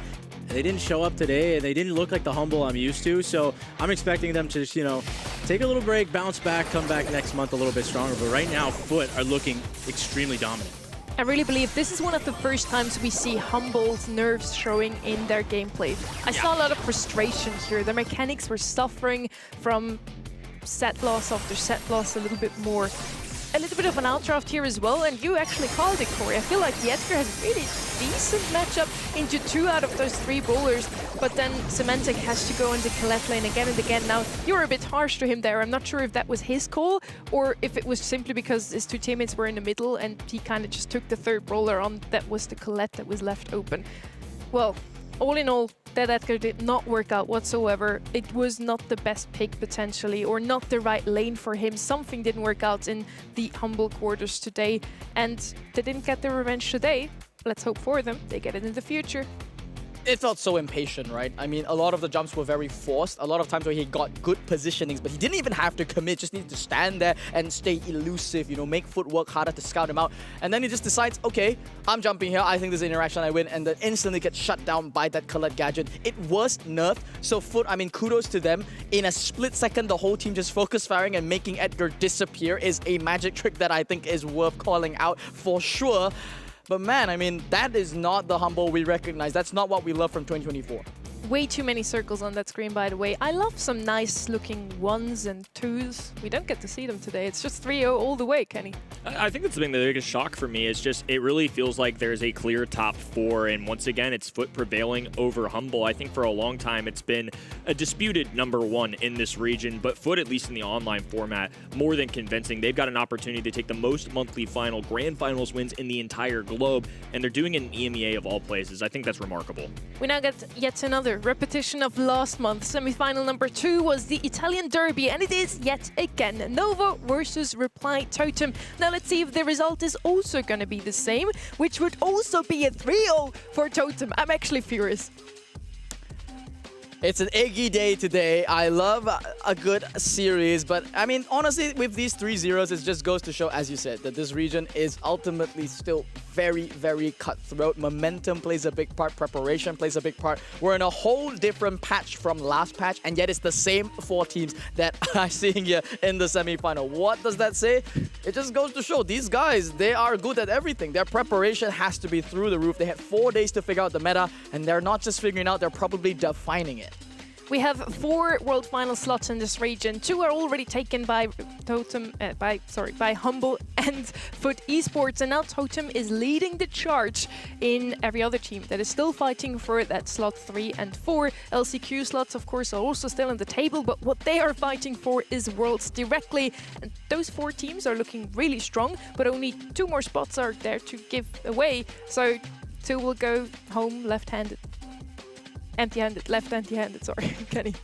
It's not a mathematical guarantee that Totem can get today. I think the math is even if they got absolute first place, they still aren't in that clearing range where, you know, they can just literally go absent in August and qualify, but they are pretty much there, right? I mean, if they can get even second place this month, that gives such an enormous buffer that the rest in this race are pretty much gone. It would just be left for the final world spots on the table for them to fight for. For Totem, they can dust everybody behind them, or on the contrary, Novo can really shake things up here. This has been a team that's come alive in this second split, and especially with the recent signing that they had in the previous season, Season 4 of Juice. This rookie has been sensational. Just a real treat to watch him develop and grow throughout these 2 months. Like you mentioned, this is another revenge match, but in qualifiers, Novo really did a great job, so that's one thing that I would say changes up compared to this month. But once again, similar repeat. I am hoping for our sake that this is more competitive. I feel like both of these teams look very solid. Reply Totem more than impressed me in their quarterfinal. I thought Big were going to give them a run for their money. Instead, they passed the test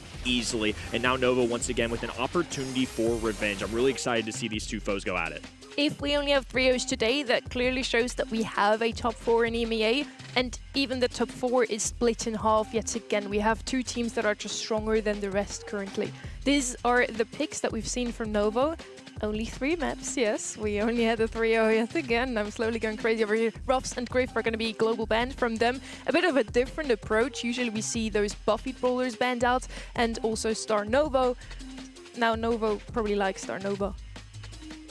Haven't seen her just yet, but indeed, what I see as a commonality of these two teams that I think highly contested is gonna be the Max, right? Like both of these teams have showcased inside their individual matches in those quarterfinals that they really like Max. I have to throw out a little bit of appreciation and glazing for Joker specifically. I was just on my seat watching him absolutely finesse on this brawler. And Joker, I mean, he's the captain, the playmaker, the drafter, made a decision to come back and rejoin his old buddies, bringing his experience there from all the teams that he has joined before that, the SK Gaming experience, that bootcamp he had. He's bringing it back here to tournament in this series. I mean, this was the one game that was so impressive to me. I saw Max going into 3 absolute counters of the past, and he just switches things up, uses that new gadget, plays it along with the glowy, and shows us why Joker is still one of the greats.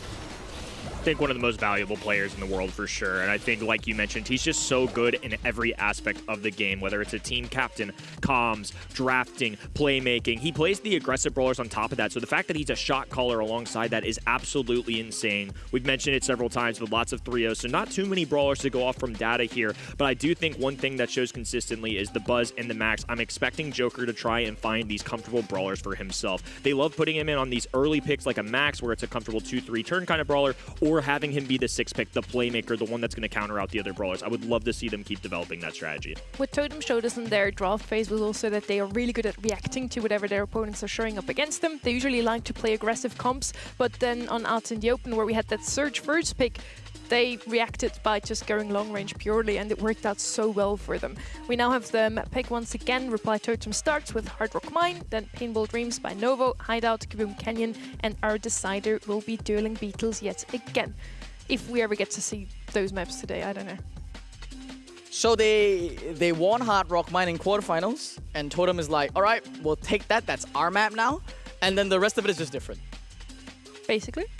I mean, you're not wrong.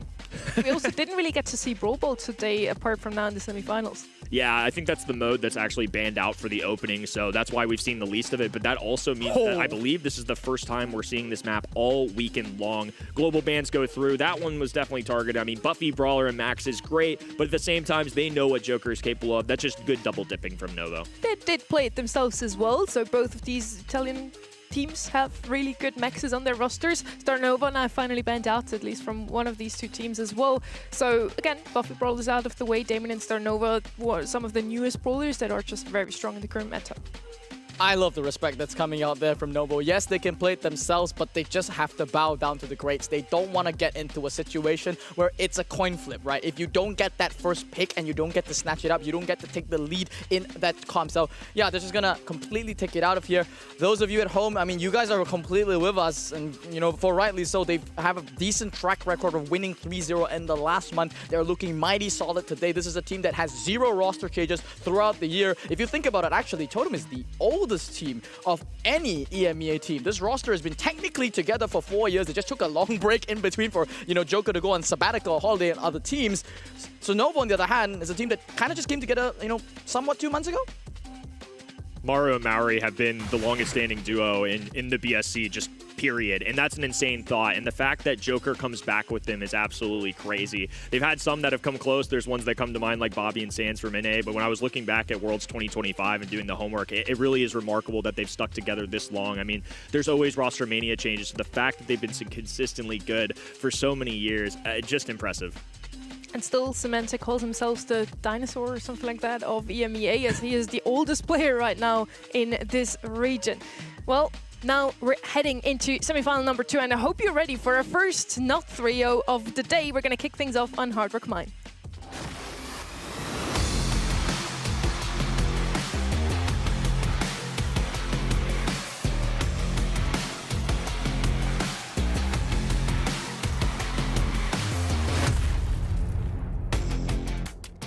Max is banned. Would have been a great gem carrier for either side here, but she's not going to be in play. 8-bit still left open, could be replacing him, but it's going to be the so-called Demon Dog yet again. He's just good in every single map and mode still, even after the recent balance changes just a week ago.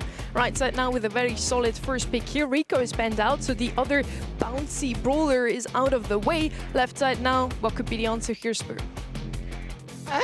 aggressive picks here in general are pretty good. Shade here could definitely still come into play, but not this early. I mean, it was answered beautifully by Joker's Buzz in the previous thing, but it is a threat that always has to be set up for. I don't think that Ruffs is a brawler that you immediately need to deal with in the draft. It's something that later on aggressive picks or even a cheeky thrower could be used in the past.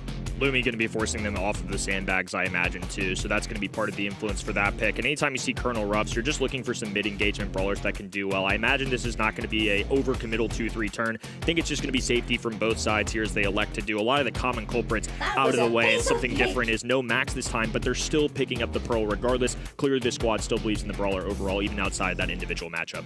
Yeah, don't mind it, as a jump carrier could potentially also play lane. She's just pretty good overall, and that has been showing yesterday in South America and today in EMEA as well. On the right side, wouldn't mind this boss pick again, honestly. Something aggressive. They're gonna go with Lola first, something we have seen very often today as an answer to that Pearl, and there's the boss yet again. Joker, I see you. It's a very similar structure that they're going for here, and they're checking all the boxes here, right? They are concerned about the Shade. That's just a brawler that's so oppressive on this map. You always have to have an answer for it, whether it's a Trunk, whether it's a Buzz. It looks like the flavor right now is going to be the Buzz for Joker. He executed perfectly when he executed his previous match completely. And so Novo, they have to make a choice here. I mean, either you still go for it because the value is immense on that Lola, and they think it's just too unbeatable. They don't mind going straight into Joker's Buzz. That's either massive disrespect or massive, cojones going into this. I think more of the latter of what you mentioned there, too. I mean, a bold play, especially after watching what Joker was able to demonstrate in this exact matchup just earlier today. So I think really just asserting themselves, staying confident. I think if you're a pro player, you have to, but I'm a little scared off at the same time. Shade, an excellent brawler on this map, but Joker, an excellent player. The Italian Derby, as Sonny called it, once again, a repeat of the previous month, and it feels like both of these teams are growing stronger as we progress throughout the year. The go time is now. Totem can leave the rest of the pack in the dust, really isolate themselves as a team that could grab one of the 2 remaining World Final slots in this region. But if you're Novo, you're just outside clasping distance. You could make a Grand Finals. You could take down a team directly in front of you and give yourselves a fighter's chance. Well, the first few gems are going to be going in the way of Totem. They did come out on top in that first altercation. Meow now is going up against that fabled matchup against Joker. He's pinched out here in the moment from the mid, and there we go. Joker strikes, gets the first kill here on to Meow. It's Totem that are fully in control. This is going exactly as they planned. 100%. Definitely alongside the Shade. It was a little bit risky. It's a great brawler, but especially after seeing that matchup, the fact that they weren't deterred off that impressive, but Meow playing this brawler wonderfully so far. Cycles in another super low HP. Joker, again, going to be gluing himself to that left-hand side. What a dash through from Meow, though. Avoids the buoy, no contact there, and now Maori and Maru are going to be stunned out, rooted in the ground on that top right-hand side. It's just easy pickings for Juice.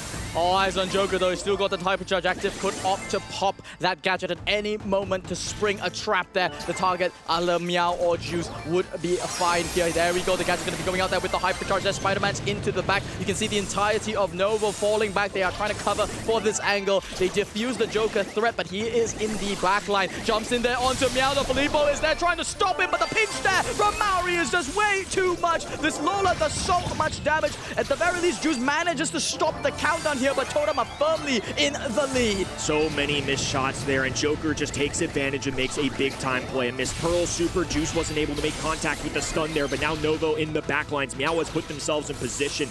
9 gems is not quite enough, and all of a sudden, the blue roster can occupy the entire middle of the map. Maru gonna try and use this double laser to assert himself to move up that left-hand side with the bounce shot, but Meow is a threat. That's why Joker is just gluing himself to that right-hand side. He's gonna be shadowing the Shade the entire duration. He's gonna have to check Meow's Hypercharge here. Could be a potential win condition. Takes down Joker. That was his job there. They traded out 1 life of Joker for that Hypercharge, but now he's got one of his own. He can answer in kind, in karmic justice. Goes there across the entire map onto Juice, and Meow falls on the right as well. Totem sees total control of the mid, but it's still anyone's game. Filippo trades with the gym count now relying over to Totem. They have to grab one of their own here as Juice backs it up. Meow without a super so far, and Joker with a perfectly timed stun. Cycles in another super to take down alongside that as well. Maru even has a super available too. They can afford to get aggressive now that all of the gyms are in the back of the map. The final 15 seconds, Totem just shined. They got the frags necessary and were able to walk away with the heist. bit anticlimactic there in the end. I mean, Meow got caught out for the upteenth time. It's difficult. I mean, it's not possible to tell from a respawn angle where this Buzz is going to pounce on. And honestly, I mean, I think he was a bit in Meow's head. You know, one time you think that he's going to be going for you. Next thing you know, he's jumping in the backline onto Juice instead. And so, if you're the Shade, I mean, this is by no means an easy matchup. Going to be Lola rotating to the middle of the map as Maru does a little scouting report on the left-hand side. No brawlers available because Meow pops up. Both of these brawlers, you can see it around them, they've got a little circle, and if you're within that range, it's going to allow you to charge up that super. Both of them awkwardly playing this strong distance. A double tag there will allow Nova to expand, but I think Joker, knowing he's aggressive, just more than anything, just trying to get that first super up and going, because once he's online, changes the game. Same can be said for Meow. That's why he's going to press really aggressively against this wall, even if he costs him his life. I think it's okay for the long run. Yes, indeed. And Joker, though, he's got multiple good targets to go for. Only Filippo is a bit of a strange target to go for. Can't really take down the Pearl here, too tanky, and that super will stop him.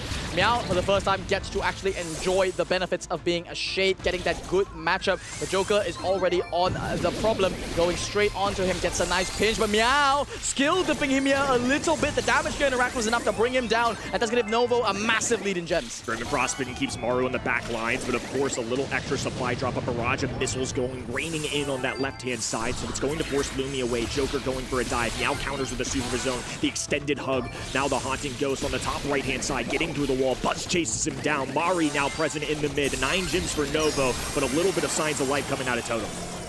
They're going to be pinched out shortly here on that left lane here. We see the hypercharge there from Meow. Goes and tries to force the last gem, but can't get it done. The gem does fall into Filippo's pocket, though, and that's going to allow them to kick off the countdown. Scoop and score for Filippo as now his 2 teammates looking to play full-on defense. 10 on the clock. Joker has a super available. Dives straight at Meow. Head first. Gets the kill, but it's ultimately a trade as Filippo goes to the extra stat line under heavy fire, though, and a ton of duress will lead to a kill. All the gems still safely in the back lines, and the good news is Novo will have the numbers. Gems are passed onto Meow, though. He's got plenty of mobility. They're going to swap up the roles here. Filippo's going to be going on the offensive, trying to create as much space as possible. Joker has to find Meow in the back there, but Filippo spacing him beautifully there. You see Meow there darting over to the left, the entire Totem coming in, but they don't have the time. They don't have the damage, and they cannot get the reset. Novo take game number 2. Great answer out of Novo, and that one felt more one-sided to me. In game number 1, it was a lot of back and forth, kills being exchanged on both ends, but from top to bottom, Novo pretty much had the gem count the entire way. I think just too much an advantage, and even when kills got traded out towards the end there, they were so far back in the Novo backlines, and Totem had no real escape mechanism, no Buzz super to kind of get them out of dodge. So as a result, Novo going to tie things up. This is more of the Brawl Stars I'm used to seeing out of this region. No freebies for any set.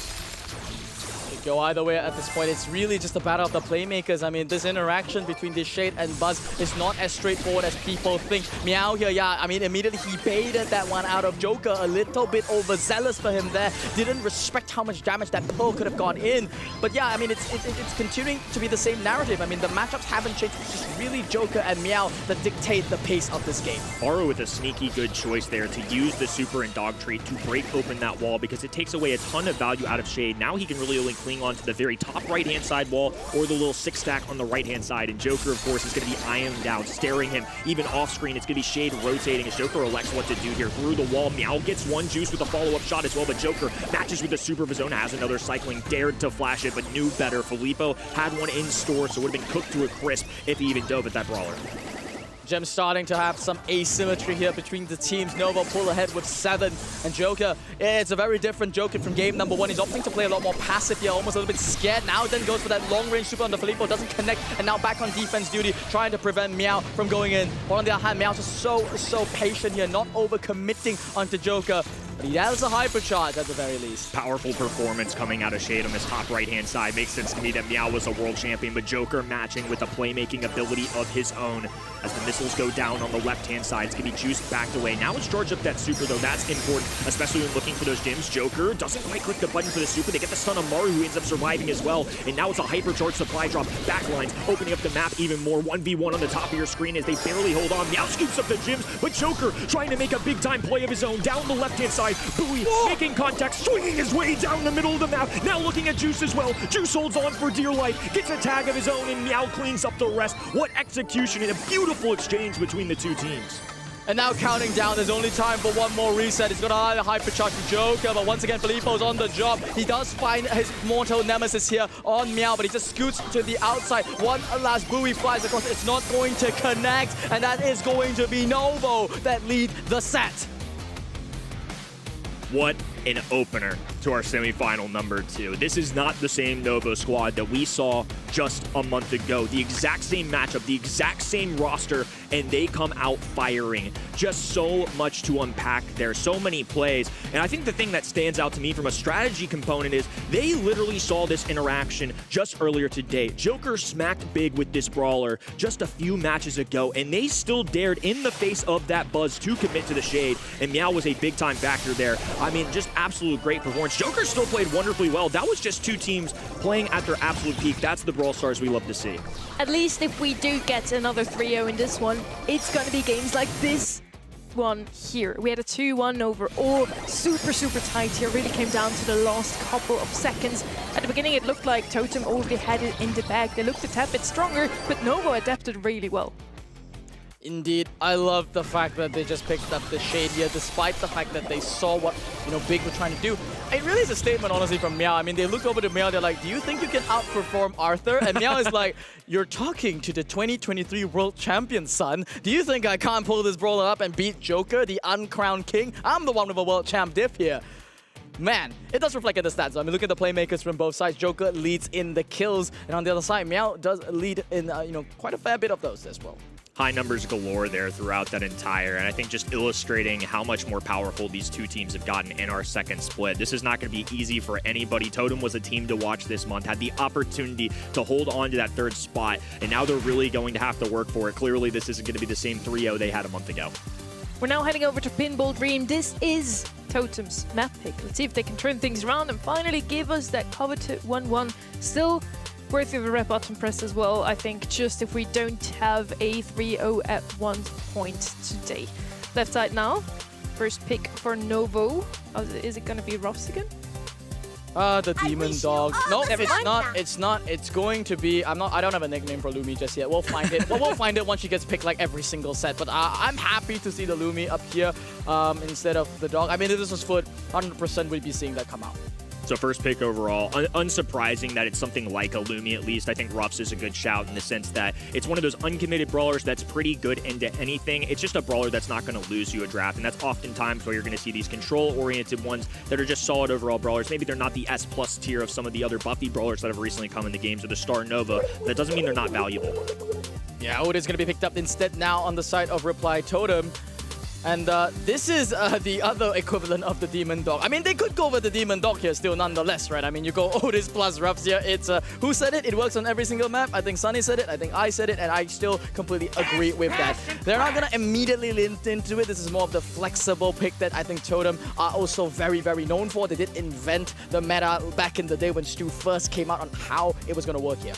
And back when Stu was really good in the meta, very often Ruffs came out as a counter because of the sandbag. So the brawler that we mentioned very often would still be a good answer here from the left side. We have many great buffied brawlers out of the way with the mech, the Surge, the 8-bit. So I don't really know what else is still up for grabs here. Kenji and Poco gonna come out. That's a very old style comp here. Just it used to be Poco double tank. It then deviated slowly into Poco 1 tank and range. And this is exactly what Nova is showing us here today again. Poco Gadget is going to get some serious value here into an Otis Mute, and on top of that is a little bonus extra. If there's any flaming effect from the Stu Super, well, now they can just prevent all of that in one fell swoop. Love that. I think it's a pretty good synergy there. I don't think there's any super hard counter 6-pick. If they wanted to go thrower, well, now they've got Kenji to cover that, so I think they're just going to get beefy. A little baseball bat swing never hurt, and I think that's going to be a good answer to something like Kenji. There's a timing that they have to capitalize on. I mean, whenever Grim and Frostbitten is online, it's going to be so difficult for Totem to advance here.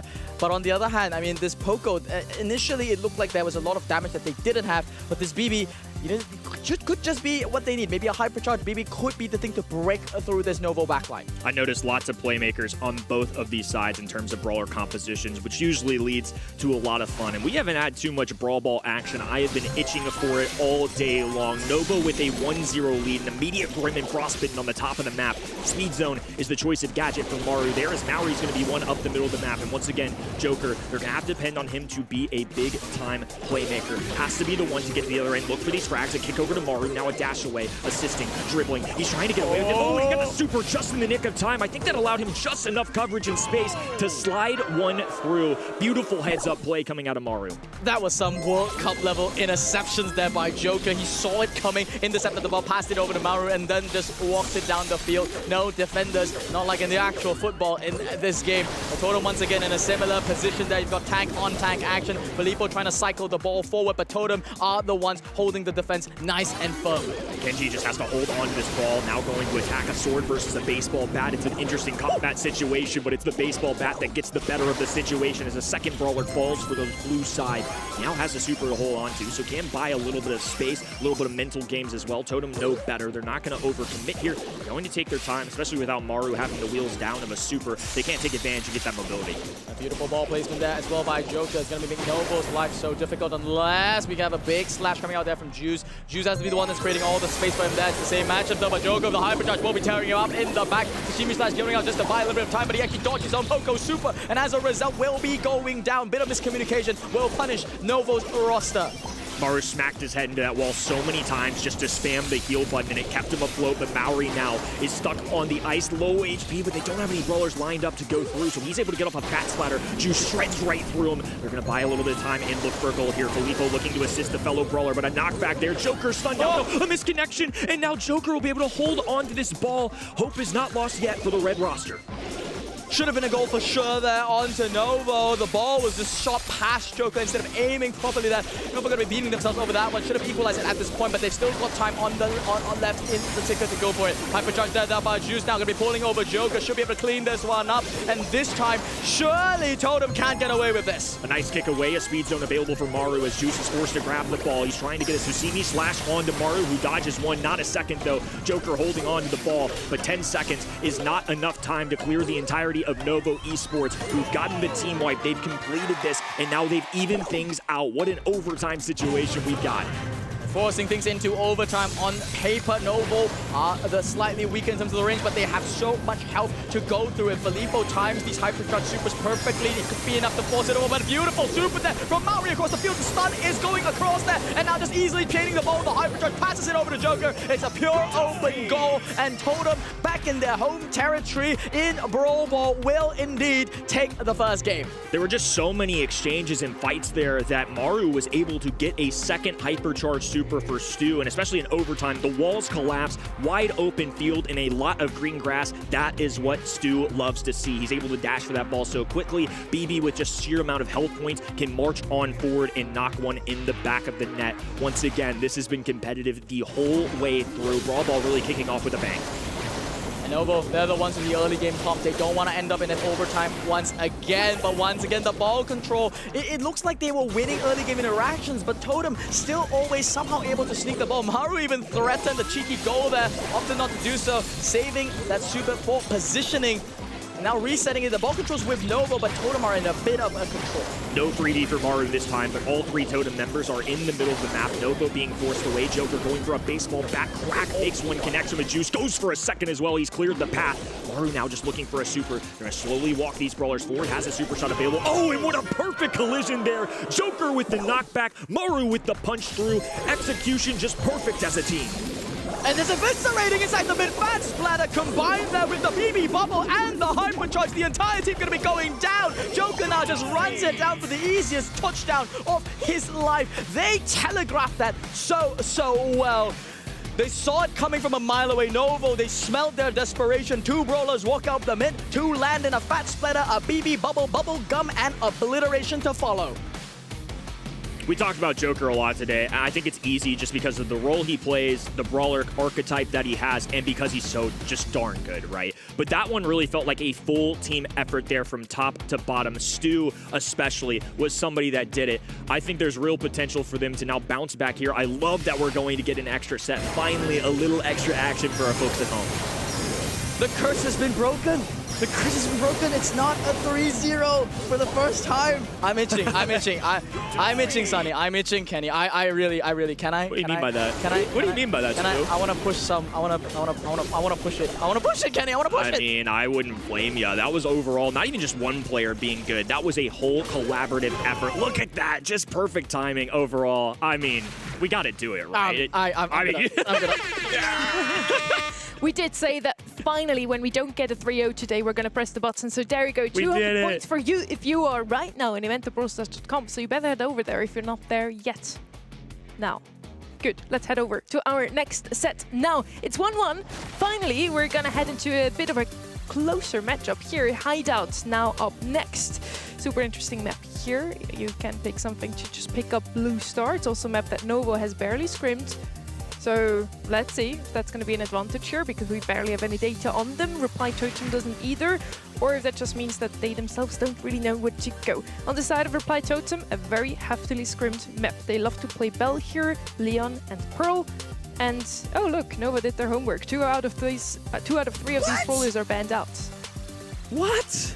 First pick Edgar in Hideout. Oh no, again. Yeah, no, it actually works this time. Welcome to the new meta, guys. And are they going to be trading out with the mortars? That seems to be a trend that we did see in South America on this map. We saw it last month as well when those 2 assassins were the premier boogeymans. But Foot have also shown us a very different side of this map. You can opt to still play control if the mechanics is sound. I see Brock is wide open, and 8-bit is open as well. I wonder if that is what Totem will be setting up for in that last pick. Interesting that they take up the Bell though, as they are 2-3 turn. I'm not in that draft room, but my philosophy in this situation, after seeing that Edgar first overall as well, they've got the Blue Star on lockdown. We might as well go for the next best thing, grab an 8-bit, outrange the opponent, and just get ourselves a positive 2-3 turn. I really like this decision out of the right-hand side, just kind of conceding that Blue Star effort. On the right side now, 8-bit coming in, and we still have one last pick from the side of Totem. Now left side, Edgar as a beginning just to pick up that Blue Star. As we talked about it coming into the match today, Brock gonna be picked up here. Pierce still left open as well, so that could be a break comp. Yet with Edgar, you might want to have some of these walls still left standing. I love to see a Piper come in there from Novo, you know, bring back some of that old school there, synergize it there with the Brock. It punishes Bell, it punishes the 8-bit. Yes, it's a bit vulnerable to a potential last pick that could come out there from the side of Totem, but, you know, honestly, Edgar does have pretty decent coverage these days. It's an X-Factor that's kind of good. Okay, they're gonna not go for the new meta, they're gonna go for Pierce instead. Sunny was right after all, she's always right, and I am never. You're not right, never. But yeah, the Bell and the Pierce I kind of saw coming. Now on the right side, Totem has still one last pick. I mentioned the Pearl and Leon that they really liked coming into this. Gonna go with a bit more aggression now. They needed something to address this Edgar a bit further. I think so too, and Mina now is going to be an excellent option. So again, Totem see the writing on the wall. Edgar can get a little bunny hop with the gadget, gets the instant scarf connection, and can grab that Blue Star. But on the other end, they've got some serious firepower going on from the long range, and on top of that, Mina is one of my favorite playmakers to watch. Novo and Totem, not the same matchup that we had just 1 month ago. Both of these teams growing stronger and stronger. Both of these teams hungry for an opportunity at the World Finals, and now in a marquee moment for both of their seasons, taking a 2-1 lead in this semi-final could change things up entirely.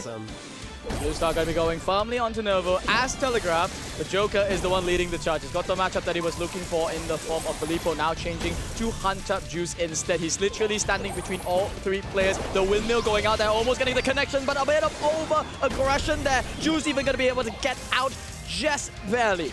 Burning that super, certainly worth it because Maori had those shots lined up, and now he's got the booster down as well, the turret up and armed. Filippo going to be navigating this situation. It does swing a couple stars Totem way, but it's the Blue Star that we're most importantly looking at. Juice's life is by far the most valuable on the blue roster. Well, he's got Let's Fly coming up very shortly. No super for him just yet. Meow is holding his own on that right lane, but it's Totem that's slowly but surely encroaching here on the back. Joker's now farmed up the entire gadget. Gets the pull there onto Meow. Should be able to bring that, but once again, Juice is on the job. Pounces onto one, goes for a second there, cleans up once again. It just looks like Totem are always just one step behind. What a calculated risk. We talked about it, but Juice was the one with 3 and the Blue Star, so if he dies, this swings Totem's direction. It's giving them an advantage. Instead, he makes 2 excellent isolated play. The rookie sensation has been phenomenal, and he wants more. Diving at Joker, but he bounces away. Oh, and a timing as well. Cost him his life. The blue star swung. Disaster for Novo. Bit of a mechanical error there from Novo, but they've got to leave that one in the past. They've still got 30 seconds left on the clock to make a comeback here, and it is currently led by Filippo. Joker, though, he's not eager to see that happen. Wants to go back in the mid, create some pressure, and he darts back. Juice now has a super, though, could potentially dive in. Totem with 15 seconds, turtling down, but Juice is trying to answer with a big-time play. A teleport through as Maori gets the kill, the dash it, and the teleport connects. Another tap from Maru as well. It was looking grim, but Totem respond excellently. Red roster steal game number 1. Absolutely beautiful there from Totem. The team played the trust that they had. Maru saying, yep, don't worry about me, Joker. Go forth, do your job, do your assassin thing, do your playmaking, clip farming, TikTok farming, YouTube video making plays that you usually do, and just let me deal with the Edgar. I mean, the hypercharge interaction was something that I've not seen before, you know. Edgar jumping in on a hypercharged 8-bit, that turret damage actually ends up being consequential. And you know, with the new cheat cartridge gadget, there's just so much healing can come out. It's so hard to bring this brawler down. That's exactly where I was going to say, too. That's part of my analysis as well, as even if Edgar dives at you, as long as you have that gadget, it's okay. You just regenerate a ton of that HP back, and it still gives you a real chance of getting a takedown. Normally, that would not go any way other than Edgar, but especially with the Buffy buff, it's just going to go for 8-bit.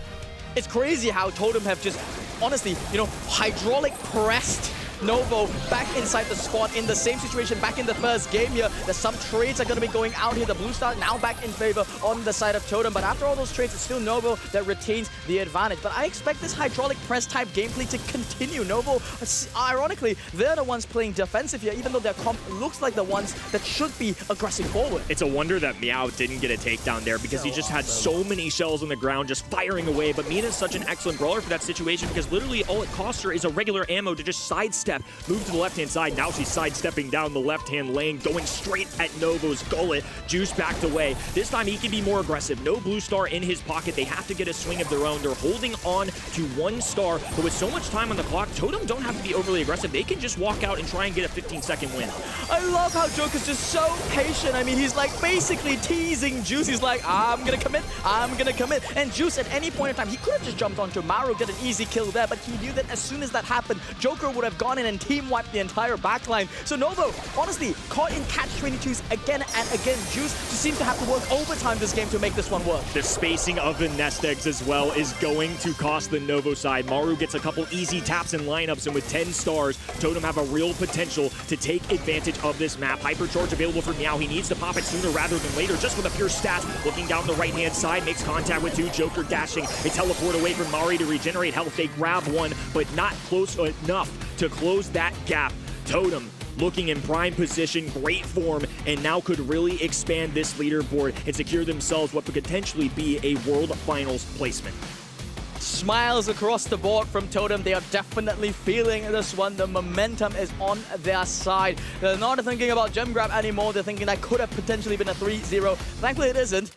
I mean, for the sake of us, I mean, you know, Sunny would have lost her mind if it was another 3-0 here. But yeah, Joker looking so chill, so handsome as usual. And I have to glaze him because that Mina gameplay, I mean, even Angel Boy would have been proud. They were so patient about it. He ran us in game number 1 and he overcommitted a little bit too early and got punished by Juice, as you can see. And then Juice kind of delivered it right back in the last bits there, but it exposed the weakness of the Novo comp. Juice has too many shoes to fill.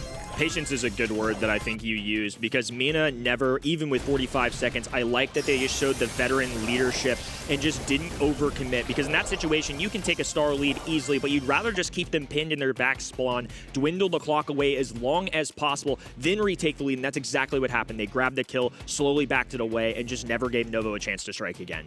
As soon as I saw the Brock on the left-hand side picked up during the draft phase, I said, oh, that's going to be a Pierce and it's going to be a break the map open comp. And that is exactly what those two brawlers usually want to do. But with that Edgar first pick, they couldn't really do that. They didn't want to do that and open up that Edgar towards the Bell and 8-bit on a completely open field.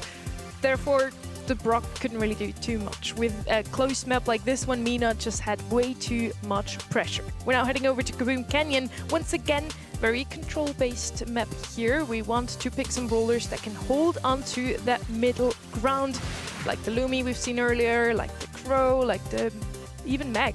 Anything that is still left open at this stage, of course. Meg is banned out globally already. We have 8-bit and Crow banned out on the left as well. Finks coming in for the 3rd time today already on this map. EMEA really likes this Sphinx selection. I think it's for a very obvious purpose. They're on Kaboom Canyon. This was pioneered sometimes last year where they realized that, honestly, it's fine to just walk up the mid, sacrifice a little bit of that health, and Sphinx is one of those brawlers that can do so very safely. That gadget going back in time always allows himself to remain in a safe position. This is a new meta for Kaboom Canyon. It's no longer just about range sharpshooters. It's all about that mid control. It's felt like a lot more control-oriented compositions. Just in general for EMEA, I would say they're playing some aggressive brawlers, but it doesn't necessarily feel like it's the same meta of previous where it's anti-tanks and tanks dictating everybody's methodology when they're going through these selections. It really is, hey, let's get our priority first picks in. Let's get the control brawlers going here. And I love that contrast compared to what we've seen previously. Yeah, we're not seeing an over-priority on things like Kaze, for example. I mean, I still like the fact that Chuck is banned out, for example. Totem banned out, Glowy as well. What? Interestingly, though, I mean, in this kind of a matchup, Novo, they're still opting to go back for this Edgar selection. They paired it up with this Charlie, and I don't know if this is setting themselves up for too much weaknesses in the comp.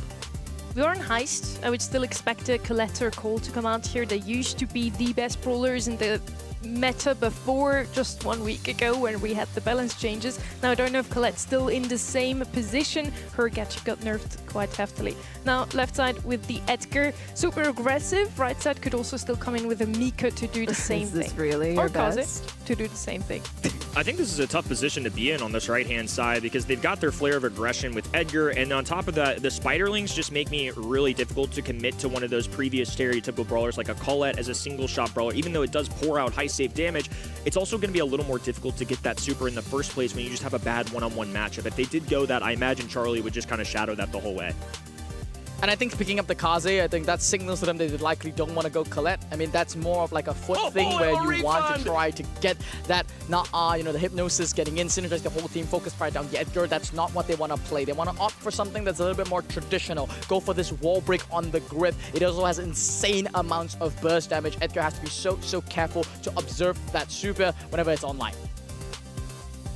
We have a lot of control, both sides so far. Left side still needs a bit more damage though. We have the Spiderlings to deal with things potentially gonna get taken care of though by the grip. So there's the Colette that I was talking about. It is a lot of damage to save. It's a single shot brawler. It could potentially also deal with that Kaze. Is it the right answer though, Kenny? Do you see any other option? I think it's totally fine for the left-hand side. I was just a little more scared off by the right-hand in, especially in the face of some of those more individual matchups, but Colette can get all the value in the world just with the Heist safe. 1 month ago, Totem flattened Novo.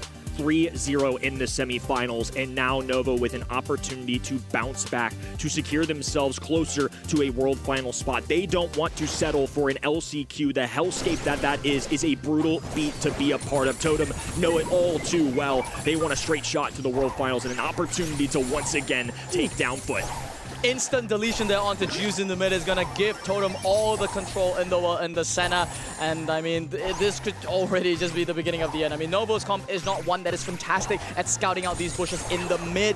You see a nice play there by Colette. They're gonna be able to push out Joker, but mid control, that's the name of the game, and it's still firmly, comfortably with Totem. I believe that was Push It as well as the star power choice, and historically this is the one mode where the shield gets ran, so the fact that they're going that I think is more of an answer into maybe something like Kaze, who's looking to engage up close, and Colette is looking to push away. Filippo with excellent defense there. Spiderlings make contact on the left-hand side. Now going straight at Joker, but Joker ends up surviving. The aggressive playmaker doing a great job throughout this. We're leaving the grip at home to deal with Juice here. Gonna be throwing out the piggy bank there, just cheekily against the Unbreakable Wall, just threatening Juice there. They will have to pinch him out eventually. The left jump is gonna be going in there on the safe, and then jumping back onto the other side there into safety. This is a little pocket there that Edgar can continue to pressure from leaving Totem in a fragmented decision. Juice just looking like a leapfrog right now, going from high safe to wall, and then he's just gonna charge up that super passively once again and wait for that gadget cooldown. You can see his hypercharge is starting to form around him. Meanwhile, on the right-hand side, hypercharge going down for Filippo. Cocooned an enemy. Joker bounced out and then hypnotized. The charm goes through. Juice able to get some more shots in as well. And finally, the first shield of that safe is cracked.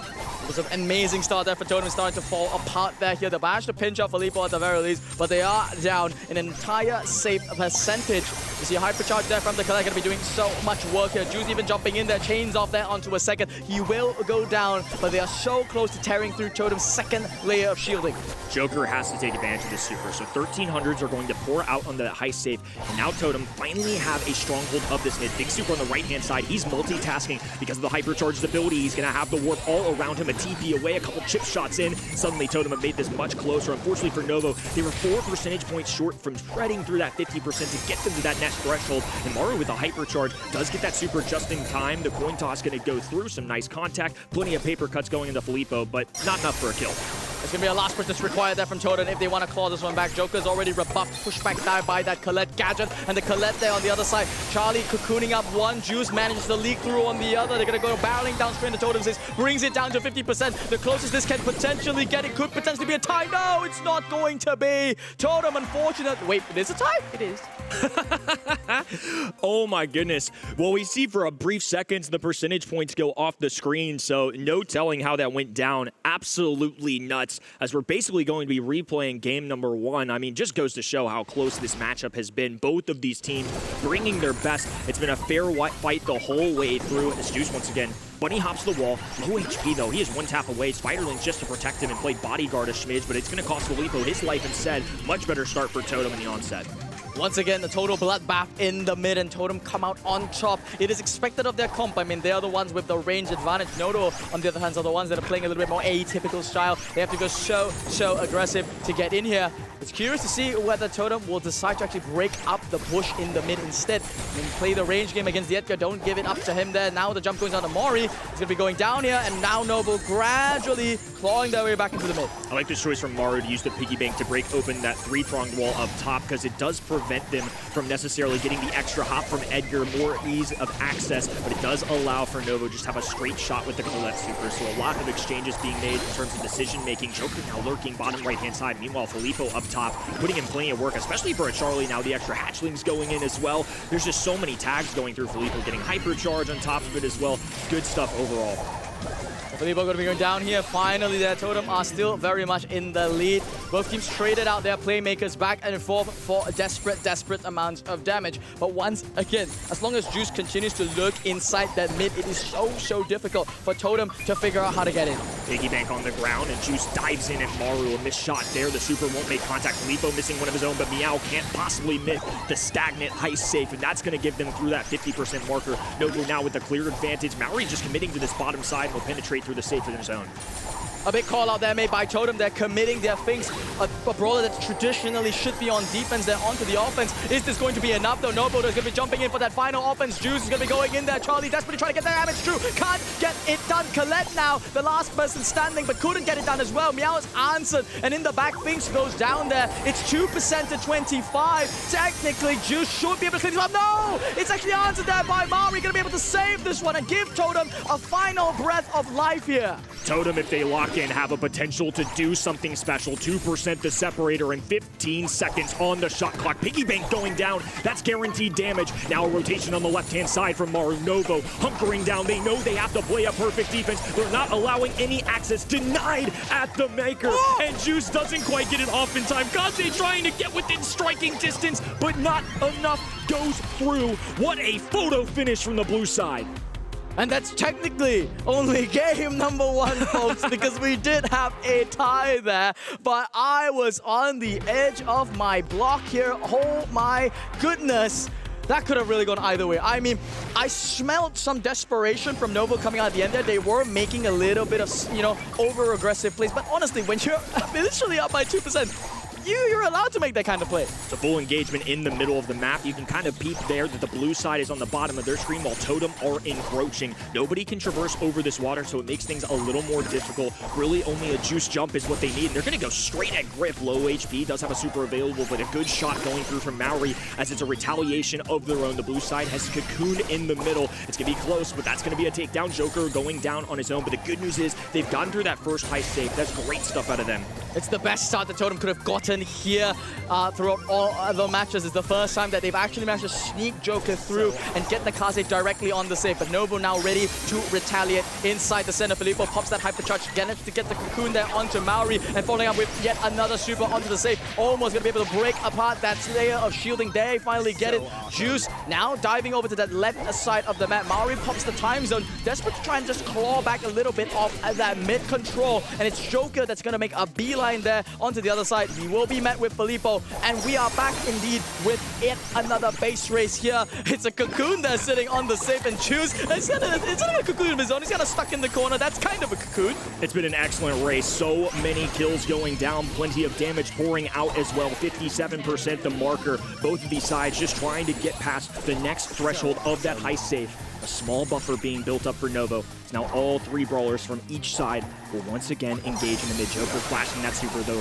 He's diving at the left-hand side. Meanwhile, Filippo, a full engagement on the top side. Edgar, the assassin, hypercharge, going straight through that save. And Novo match with a set of their own. Unbelievable. We were due one. EMEA is way too good of a region to do anything less. And now in a set 5 decider, these two Italian orgs will be going to war for potential postseason seeding. And we finally get to see a decider map today. They're taking it super close. Not only was the first game a tie spoo, we also finally get to see a series go all the way to the very last set. Set number 5 is what we signed up for. I'm glad EMEA is not just 3 eggs the entire day. And this one, I think this one showed it all. I think once again, this is yet another comp that, I mean, we look at it and we're thinking to ourselves, both teams have a pathway to victory. It comes down to the minute details. It comes down to the decisions, the macro play, the micro play. And this one, I think Novo eked out just barely ahead. Yeah, looking really strong in the draft, but also mechanically, there weren't really any mistakes from either side. I believe it just came down to who had a better inkling on when to actually engage Kenny. They moved as a unit, and Novo takes this one here. A really competitive one the whole way through. Just impressive gameplay, even in the losses for both of these teams. It really does feel like there is a top 4 in this region and everybody else. I know Humble got swept away a little earlier going back-to-back months against Foot, but on land stage, I just know who they are. It's in their DNA. They are still somebody I am very scared of, but Novo and Totem get to benefit. They have a journey down on this lower hand side, an opportunity to go against Foot, and it's all going to come down to a tiebreaker map on Dueling Beetles. Honestly, this could go any direction. I don't feel safe for either of these teams, and I mean that complimentary. This is just a scary situation. Big players make big time plays, and if there's now more than ever, it's time for Novo and 2023 World Champion Meow to lead this young roster to the photo finish. Are we gonna get a repeat from the June monthly finals where we had Foot Esports versus Totem in the grand finals? Or is it gonna be a new name shining at the top? Novo could make it here. They're so close, just one more set away. We're finally gonna get to see one of these random maps. None of those teams have chosen Dueling Beetles, yet it is a map we haven't seen today at all. And I'm looking forward to seeing what they have prepared for a map like this one. We've seen a lot of new throwers coming out. Barley, for example, has received a recent buff, and I believe he's definitely one to look out for. Crow left open, despite 2 nerfs in the last 2 weeks, still one of the best brawlers, it seems.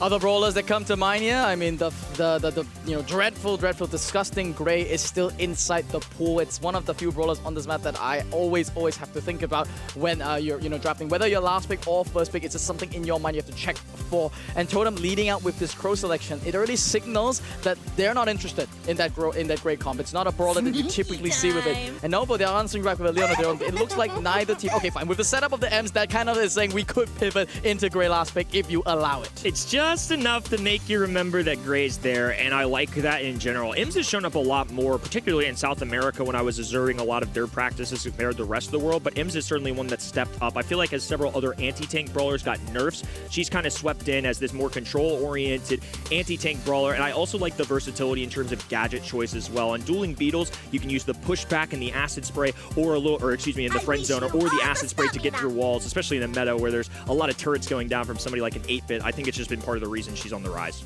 Into the ends, I was expecting either Lumi or Chester to come out. Now, it is a good answer if that Gray TP is going to come out as the last pick still from the side of Novo.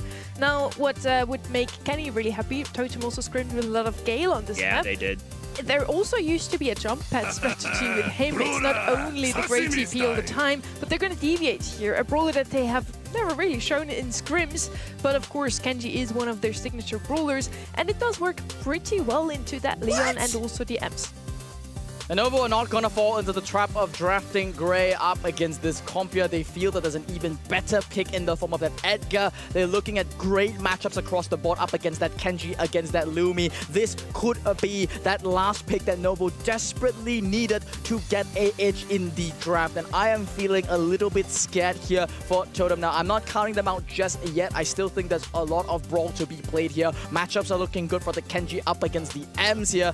But overall, that Edgar pick, it was the boogeyman of last patch for a reason. Last month, Joker and his team had an easy route. A 3-0 in the exact same situation, but Novo have come alive. They have advanced to a new tier of play style, challenging the veterans of old. And now Joker has to do it once again alongside his tandem of a squad. Juice getting the early kill, giving the numbers advantage to the blue roster. There's the pushback, so that's the gadget choice they're rolling with, but it's still Joker who makes contact. A slice of the sword is Filippo going invisible. Juice now rotating back in. They're just trying to get as many brawlers on this point at all times as possible. Tomorrow rounds the corner, gets some assistance from Maori. It's just a bloodbath everywhere you look on this map.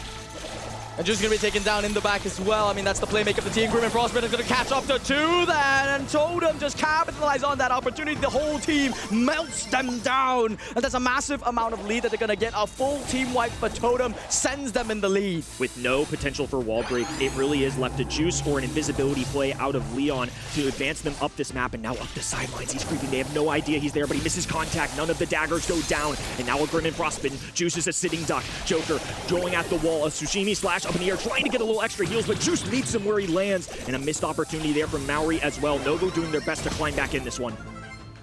A team wipe for them now, and Meow is holding on to a hypercharge, so does Juice here. Joker to be going in there with that Osomaki healing, trying to keep himself alive, just buying pressure for his team to just get back in there. But it's a cycle that's beginning. And okay, they bring down Juice at the very least. That's going to give an opening there for Totem to break back into the mid. Utility knives going down for Maru as the shield goes up as well. Maori isolating the middle of the map with the Grim and Frostbite. Juice diving in, daggers going down everywhere, but not enough for any kills. Juice, though, doesn't quite have the reach into Joker, who pops the hypercharge. Meow matches with one of his own, though. What an even fight the whole way through as the Kenji falls. It's Novo who are going to be able to tie this up. Maru jumps in there, but Juice is there waiting. The friend zone pushes him away, and Meow now with 1,000 health is just going to be left with Joker to desperately try and clean this one up. The team stash goes in there, catches the connection onto Meow, but Juice is waiting for him to pounce. They're counting up to 90% there. It's Maru and Maru that have to try and save this one, but they can absolutely do nothing here into Filippo and Juice. Novo take game number 1 and put themselves on match point. That's a locked-in roster. A high-pressure situation, and you can't help but feel the mind games of just a month ago. We lost to the same squad 3-0. That is not the squad we are. That's not the team identity that we want to roll with. And now they have an opportunity to disrupt this leaderboard. Reply Totem would love a win here. A grand finals appearance would almost surely put them in a position where they're guaranteed for the world final, but Novo are answering at every turn. Joker up in the air. Juice doesn't make it out alive, and Filippo now going to be a goner too. This is a beautiful start for Totem. A total team wipe there from the side of Totem. Finesse there from Joker, getting a sick double kill onto the entirety of the Novo roster. But this is a position that Novo were in, and previously it was Filippo's invisibility and Juice's jump that was able to get in, and that's what we're seeing. Invis gets Maru down there. Juice jumps onto the other. Joker taken down by the friend zoner, and just like that, a team wipe in the other direction. What a response, and Juice has been playing this brawler all night long. A great assassin in his own right, going head-to-head with somebody like Joker, who is known historically for this. Finds the isolated play up top, a nice dive in as Joker looks to play defense for his squad. Maru, right hand in, has to round the corner, looking for any kind of contact as Kenji goes down immediately. A swoop through, a pushback as well, though, and Filippo in invisibility dodges the daggers. Again, what a sidestep, what contact, and now extending for his team. Hypercharge that from the Juice, gonna be a chain over to Joker. Should be a double kill for him. Joker somehow still is able to stay alive. He dies mid-swing over there. Double kill for him. Meow and Filippo still staying strong inside the mid. It's a last push there from Totem, and it has to work for them to reclaim the mid. Lumi is having a tough time. Juice is just getting the matchup favor as now the utility knives go down. The extra hypercharge damage pouring into Meow, but not enough for any kills. Filippo pinky toe on this left-hand side inside the map as Joker swinging away. A little bit of contact. Meow down on the right-hand side, still able to emerge though. A hyper charge of his own. Novo going in for more. It's a bloodbath on the top of the screen as Joker tries to make a desperation effort. Just 1 month ago, Novo swept away, and now an opportunity, not just for LCQ, they want more. They've got an opportunity to take on EMEA's #1. Incredible from Novo, punching their ticket to a brand new grand finals. We are not going to see a repeat of the last month, and what a deserved victory for them. 3 times is the charm. The Edgar pays off. We're looking at Juice on the screen now. He is jumping for joy, celebrating with his teammates. They really, really deserve this one. And they got revenge against Totem, and they are standing in the grand finals. And now Novo on their way to the world finals potentially, Kenny. I love it. I mean, this just makes things so much spicier. Totem's still in prime position overall in the region, but Novo now have given themselves a significantly better chance at being one of those top 4 teams. LCQ is great. Settling for that is awesome. But we all know how difficult it is to emerge from that event. In years past, it has been a tough one. There are a lot of great teams. Getting the security early, getting the job done in month number 5 makes month number 6 that much easier on the mental.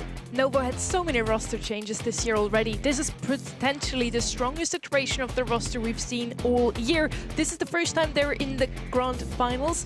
They didn't qualify for 2 monthly finals, but so many other teams in this region didn't either. So they can still qualify for Worlds directly if they get enough points on the board. And standing in the grand finals today, they definitely have the opportunity to do so. Now, Corey, we get you back.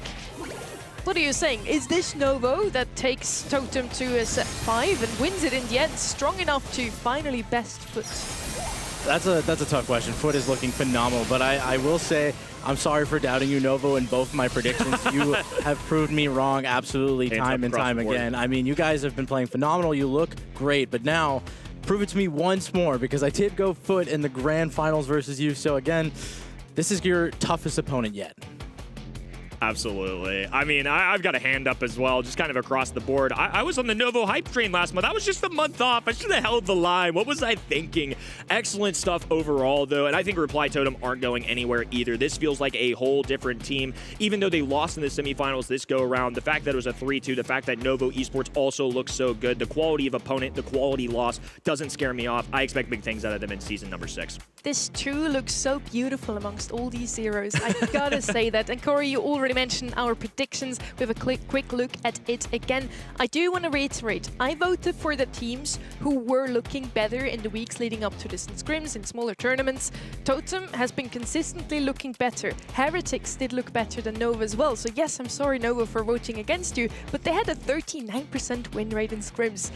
But they're winning when it matters. And I believe I've said that about Novo before, Kenny. You must remember, Novo is just that team when it comes down to bigger events. They know we either show up today or we're basically out of contention for Worlds and LCQ, so they win. There's some teams that just historically, scrims aren't necessarily where they shine, but they still learn enough to where they get to game day and they put that practice into play. Ultimately, it's just a battleground, a breeding ground for ideas for different drafts to test things out. And so there's squads historically that just do better on the actual day of the game. And obviously in the first half of the year, didn't work out super well for Nova, but since this roster change in the second split, they have been a whole nother team.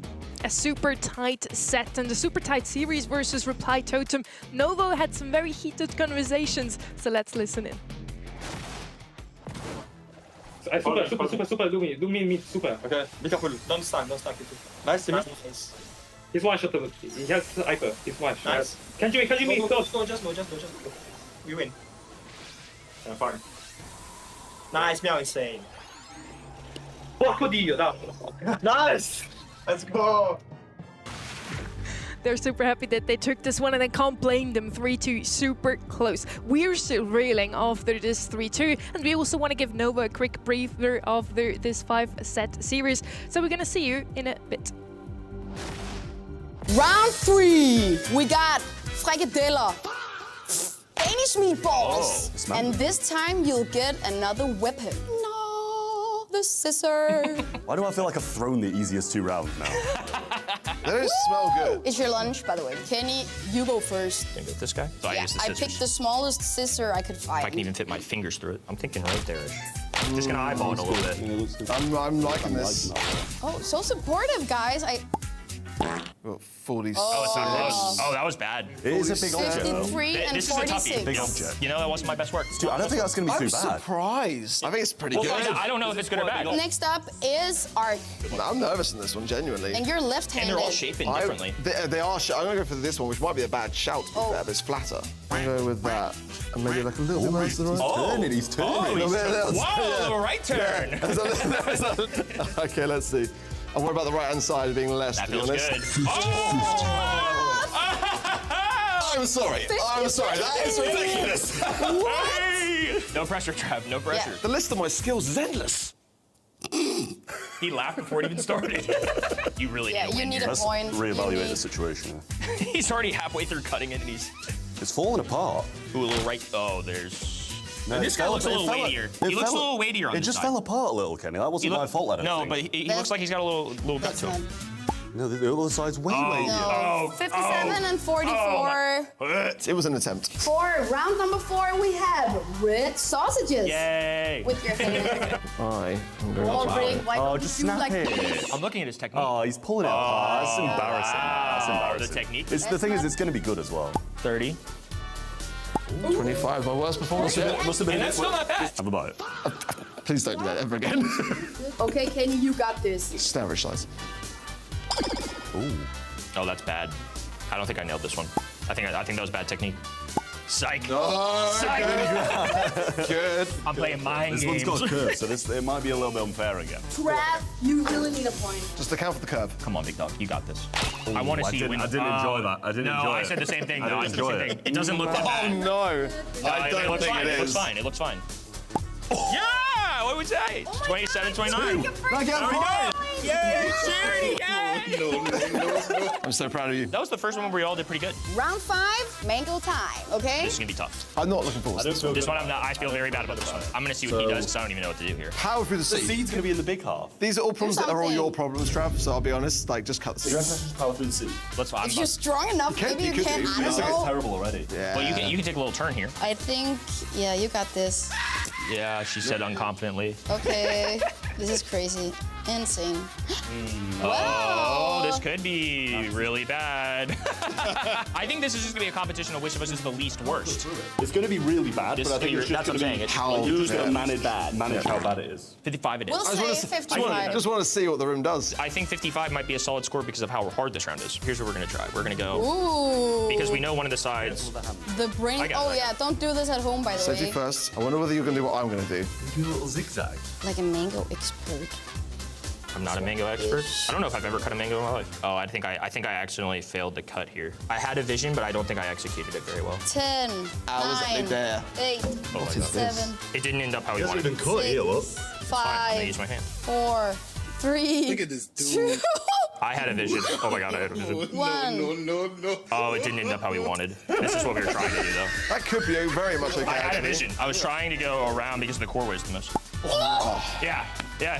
I had a vision. We have the same vision, but I think you've already pulled it up better than I'm going to be able to pull it up myself. cool. But it also depends what side the C comes out, doesn't it? Trav, did you have 5 or as well? Oh, 55. I'm sorry. Maybe we'll put you Yes. last. See, I think you did what I wanted to do, but faster. I think you're just smarter. Yes, this is exactly what I was thinking in my brain. We had the same thought. We are the same. We're the same. But speed might not be my favourite friend here. Yeah. See, but that was the strategy, though. Okay. I actually respect you more than Kenny because you didn't take 5 years. Hold on. Kenny. Scoreboard. Kenny, congratulations. You have 2 points. Arik have 2 points. Don't hate Trav, players, you yeah. have 1 point. You have a point. You actually have a You're point in this. there. You're in this. Oh, yeah, you do. So far, so good for Ark and Kenny. We're gonna see next week, and I assume who is gonna take the win in the end. Trev, you're the winner of hearts, at least, you know. I wouldn't even give him that much, to be honest with you. Okay. Let's head straight into our grand final of the EMEA July monthly finals. And not yet again, we have the same grand final as last month. Foot Esports versus Novo. Novo are replacing Totem. We had the same exact semi-finals as in June already. History doesn't repeat itself now. Well, does it though? Is Foot Esports going to take yet another grand final win today, Corey? Hard to say, but that is my prediction. But Novo has been showing that, they're ready to compete today, and they're ready to make a postseason run right now and right here against Foot Esports. This would be a great time to make an upset. I mean, for Foot Esports, the stakes are not nearly as high, but I think sometimes that's going to help Novo Esports. They've made it this far. They're not expected to be the winner. That might take some of the pressure off them. Sometimes that means they're going to be overly aggressive and will pay off, but sometimes it gives them just enough bit of confidence to maybe overplay, to think they can play to that level of competition. I want to see what Novo Esports are made of in this map. Foot Esports has been in every single grand final so far. They won 3 out of 4, and Novo is here to finally push that king off their throne. Novo showed us today that despite even the casting desk is underestimating them, despite not performing the best in scrims, they will show up when it truly matters. This is, I think, the 3rd iteration of this roster we're seeing this year, Kenny. We had a lot of roster changes in this one, yet I believe that Juice is a really good addition to the roster. Meow came in at the beginning of the season. We had Enraged originally on that roster. He's not even here this month. So I think Novo has a very solid core now. Lots of rotations going down for this team and a ton of trials and tribulations just the whole way through, but it's all about when you peak, and the 1.5x multiplier finally figuring things out is great for them. I'm not saying that they're going to beat Foot. I think Foot are very understandably the favorites, but this is what we have to keep our eyes out for. If they somehow push themselves to 90 points, the gap that they can expand between the pack behind them into next month makes things so better. You pointed it out at the top of the show. This region has had 2 teams only that have made every single month, and it's Humble and Foot. It's the 2 best teams, I would argue, in the world. If Novo can give themselves a little security blanket, it would go a long way. Absolutely, and if they win Foot here today, they're getting that blanket hands down. I mean, they're making a gap between the teams behind them. Team Heretics, big, those guys are falling behind. Reply Totem even might start falling behind. So Novo, I'm expecting big things here, and they're going to come out swinging. We're gonna see if they can finally cut the range short of Foot Esports. They made every single grand final. They won 3 out of 4. The show is great drafts. They're having fun with it as well. They're always smiling in the camera. Someone has to finally stop them, Kenny. Absolutely. I mean, they become monsters. I think they've gone from heroes to the villains of this region 100% because they're so beloved. Everybody wants to see Angel Boy finally win. Guesty make a marquee rookie performance. And Knob, people just love the guy. He's quiet, but he can play. And I think ultimately the rest of the region is just looking at this roster and seeing how unstoppable they are. And I hope for Novo Esports in their first encounter in a grand finals, they let loose. They don't get in their heads too much. They just play their game. Ultimately, I think a good result for Novo is challenging Foot, pushing them, make them bleed a little bit, make them work for it. Give yourselves the confidence as you move into Season 6 and ideally the postseason that you can compete with some of the best. They seem to really like rough score. I mean, it's working out for them every single time. They first picked it 3 times in a row, I believe, in the first semifinal against Humble, and Knob's kind of just making it work. And he's kind of in the background. No one really notices the roughs, but honestly, this guy is hitting a lot of shots, putting out a lot of DPS, and powering up his teammates very early on inside these games, and letting Angel Boy and Guesty run over the enemy team. It's the prodigy Guesty that we talked about all season long already. We mentioned him last year already, pretty sure. He used to be that Meteorino warrior, too young to play in the BSC. Nobody would really know how well he would perform in real big tournaments like the BSC itself. He showed up in February. They won their very first monthly final this guy has ever played in, which is crazy, mind-boggling. Then we have The Rock. Not a man of many words, but he's a very solid player. And we have Angel Boy, a captain, an IGL that anyone could wish for. I really think Angel Boy might be the best player on the globe this year. For me, he's been thoroughly impressive. The results finally following through with how good of a player I've always believed he is. He's been on teams in the past that have done well, but have never quite crossed the quarterfinals at the World Finals threshold. So to see him do it at Brawl Cup, to see how much success he's had in the regular season for the first time, I would say in his entire career. I mean, this is by far the most success he had. And to do it alongside a roster that he essentially chose to be with. This guy was coveted in free agency. Every single team would have benefited from an Angel Boy, and the fact that he assembled a new roster, a teammate of Old and Knob, a belief in rookie Guesty. I mean, I think that's just a testament to this team, this player. Love to see just like an evergreen kind of squad like that. Absolutely, and like I said, I talked to Angel Boy, at Brawl Cup, and he's never been so confident in himself and his team, and you love to see it. I know this guy's had a rough road when he first started, but everybody knew he was a generational talent, and now he's finally get to show it, and he's at the top of the leaderboard right now. Yeah, and they are leading by many, many points as well. They have secured that World Final spot already. And I believe with today, now that Humble lost in the semi-finals, they are pretty secure also in that first seed. They might only have to even qualify next month and they are good to go. Set up for World Finals already months before the tournament is happening is actually an insane feat. And I'm happy, like you said, Kenny, for Angeboy to finally have this team that just works out. No matter what they do, no matter which meta we're in. We had balance changes just a week ago, remember? And Foot still is looking as promising, as strong as always.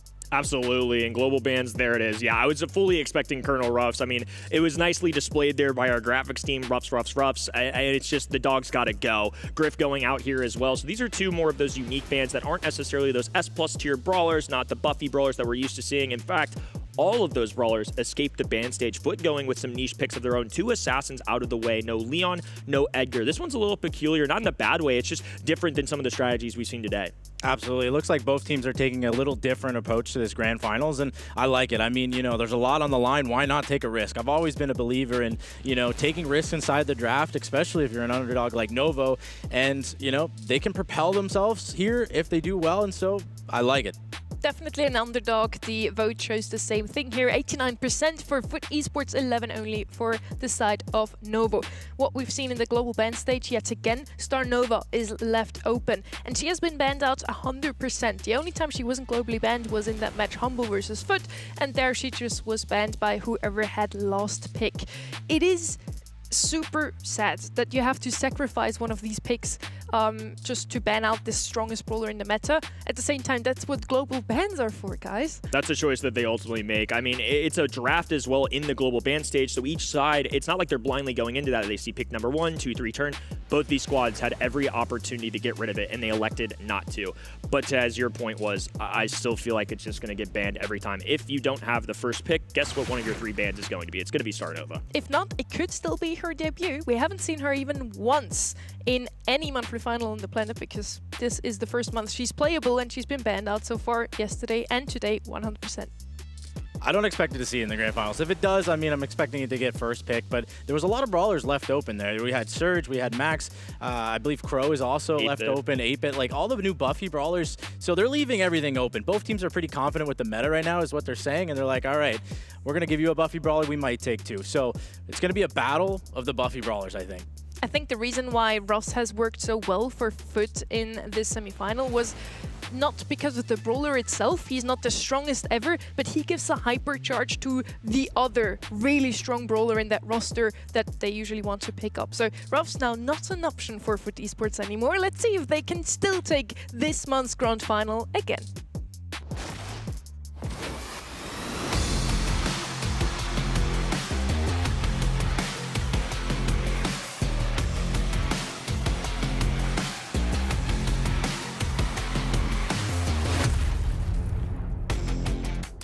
Foot Esports has won 3 out of 4 grand finals. They also made every single grand final so far. The only ones who have bested them was Humble, and it was a very tight 3-2. Can Novo now finally be the team to best this roster? We have the bans. Star Nova is banned out, no surprises there. A couple of those freshly buffied brawlers out of the way. Max and Meg are 2 that are left open, and one of them already picked up. Yeah, perfectly can make sense. You know, Max, very versatile brawler, very strong. Pinhole Bun, all about the middle control as well. So I personally think, you know, Meg is a solid option for Foot here to contest the middle. You know, it's a decent matchup into Max. It might get outranged a little bit, but again, so much HP, hard for Max to kind of deal with. And I'm expecting at least one team to pick it up. Stu's been a popular choice as well, and I think the versatility on this 2-3 turn could warrant it. Damien coming out though, so a lot of times we've seen him be a global ban-worthy brawler, but this month it's been a little more controversial with all the nerfs that he's gotten. They've certainly brought him down from the tippy top of our meta to still at the top, but maybe not just an overwhelming favorite. I hope Novo didn't make a mistake here. What Humble banned out in the global ban stage wasn't Ruffs, but Damien instead. And Damien is Foot's most played brawler in scrims. Now, they deviated from that. They went with Ruffs instead because in the semis they only played Ruffs, but that was because Damien was globally banned. Damien is now going to come out immediately on that left-hand side. Meg, again, I mentioned her before, would be a great addition here on the right-hand side. She has a lot of damage output, doesn't do too badly even into that Damien. Gonna go with some heal alongside the speed they already have. That third brawler has to have a lot of damage output now, and it's gonna be Chester. He's fine, but we are lacking a bit of range on that right side. Yeah, and the Poco using the cancel gadget here for the Lu, I don't mind it at all. But like you said, a little curious, you know, whether they're going to be able to contest the mid. Again, Foot have that last pick, and so if they want to contest the mid, they totally have the option to. They have Lu already. Damien's obviously going to go to the side, try to charge super here and there, make some big jumps into the middle and cause some chaos, but this is the decision right here. So they're going to double down. They're saying, you don't have enough damage for us. We're going to go 2 aggressive brawlers. We got Lu for the defense, and they're just going to push. I don't mind either comp. I think it's winnable for Novo. A little bit leaning towards Foot Esports comp here. Frank is a brawler that didn't really play too often in scrims, but I don't even have to say that because this roster can play any single brawler. I wouldn't be too surprised to even see a chassis today, if I'm honest. I would love to see it. Sunshine and rainbows all year long for Foot Esports. Trial and tribulation on the other side. Novo have finally found the right combination, and they've landed themselves in a grand final. But unfortunately for them, they are met with the ultimate final boss of the region. It's pioneered by Angel Boy, a rookie sensation in Guesty and The Rock, somebody that's been so powerful throughout the year, but it's Novo exploding down the right-hand side, slides one past Guesty. Excellent start out of the red roster. Novo push right off the bat. I love to see it. You know, they know they have an advantage early on because Damien doesn't have super, and they're going to pop gadgets right away. They're going to go and try to end this game right immediately, and they do right off the bat. Already Novo making a statement against Foot Esports. If we hadn't cashed in that red button, I'd be exploding right immediately to go click that button, but unfortunately we've given away our 200 points. I love to see that though. What a flying start out of this squad. That second goal I think was a really risky play. I mean, if they died, they were still in a complete sideline away from making it to the other end, so it would have been fine, but the fact that they're able to knock one through, especially in about 30 seconds for 2 goals, that is unbelievable. Foot Esports are a stellar squad. They're what I'll call the disputed #1, and now Angel Boy with an easy pass over to Guesty, a bounce back there, shaking off the rust a little bit and hopping right back in here with a goal of their own. Yeah, but nice bounce back for the side of Foot Esports. They knew they had to make some changes at the start of the game, and they're going to make them right away. Now, Lu Super coming out. Angel Boy does go down, though, gets the stun on to Juice, and they're not going to be able to finish that kill. Nice heal from Poco. They're trying their best to stay alive, and it's only Guesty left staying alive. They're going to try to push this. Ice block for Guesty, so he's going to be indestructible for a moment, but Novo now swarming him. Angel Boy diving in, looking for a double tag, gets one, looks for Meow. A second, has a super available. Angel Boy able to cycle another one, though. They've just trapped the entire squad of Novo in this mosh pit. Angel Boy dribbling top side. Knob, hypercharge, the extra stats, the pure amount of HP. Even Chester can't get the stop. What a quick response. 1-1 already. We are moving quickly throughout this set. Yeah, this is fire right now. I love to see it. Both teams are literally just going for it. You know what I mean? As long as you know, Foot survived the start of the game, I think they have a very good shot at, you know, coming back later on. And with their high HP, they push the pressure as well. So it's going to be a battle of who gets this control right off. Wall of Sound on the right-hand side, so HP being boasted by Angel Boy, going straight at Juice. This is the matchup that they ideally want. It's the anti-tank versus the tank. Meanwhile, Guesty going against Speed personified. Filippo with the phase shift going down right below Knob, but he swipes away. The hammer connects, and now it's Poco all alone. Prevails, gets the heal off onto Juice, so will remain with enough numbers to keep Foot from going straight to the goal. Keep an eye on Angel Boy. He's jumping in. He's going to try to get a couple kills here, but doesn't get as much value as you would have liked. Meow got the heal off in time. Knob with the super does get one stun. Is he going to go for the goal? He tries, almost gets it, but Angel Boy coming in for the return fire, and they're going to be able to score. Nicely done.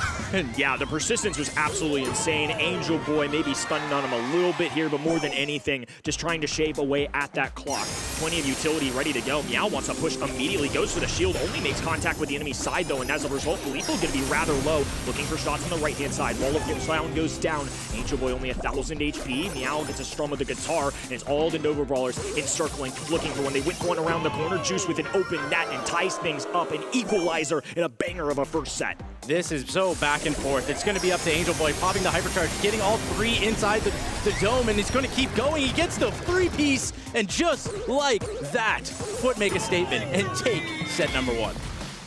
Close the whole way through, but Novo Esports don't have enough duration to withstand a Frank's health points. You called it out in the draft, but there's just not enough firepower on that red side. The game number 1 went so well, I think, for them because they were able to put together 2 goals in an instant. The second Foot Esports settled in, though, it was a much more even fight. Novo played phenomenally. Foot Esports, it takes a world to get over them, even for a set. We saw Reply Totem last month dominate their side of the bracket. 3-1 was all they could muster. That is a solid showing against a squad like this. Absolutely. I mean, honestly, you respect to both sides right now. They're both coming out swinging. You know, Novo right off the gate maybe caught Foot sleeping a little with those 2 early goals, but you know, Angel Boy was like, all right, I'm awake now. I got my Damien super. As soon as I get it, I'm going to team wipe and take over the game. And that's exactly what they did. They had way too much HP to deal with on the side of Novo, and they pushed it. Looking at the stat line too, Nob going to be the highest kill count for the left-hand side. A lot of DPS alongside it. The double tank really paid off, and alone Chester just isn't enough to deal with all of that. Poco, Max, great brawlers, but again, I think the 6 pick out of Foot was very intelligent. It was allowing Nob to just kind of reign free, walk forward, but 1 goal is all that separated that set. And that was Foot's map after all as well. So the fact that Nova were able to keep things close, I'm definitely not ruling them out yet. Foot's still a heavy favorite. Now they have a 1-0 lead, but plenty of room for Novo to improve. They're looking as strong as ever. Foot Esports 1-0 up in the finals, like we've seen so often in the past. We did see some pushback from Novo, though. That first game was very promising. Show us more of that, Novo. We at least want to see them taken a bit further. Another 3-0 today, please. And I would be so happy if we get to see another winner here in EMEA. It's getting old, you know, Corey. It's every month the same story. Foot Esports on the top. Yeah, I mean, you know, it's for good reason. These guys are composed, they draft well, they play well, and they are just the best team in EU right now. But Novo, you got to give credit where credit's due. I mean, they're coming out swinging. I didn't mind their first draft. They saw little cracks inside the Foot's draft. They were able to score some quick early goals, and there was definitely potential for them to take that first set. So far, I'm still, happy with Novo's performance, but they still have to step it up 1 step further if they want to take out the giants of Foot Esports. Gina, first overall selection, safe, dependable, and a long-time gold arm Gulch enthusiast. I like the fanning shot. I like the magic puffs. I don't see it as much as a first pick in this current meta, or at least the last few months of the iteration, but I've got no problems with it. I just want to see what else goes with it on that 4-5 turn before I really make a call. So Nova's banned out there on the right-hand side. They have the last pick, so they have to sacrifice one of those bans for it. Now Damon coming in. I just mentioned it before. It is the most played brawler for Foot Esports overall. They're picking him up themselves now. A bit early in the draft, maybe. They need to back it potentially with either some speed, Max still left open, or some heals for Byron, a Glowy, or Poco even. There could still be some space here in Golden Gulch. Absolutely. Damien very strong in that endgame, and if you're able to charge super for that endgame, on Gold Arm Gulch, there's not much room to move. And so if they wait till the smoke comes in, Damien sort of excels in that moment there. So Max with the speed, like you said, a little bit of support for the Damien, and going to be able to charge super much easier, especially if Max does get that hypercharge super. It makes it a little bit easier for Damien as well. Scary combo if that Max gets to the other end as well. I mean, Gene and Max is such a long time synergy that goes well, and now it's a buffy brawler on top of that too. I like that they have a little bit of utility, a powerful brawler, and they're combining with Damien. The one issue so far is I think they feel a little more comfortable picking Damien because Gene, the one downfall, it's good chip damage, not a lot of DPS though, and that's why the Lu is going to come through. They have to get the ice off, they have to get some freezes, and that does very well into Max speed and Damien, who's a tank. Yeah, Lu is the perfect answer to both of the brawlers on the right-hand side. Also, Kit, quite a good counter to Damon. If he traps you inside your walls, you just jump on him. What will he do then, huh? Who is punching who? On the right side, we saw it earlier as well. Mex can now also heal with one of her gadgets. If she teleports back to her spot and gets healed herself, she will also heal her teammates for the same amount. So she's sort of become both the speed and the heal that Damien is still missing. I was going to say I potentially would like to see a Cordelius last pick, but I don't mind the meeple as well.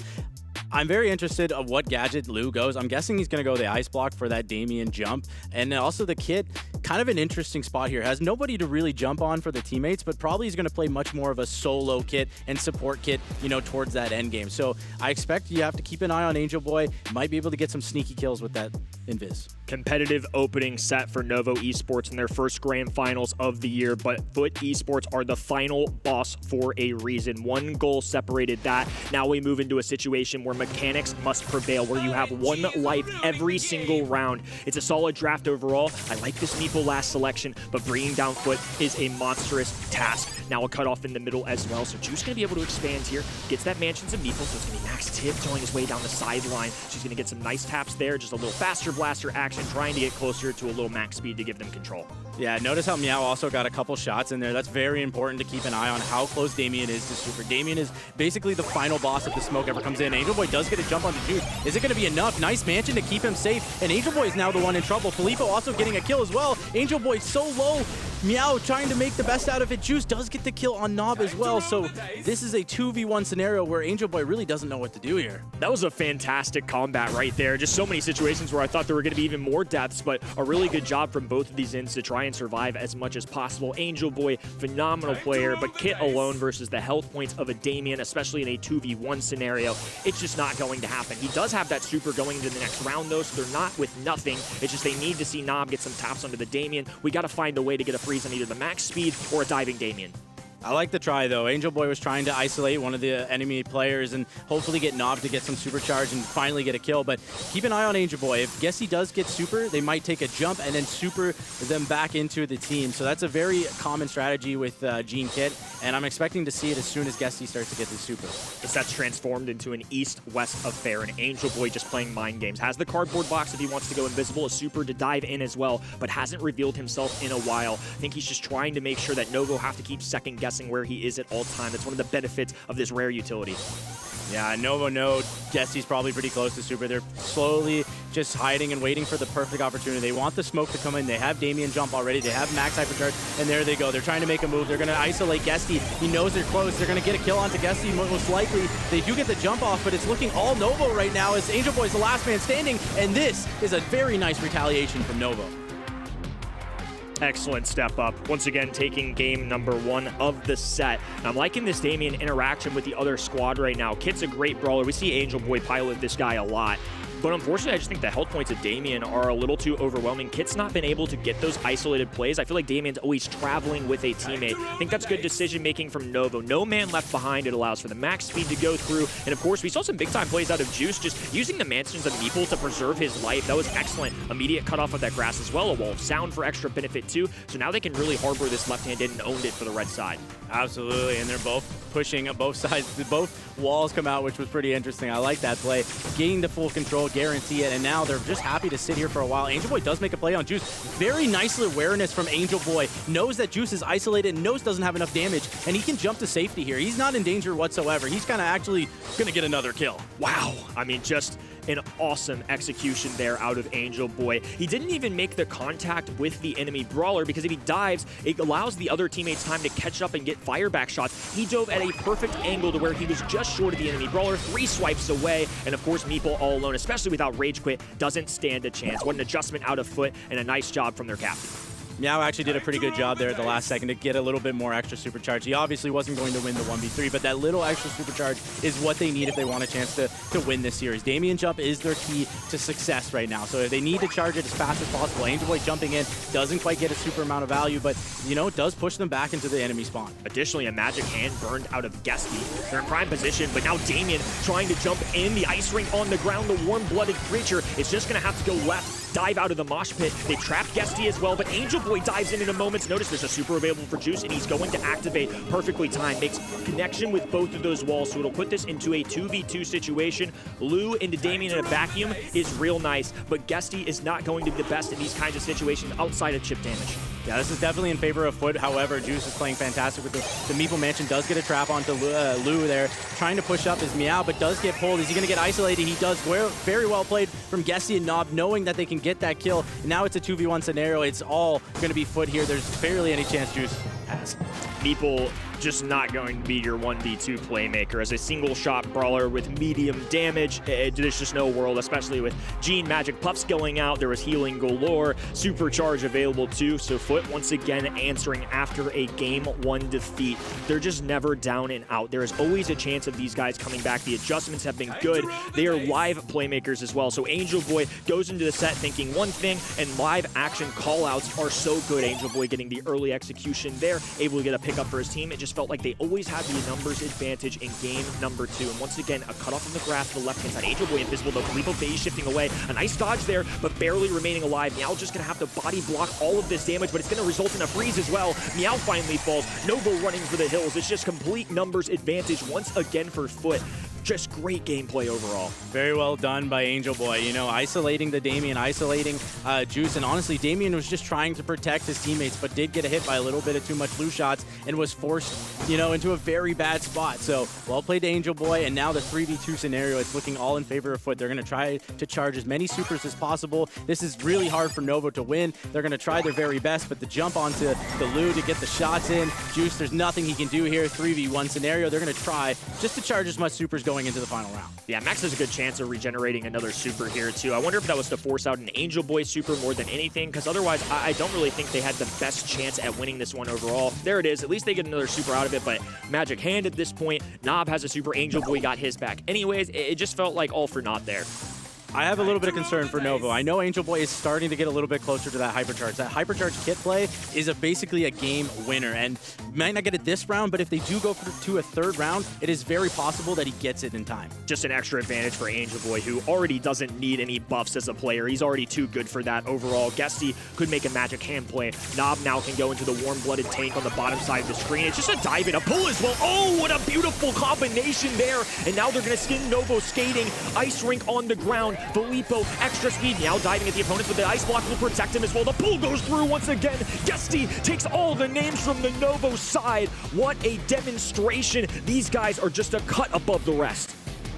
Excellently played there. You know, the kid jumps in. They knew the Gene had pull. They pull him into a Knob. I want to showcase Knob here a little bit. Drops the ice ring, knows that they're about to retaliate, and makes it really hard for Novo to retaliate at all, and keeps his teammates alive.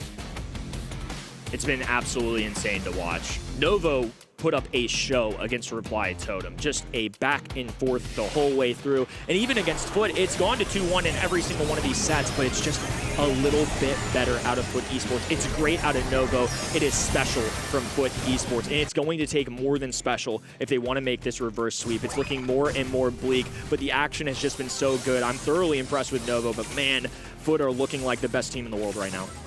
Right Absolutely. now? Every single month so far, Kenny. I mean, Brawl Cup's a different story, though. Look, on the online format, it's one thing, but you got to get it when it comes to the hardware as well. I still think it's going to be disputed until we see them take it at LAN.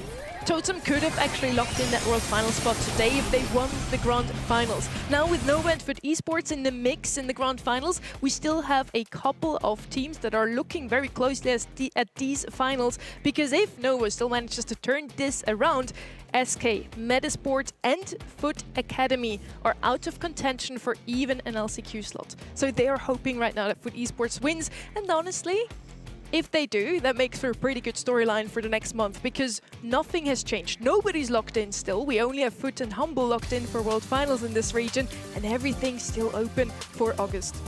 Yeah, and it's looking like Foot are going to take it as of right now. They're up 2-0. They're playing phenomenally. I mean, they are just cohesive right now. Everyone is on the same page. They're playing like a unit, and they're not making any mistakes. I mean, if they are, they're very, very small mistakes. And, you know, Novo's trying to find them. They're really trying. But right now, it is all Foot Esports. We're heading over to our potentially last set already if Nova doesn't find a way to attack this roster. They now have the first pick, so this time around Starnovo had to be banned by Foot Esports. Novo as their first pick, gonna go with Damien yet again. I mentioned it before, it's the most played brawler from Foot Esports. They're taking it away here. Didn't work out for them in the previous set. What do they believe?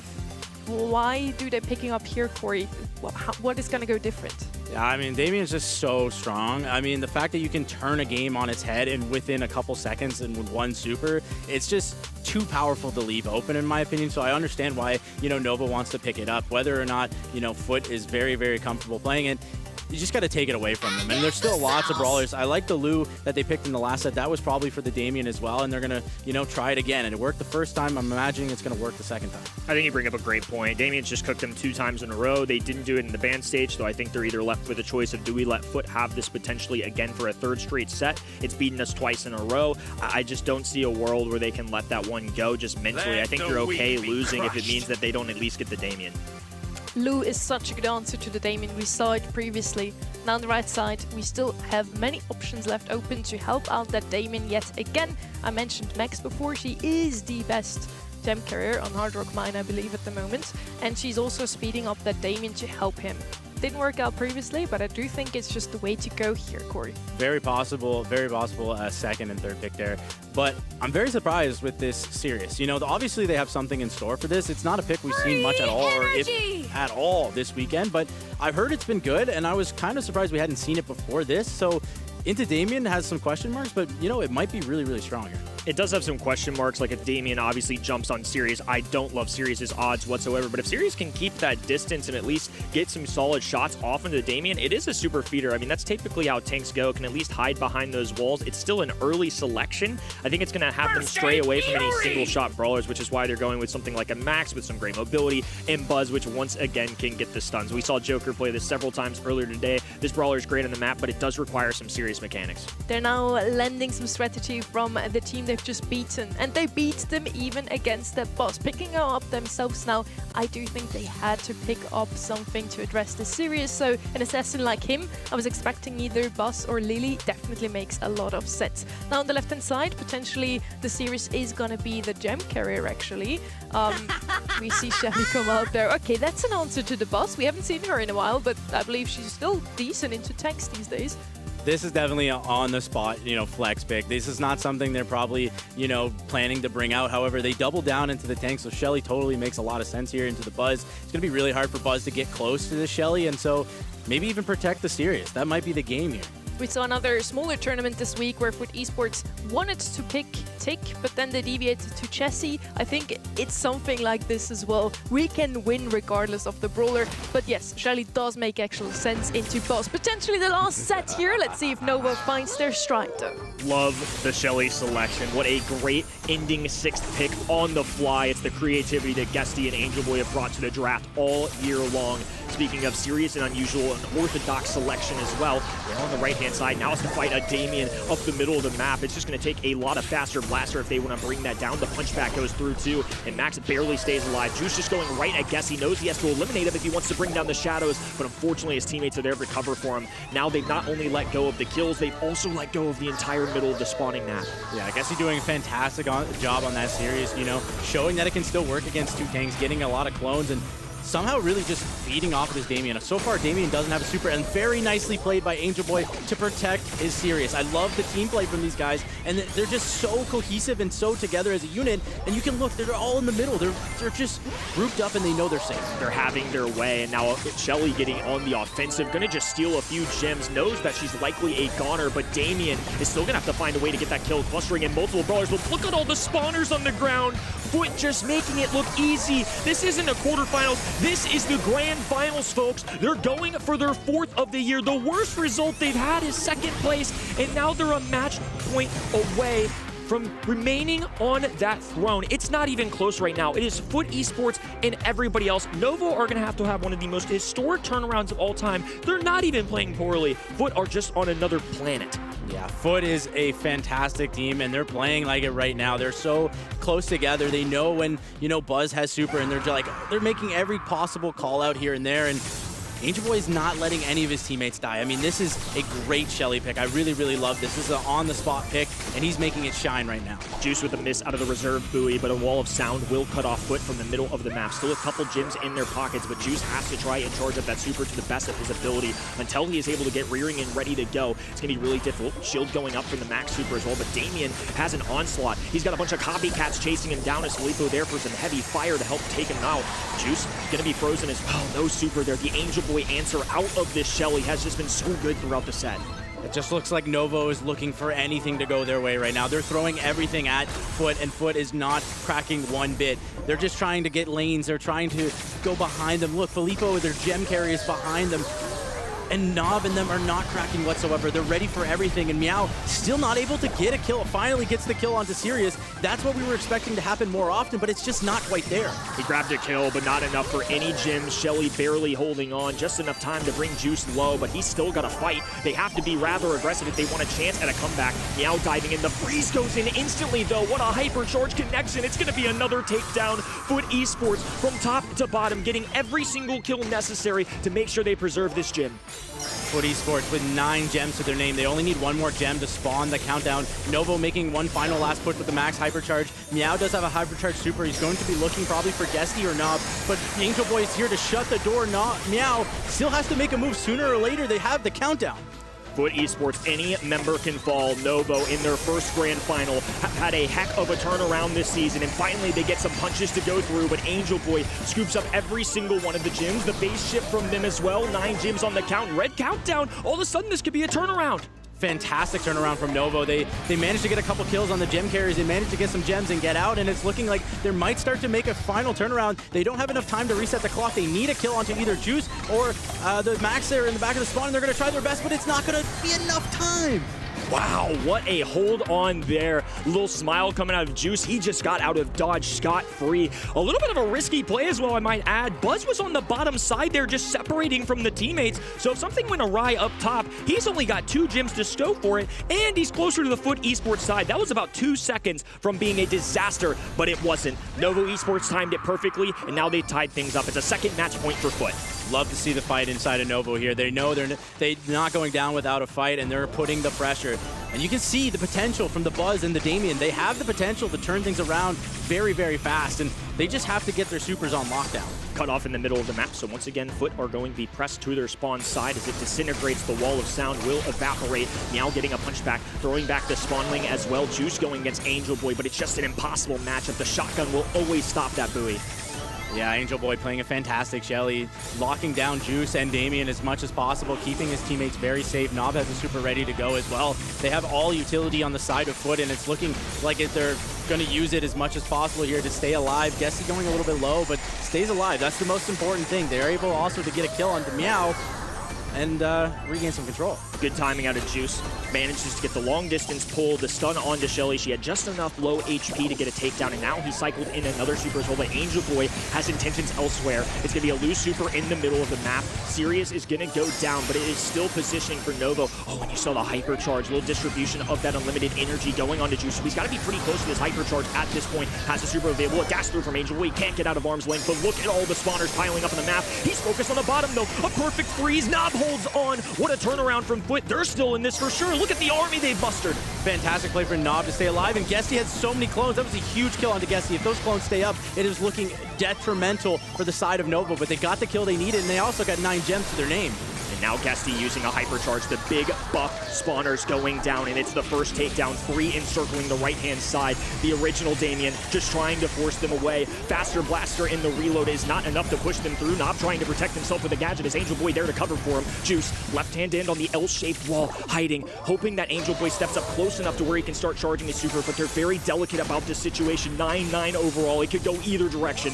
Yeah, and this is going to be close. They should be able to pick up this game. Angel Boy is going to grab the countdown, but they're able to reset if this played well. Mao almost gets a kill onto Guesty, but Guesty stays alive with basically 0 HP. Juice does get a kill onto Angel Boy, gets a second, and they finally start to walk away with this a little bit. Novo with a chance to extend to a 4th set. It would be a huge result considering that Foot had a double match point. Nob, though, has the hypercharge. He could be a hero. Top right-hand side goes for the ice ring just out of stretching distance. Angel Boy encircling Filippo with the double phase shift, and they hold on for dear life. Hope still yet for the underdog. And I love that they're smiling. I love that they know they're still in this. They fought back from tooth and nail there. I mean, this was as close to the set as you can get. They had the opportunities with the Damien, with the Buzz to turn the games around, and they didn't waste them whatsoever. They got the kills onto Guesty when need be because there was so many clones inside that map. Well played. Maybe the Shelly pick was a bit too risky there from the side of Foot Esports. Many people called it a little bit of a flex. I do think it is a good draft simply into that Buzz, but overall maybe not the value they were hoping for. It's Nova just really shifted gears in this one. It looked like with Esports had it all. They were on match point. They only dropped a single set to Humble today and then another 2 to Nova, but other than that, smooth sailing. Now Nova, really, congrats to you. It's also Juice's first ever grand final. For the rest of his teammates, only the second time they're standing here today. Actually, no, the first time for everyone. So yeah, really props to them for showing up this great. And they haven't been playing for that long together either. Juice joins the roster very late in the year. Meow, obviously a very historied player, one with a great resume, but it's been a long time, and with a brand new roster this year after kind of the old Foot Esports disintegrating, the world champions going their separate way, what a story it could be if he could take down Angel Boy, Guesty, and Nob with a brand new roster, especially one including a rookie. Filippo, for that matter, has been around in this region for a long time, but doesn't have the accolades of something like an Angel Boy at this point. What a story it would be. Would love to see if we could get a set 5. I know I'm asking for a lot here, but regardless, just really solid play from both ends. EMEA has impressed me overall. Yeah, absolutely. And like you said, a set 5 would be fantastic, but they still got to fight back. I mean, that was as close as it's going to get. Nova barely got that set. So I'm sure Foot, you know, maybe not going to pick the Shelly again. However, I don't even think it was a bad pick, but maybe not flex so much. They might go with a little bit more meta pick here just to finally secure the deal. But again, Dueling Beetle is going to be set number 4, and anything can happen here. Dueling Beetles, once again, Foot Esports' most picked brawler on the map is Damien. On the right side, we're probably going to have Damien first pick again. You can't let them have it realistically. It just worked out for them in Hard Rock Mine. Didn't go too well in set number 2, but hey, 3 for 3. Never mind. Surge is going to come in as first pick instead. It is a good answer potentially to that Damien. Is it too risky for Foot Esports to pick him up regardless, Corey? That's a great question. I just think that Surge is probably the best brawler in the game right now, if I'm not mistaken. They still go for Damien. I don't blame them for going Damien. You can't let them have Damien Surge, in my opinion, but if I was to have to choose between Surge and Damien, I would have also went with Surge. I get it. It's just such a powerful brawler, and even though Damien has been a very powerful asset for Foot, I think you still have to let it go if it comes down to that. Again, it's just one of those things they have to live with in the ban stage. Since Foot didn't ban it out, it essentially made this a Surge or probably a Damien choice. We're not in that draft room, but just given how today's strategies have played out, I'm sure that was the deliberation they had. The bans are looking super interesting. I believe that Nova banned out Lou this time to have a better Damien matchup. And then on the side of Foot Esports, they banned Lou but left Surge open, knowing that then the Damien would wander to themselves. Maybe. That would be big brain math right there if that is true. Max coming in on the right-hand side. Don't mind her. We have 2 Buffet brawlers now on the right-hand side. Could do something super funny here and round it off with a third one. Mac, for example, still left open. Brock still potentially, but you probably don't want to open up the map with 2 mid-range brawlers just as this. Leon could also still come in as the aggressor, but he's globally banned. Never mind. Jester instead with some damage to address for the Damien. Lou definitely better. Jester's fine though. Yeah, there's a lot of damage with Chester. I'm a little surprised they didn't go for an assassin to try to deal with this Lumi a little bit better. However, you know, Chester does a pretty decent job into Damien and also puts out a ton of damage. However, did get nerfed. Not as strong as it once was, so I'm still a little surprised to see it, but that's a final great pick from Foot Esports there. Now we can call it again. This could potentially be the last set here, but I think we all agree on the desk we want to see a set 5. We want to see the grand finals today go all the way after way too many quick matches today. Meeple, great brawler overall to round off the comp on the side of Foot Esports. No Shelly this time around. Who has comp for you guys, or is it just even? Tough to call, but personally, I would go with the Surge. That's just what I think on paper is better, but again, guessing against Foot Esports might be the dumbest thing you could do right now with how they look. Absolutely. Novo Esports escaping by the hair on their chinny chin chin. A double match point, and they somehow managed to bring us to a 4th. Now a double phase shift going through, but a rage quit with low HP makes it just a lone Juice. Surge, a great brawler, but doubling into some of the best mechanical players in the world. An impossible task for anybody, so Foot will immediately retake, but a max resurgence should get them back in the mid. Yeah, and you see Juice already level 3. That is very big for the Surge. If you can get that range advantage against Lumi, against Meeple, it's very solid. However, it's going to get really low thanks to some nice shots from Nob through the super. And Foot are making a resurgence back and starting to get a little bit of pressure going. Angel Boy just clasping to this top L-shaped wall and putting Filippo in a corner. A body blender as now he's going to get a few punches off, bring him to his knees, and now 20+ percentage points as Nob goes through with the Meeple Super Surge. Is just going to have to retreat. Yeah, and I think Foot is showing why, they want to go Damien over Surge. I think, the pressure that Damien causes and gets them so much zone time is so important. Does miss the super on Filippo. Very nice dash from him, and he's behind the enemy lines. However, Angel Boy doesn't even care. He's going for Meow instead and gets the kill as well.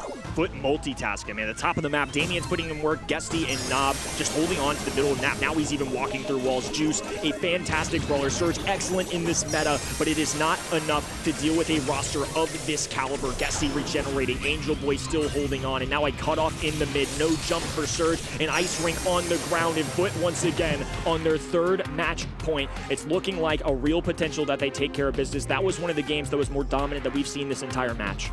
Absolutely, and that was just show how much knowledge they have on this current meta. They knew Surge was in play, they knew Damien was in play, and they were happy to give them the enemy team Surge and take Damien and Lumi, excuse me. So they are excellent right now inside the draft, and they're playing this phenomenally. Solid consolation prize either way. Wall of Sound on the right-hand side as Juice drives straight at Angel Boy. Filippo up the middle as well. Goes for the phase shift just to make sure that they can take care of Angel Boy instantly. So now it's both teams battling for percentage points. Chester rotates to the left-hand side as Filippo still holds onto the mid. Angel Boy just barrels his way up the gut, though. Juice holding on for as long as he possibly can. A jump in, a super, but the power shield gives him just enough to regenerate. What a hold on there from Novo.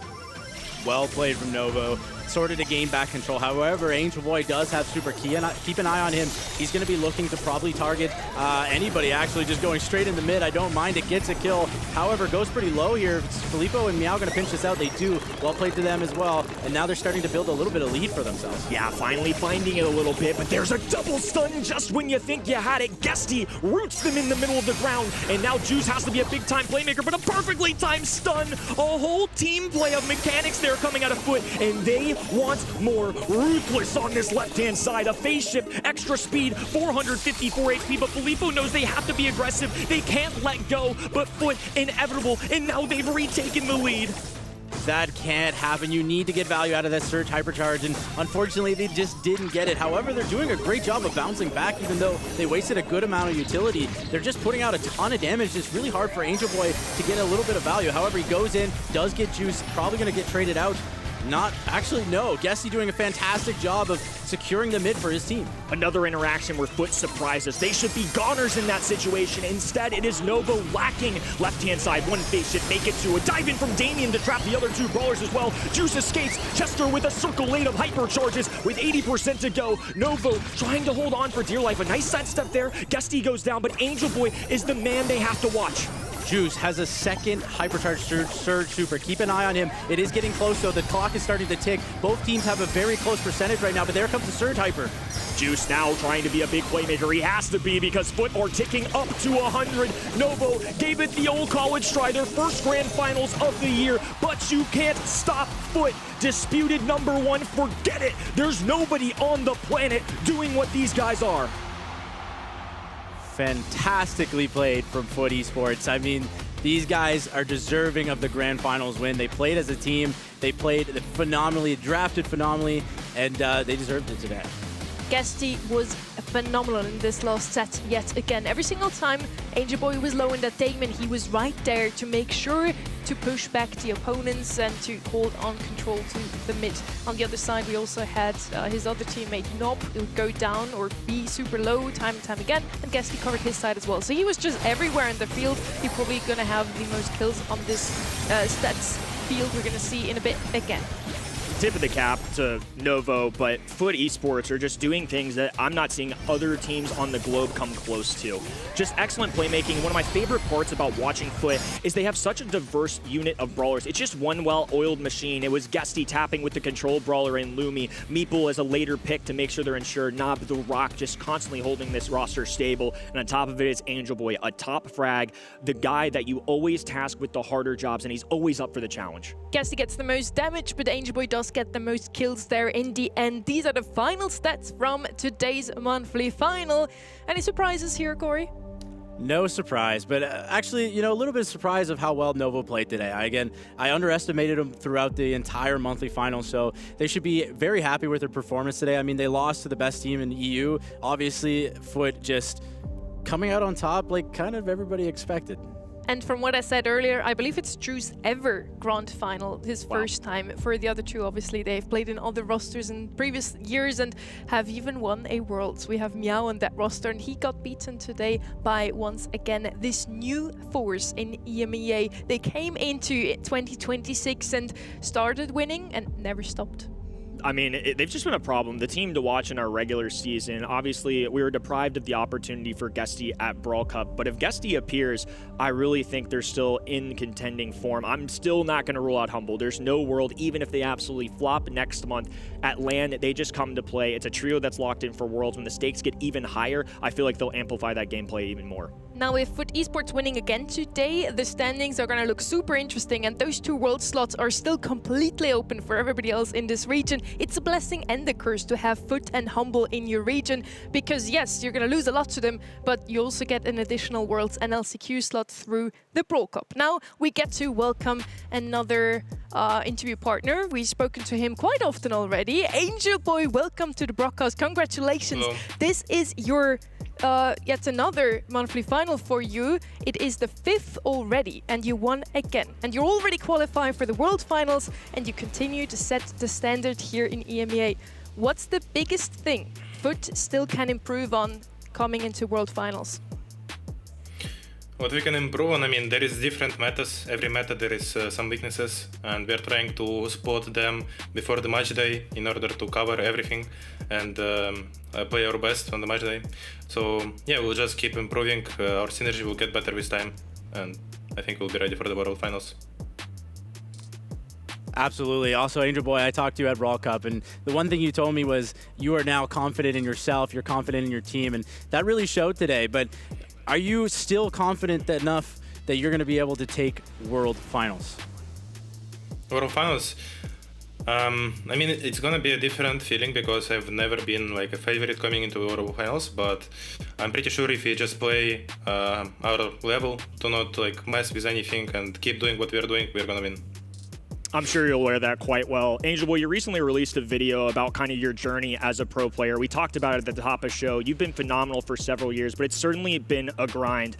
Just take a second, and what does it mean to you? I mean, what is the moment? You went from a world of trying your best to qualify for World Finals, just getting a monthly finals on the board, and after all that hard work, you picked a team that has now won 4 out of 5, the most of any roster in the hardest region in the world. Just what does it mean to you? It means a lot. I mean, it's kind of unbelievable because, I mean, there is different doubts even in the start of the season, but now that we are just playing our best, we understand that we control our destiny and we are best team in the world. And probably the best team we have ever, that Brawl Stars has ever seen. It certainly looks like that so far. Now, looking across all regions, which team do you think has improved the most and could become your biggest threat at the World Finals? Team Electras, I think they are dangerous. So another prodigy team, no surprises there. You also mentioned the meta. Are you feeling comfortable already with the new meta? We had balance changes just a week ago. Yeah, we figured it out by the match day. I mean, we still have some weaknesses, but now that 5th season is over, those weaknesses will have time to, we will have time to work on them. Foot Esports has weaknesses. I don't believe that. It doesn't look like it today. Congrats once again. Celebrate well tonight. Thank you. Thank you. Thanks for having me. Yet again, another interview with Angel Boy. Every month the same so far. You mentioned it as well, Kenny. They won 4 out of 5 grand finals now in what we like to call the most competitive region in the world. I think it's fair, just at least at the top, right? I mean, Foot and Humble got Brawl Cup slots 2 years in a row now. It's been EMEA at the top. Obviously, Crazy Raccoon ended up winning the World Finals. I would just say from top to bottom, at least for me, other regions can feel differently. I would love to see a little spunky, some chaos going on. And I'll say it. Him saying Team Electros got me jazzed up as an NA fan. Yeah. We're so back, my boy. We're so back. It is going to be exciting when we finally get to see Guesty and all of Electros at a LAN event. We haven't seen those 4 players there yet. Now, Angel Boy was talking about the new meta. Let's have a look at it. These are the most played brawlers today, Corey. Yeah, I mean, no surprises here. Meeple, Max, obviously with the new buffies. However, surprised with the win rate a little bit below 50%, but a lot of the same brawlers you've seen. You know, Edgar, even despite all the nerfs, was very, very strong. And Brock, the Buffy brawler, Lumi again, still, even though there has a couple nerfs to Lumi, Lumi's just very, very good at control brawler. And so no surprises to me here. One assassin makes the list there, and I think that's a big standout to me because in months past, especially Brawl Cup onwards, we had a pretty similar meta throughout the entire duration of the seasons, and now we strayed away from that. It's control brawlers. These Buffy brawlers have really shaped things up, and I love to see that. It's one of my favorite parts of Brawl Stars. There's just a plethora of awesome units, and on top of that, those awesome units sometimes get banned, and that's why Starnova has a blink there. Just literally 0 plays. Search with the most bans here and actually a 0% win rate today. He was banned more often than not, and a couple of times he was actually left open and picked. He didn't have the greatest of times. So interesting to see so many of the freshly buffied brawlers showing up both in the pick stage and also in the ban stage. And the reason why Starnova wasn't our most banned brawler today is because she was globally banned almost every single time. Damien as well, we see it here, but then he was left open a couple of times. We've just seen it in the grand finals. Yeah, and as you saw, you know, we asked Angel Boy about his knowledge on the meta, and he was very, very confident. He left the Damien open, he left the Surge open, and they were very comfortable with however that played out, whether they grabbed the Damien first or the Surge first. So I love the knowledge that they have right now, and it really showed amongst all of EMEA. We're having a look now also at the updated leaderboard here in EMEA, and that is the exciting part. We have 4 World Finals slots. 2 of them are still up for grabs at the moment, taken by Reply Totem and Novo, but they're not locked in yet. The teams that you see on the right still are in contention to snatch that away, as well as SK, Metasport and Foot Academy. Man, I mean, it's a blessing in disguise, right? Like, it would have been awesome to see Novo Esports get this marquee victory for their careers, but the fact that Foot win means that in month number 6, when you all tune in for the final month, it's going to be Reply Totem, Novo Esports, Team Heretics, Na'Vi, Kuma, Big. All of these teams are going to be clashing. There are some serious squads that are going to miss out on the playoffs. It's going to be a darn shame. It's going to be absolute cinema. Absolutely. I mean, these teams are all so close. I love watching EU. These guys are all so talented. And even though, you know, Nova propelled a little bit farther in the leaderboards, they're still not safe yet. You know, they have to show up next month. And Reply Totem, same story. They showed a lot more promise this month, but again, they're not safe. Thank you so much for the 2 of you for being here with me today at the desk, as well as Spoo, of course, already waiting in the back to go home and get some deserved sleep. We had South America yesterday, straight into EMEA today, which means next weekend we see East Asia and North America. In East Asia, here has an offline event, so the teams are actually traveling to play from the same stage. It's going to be super exciting. You got to tune in next Saturday for it. Thank you so much for tuning in today as well. We'll see you next week.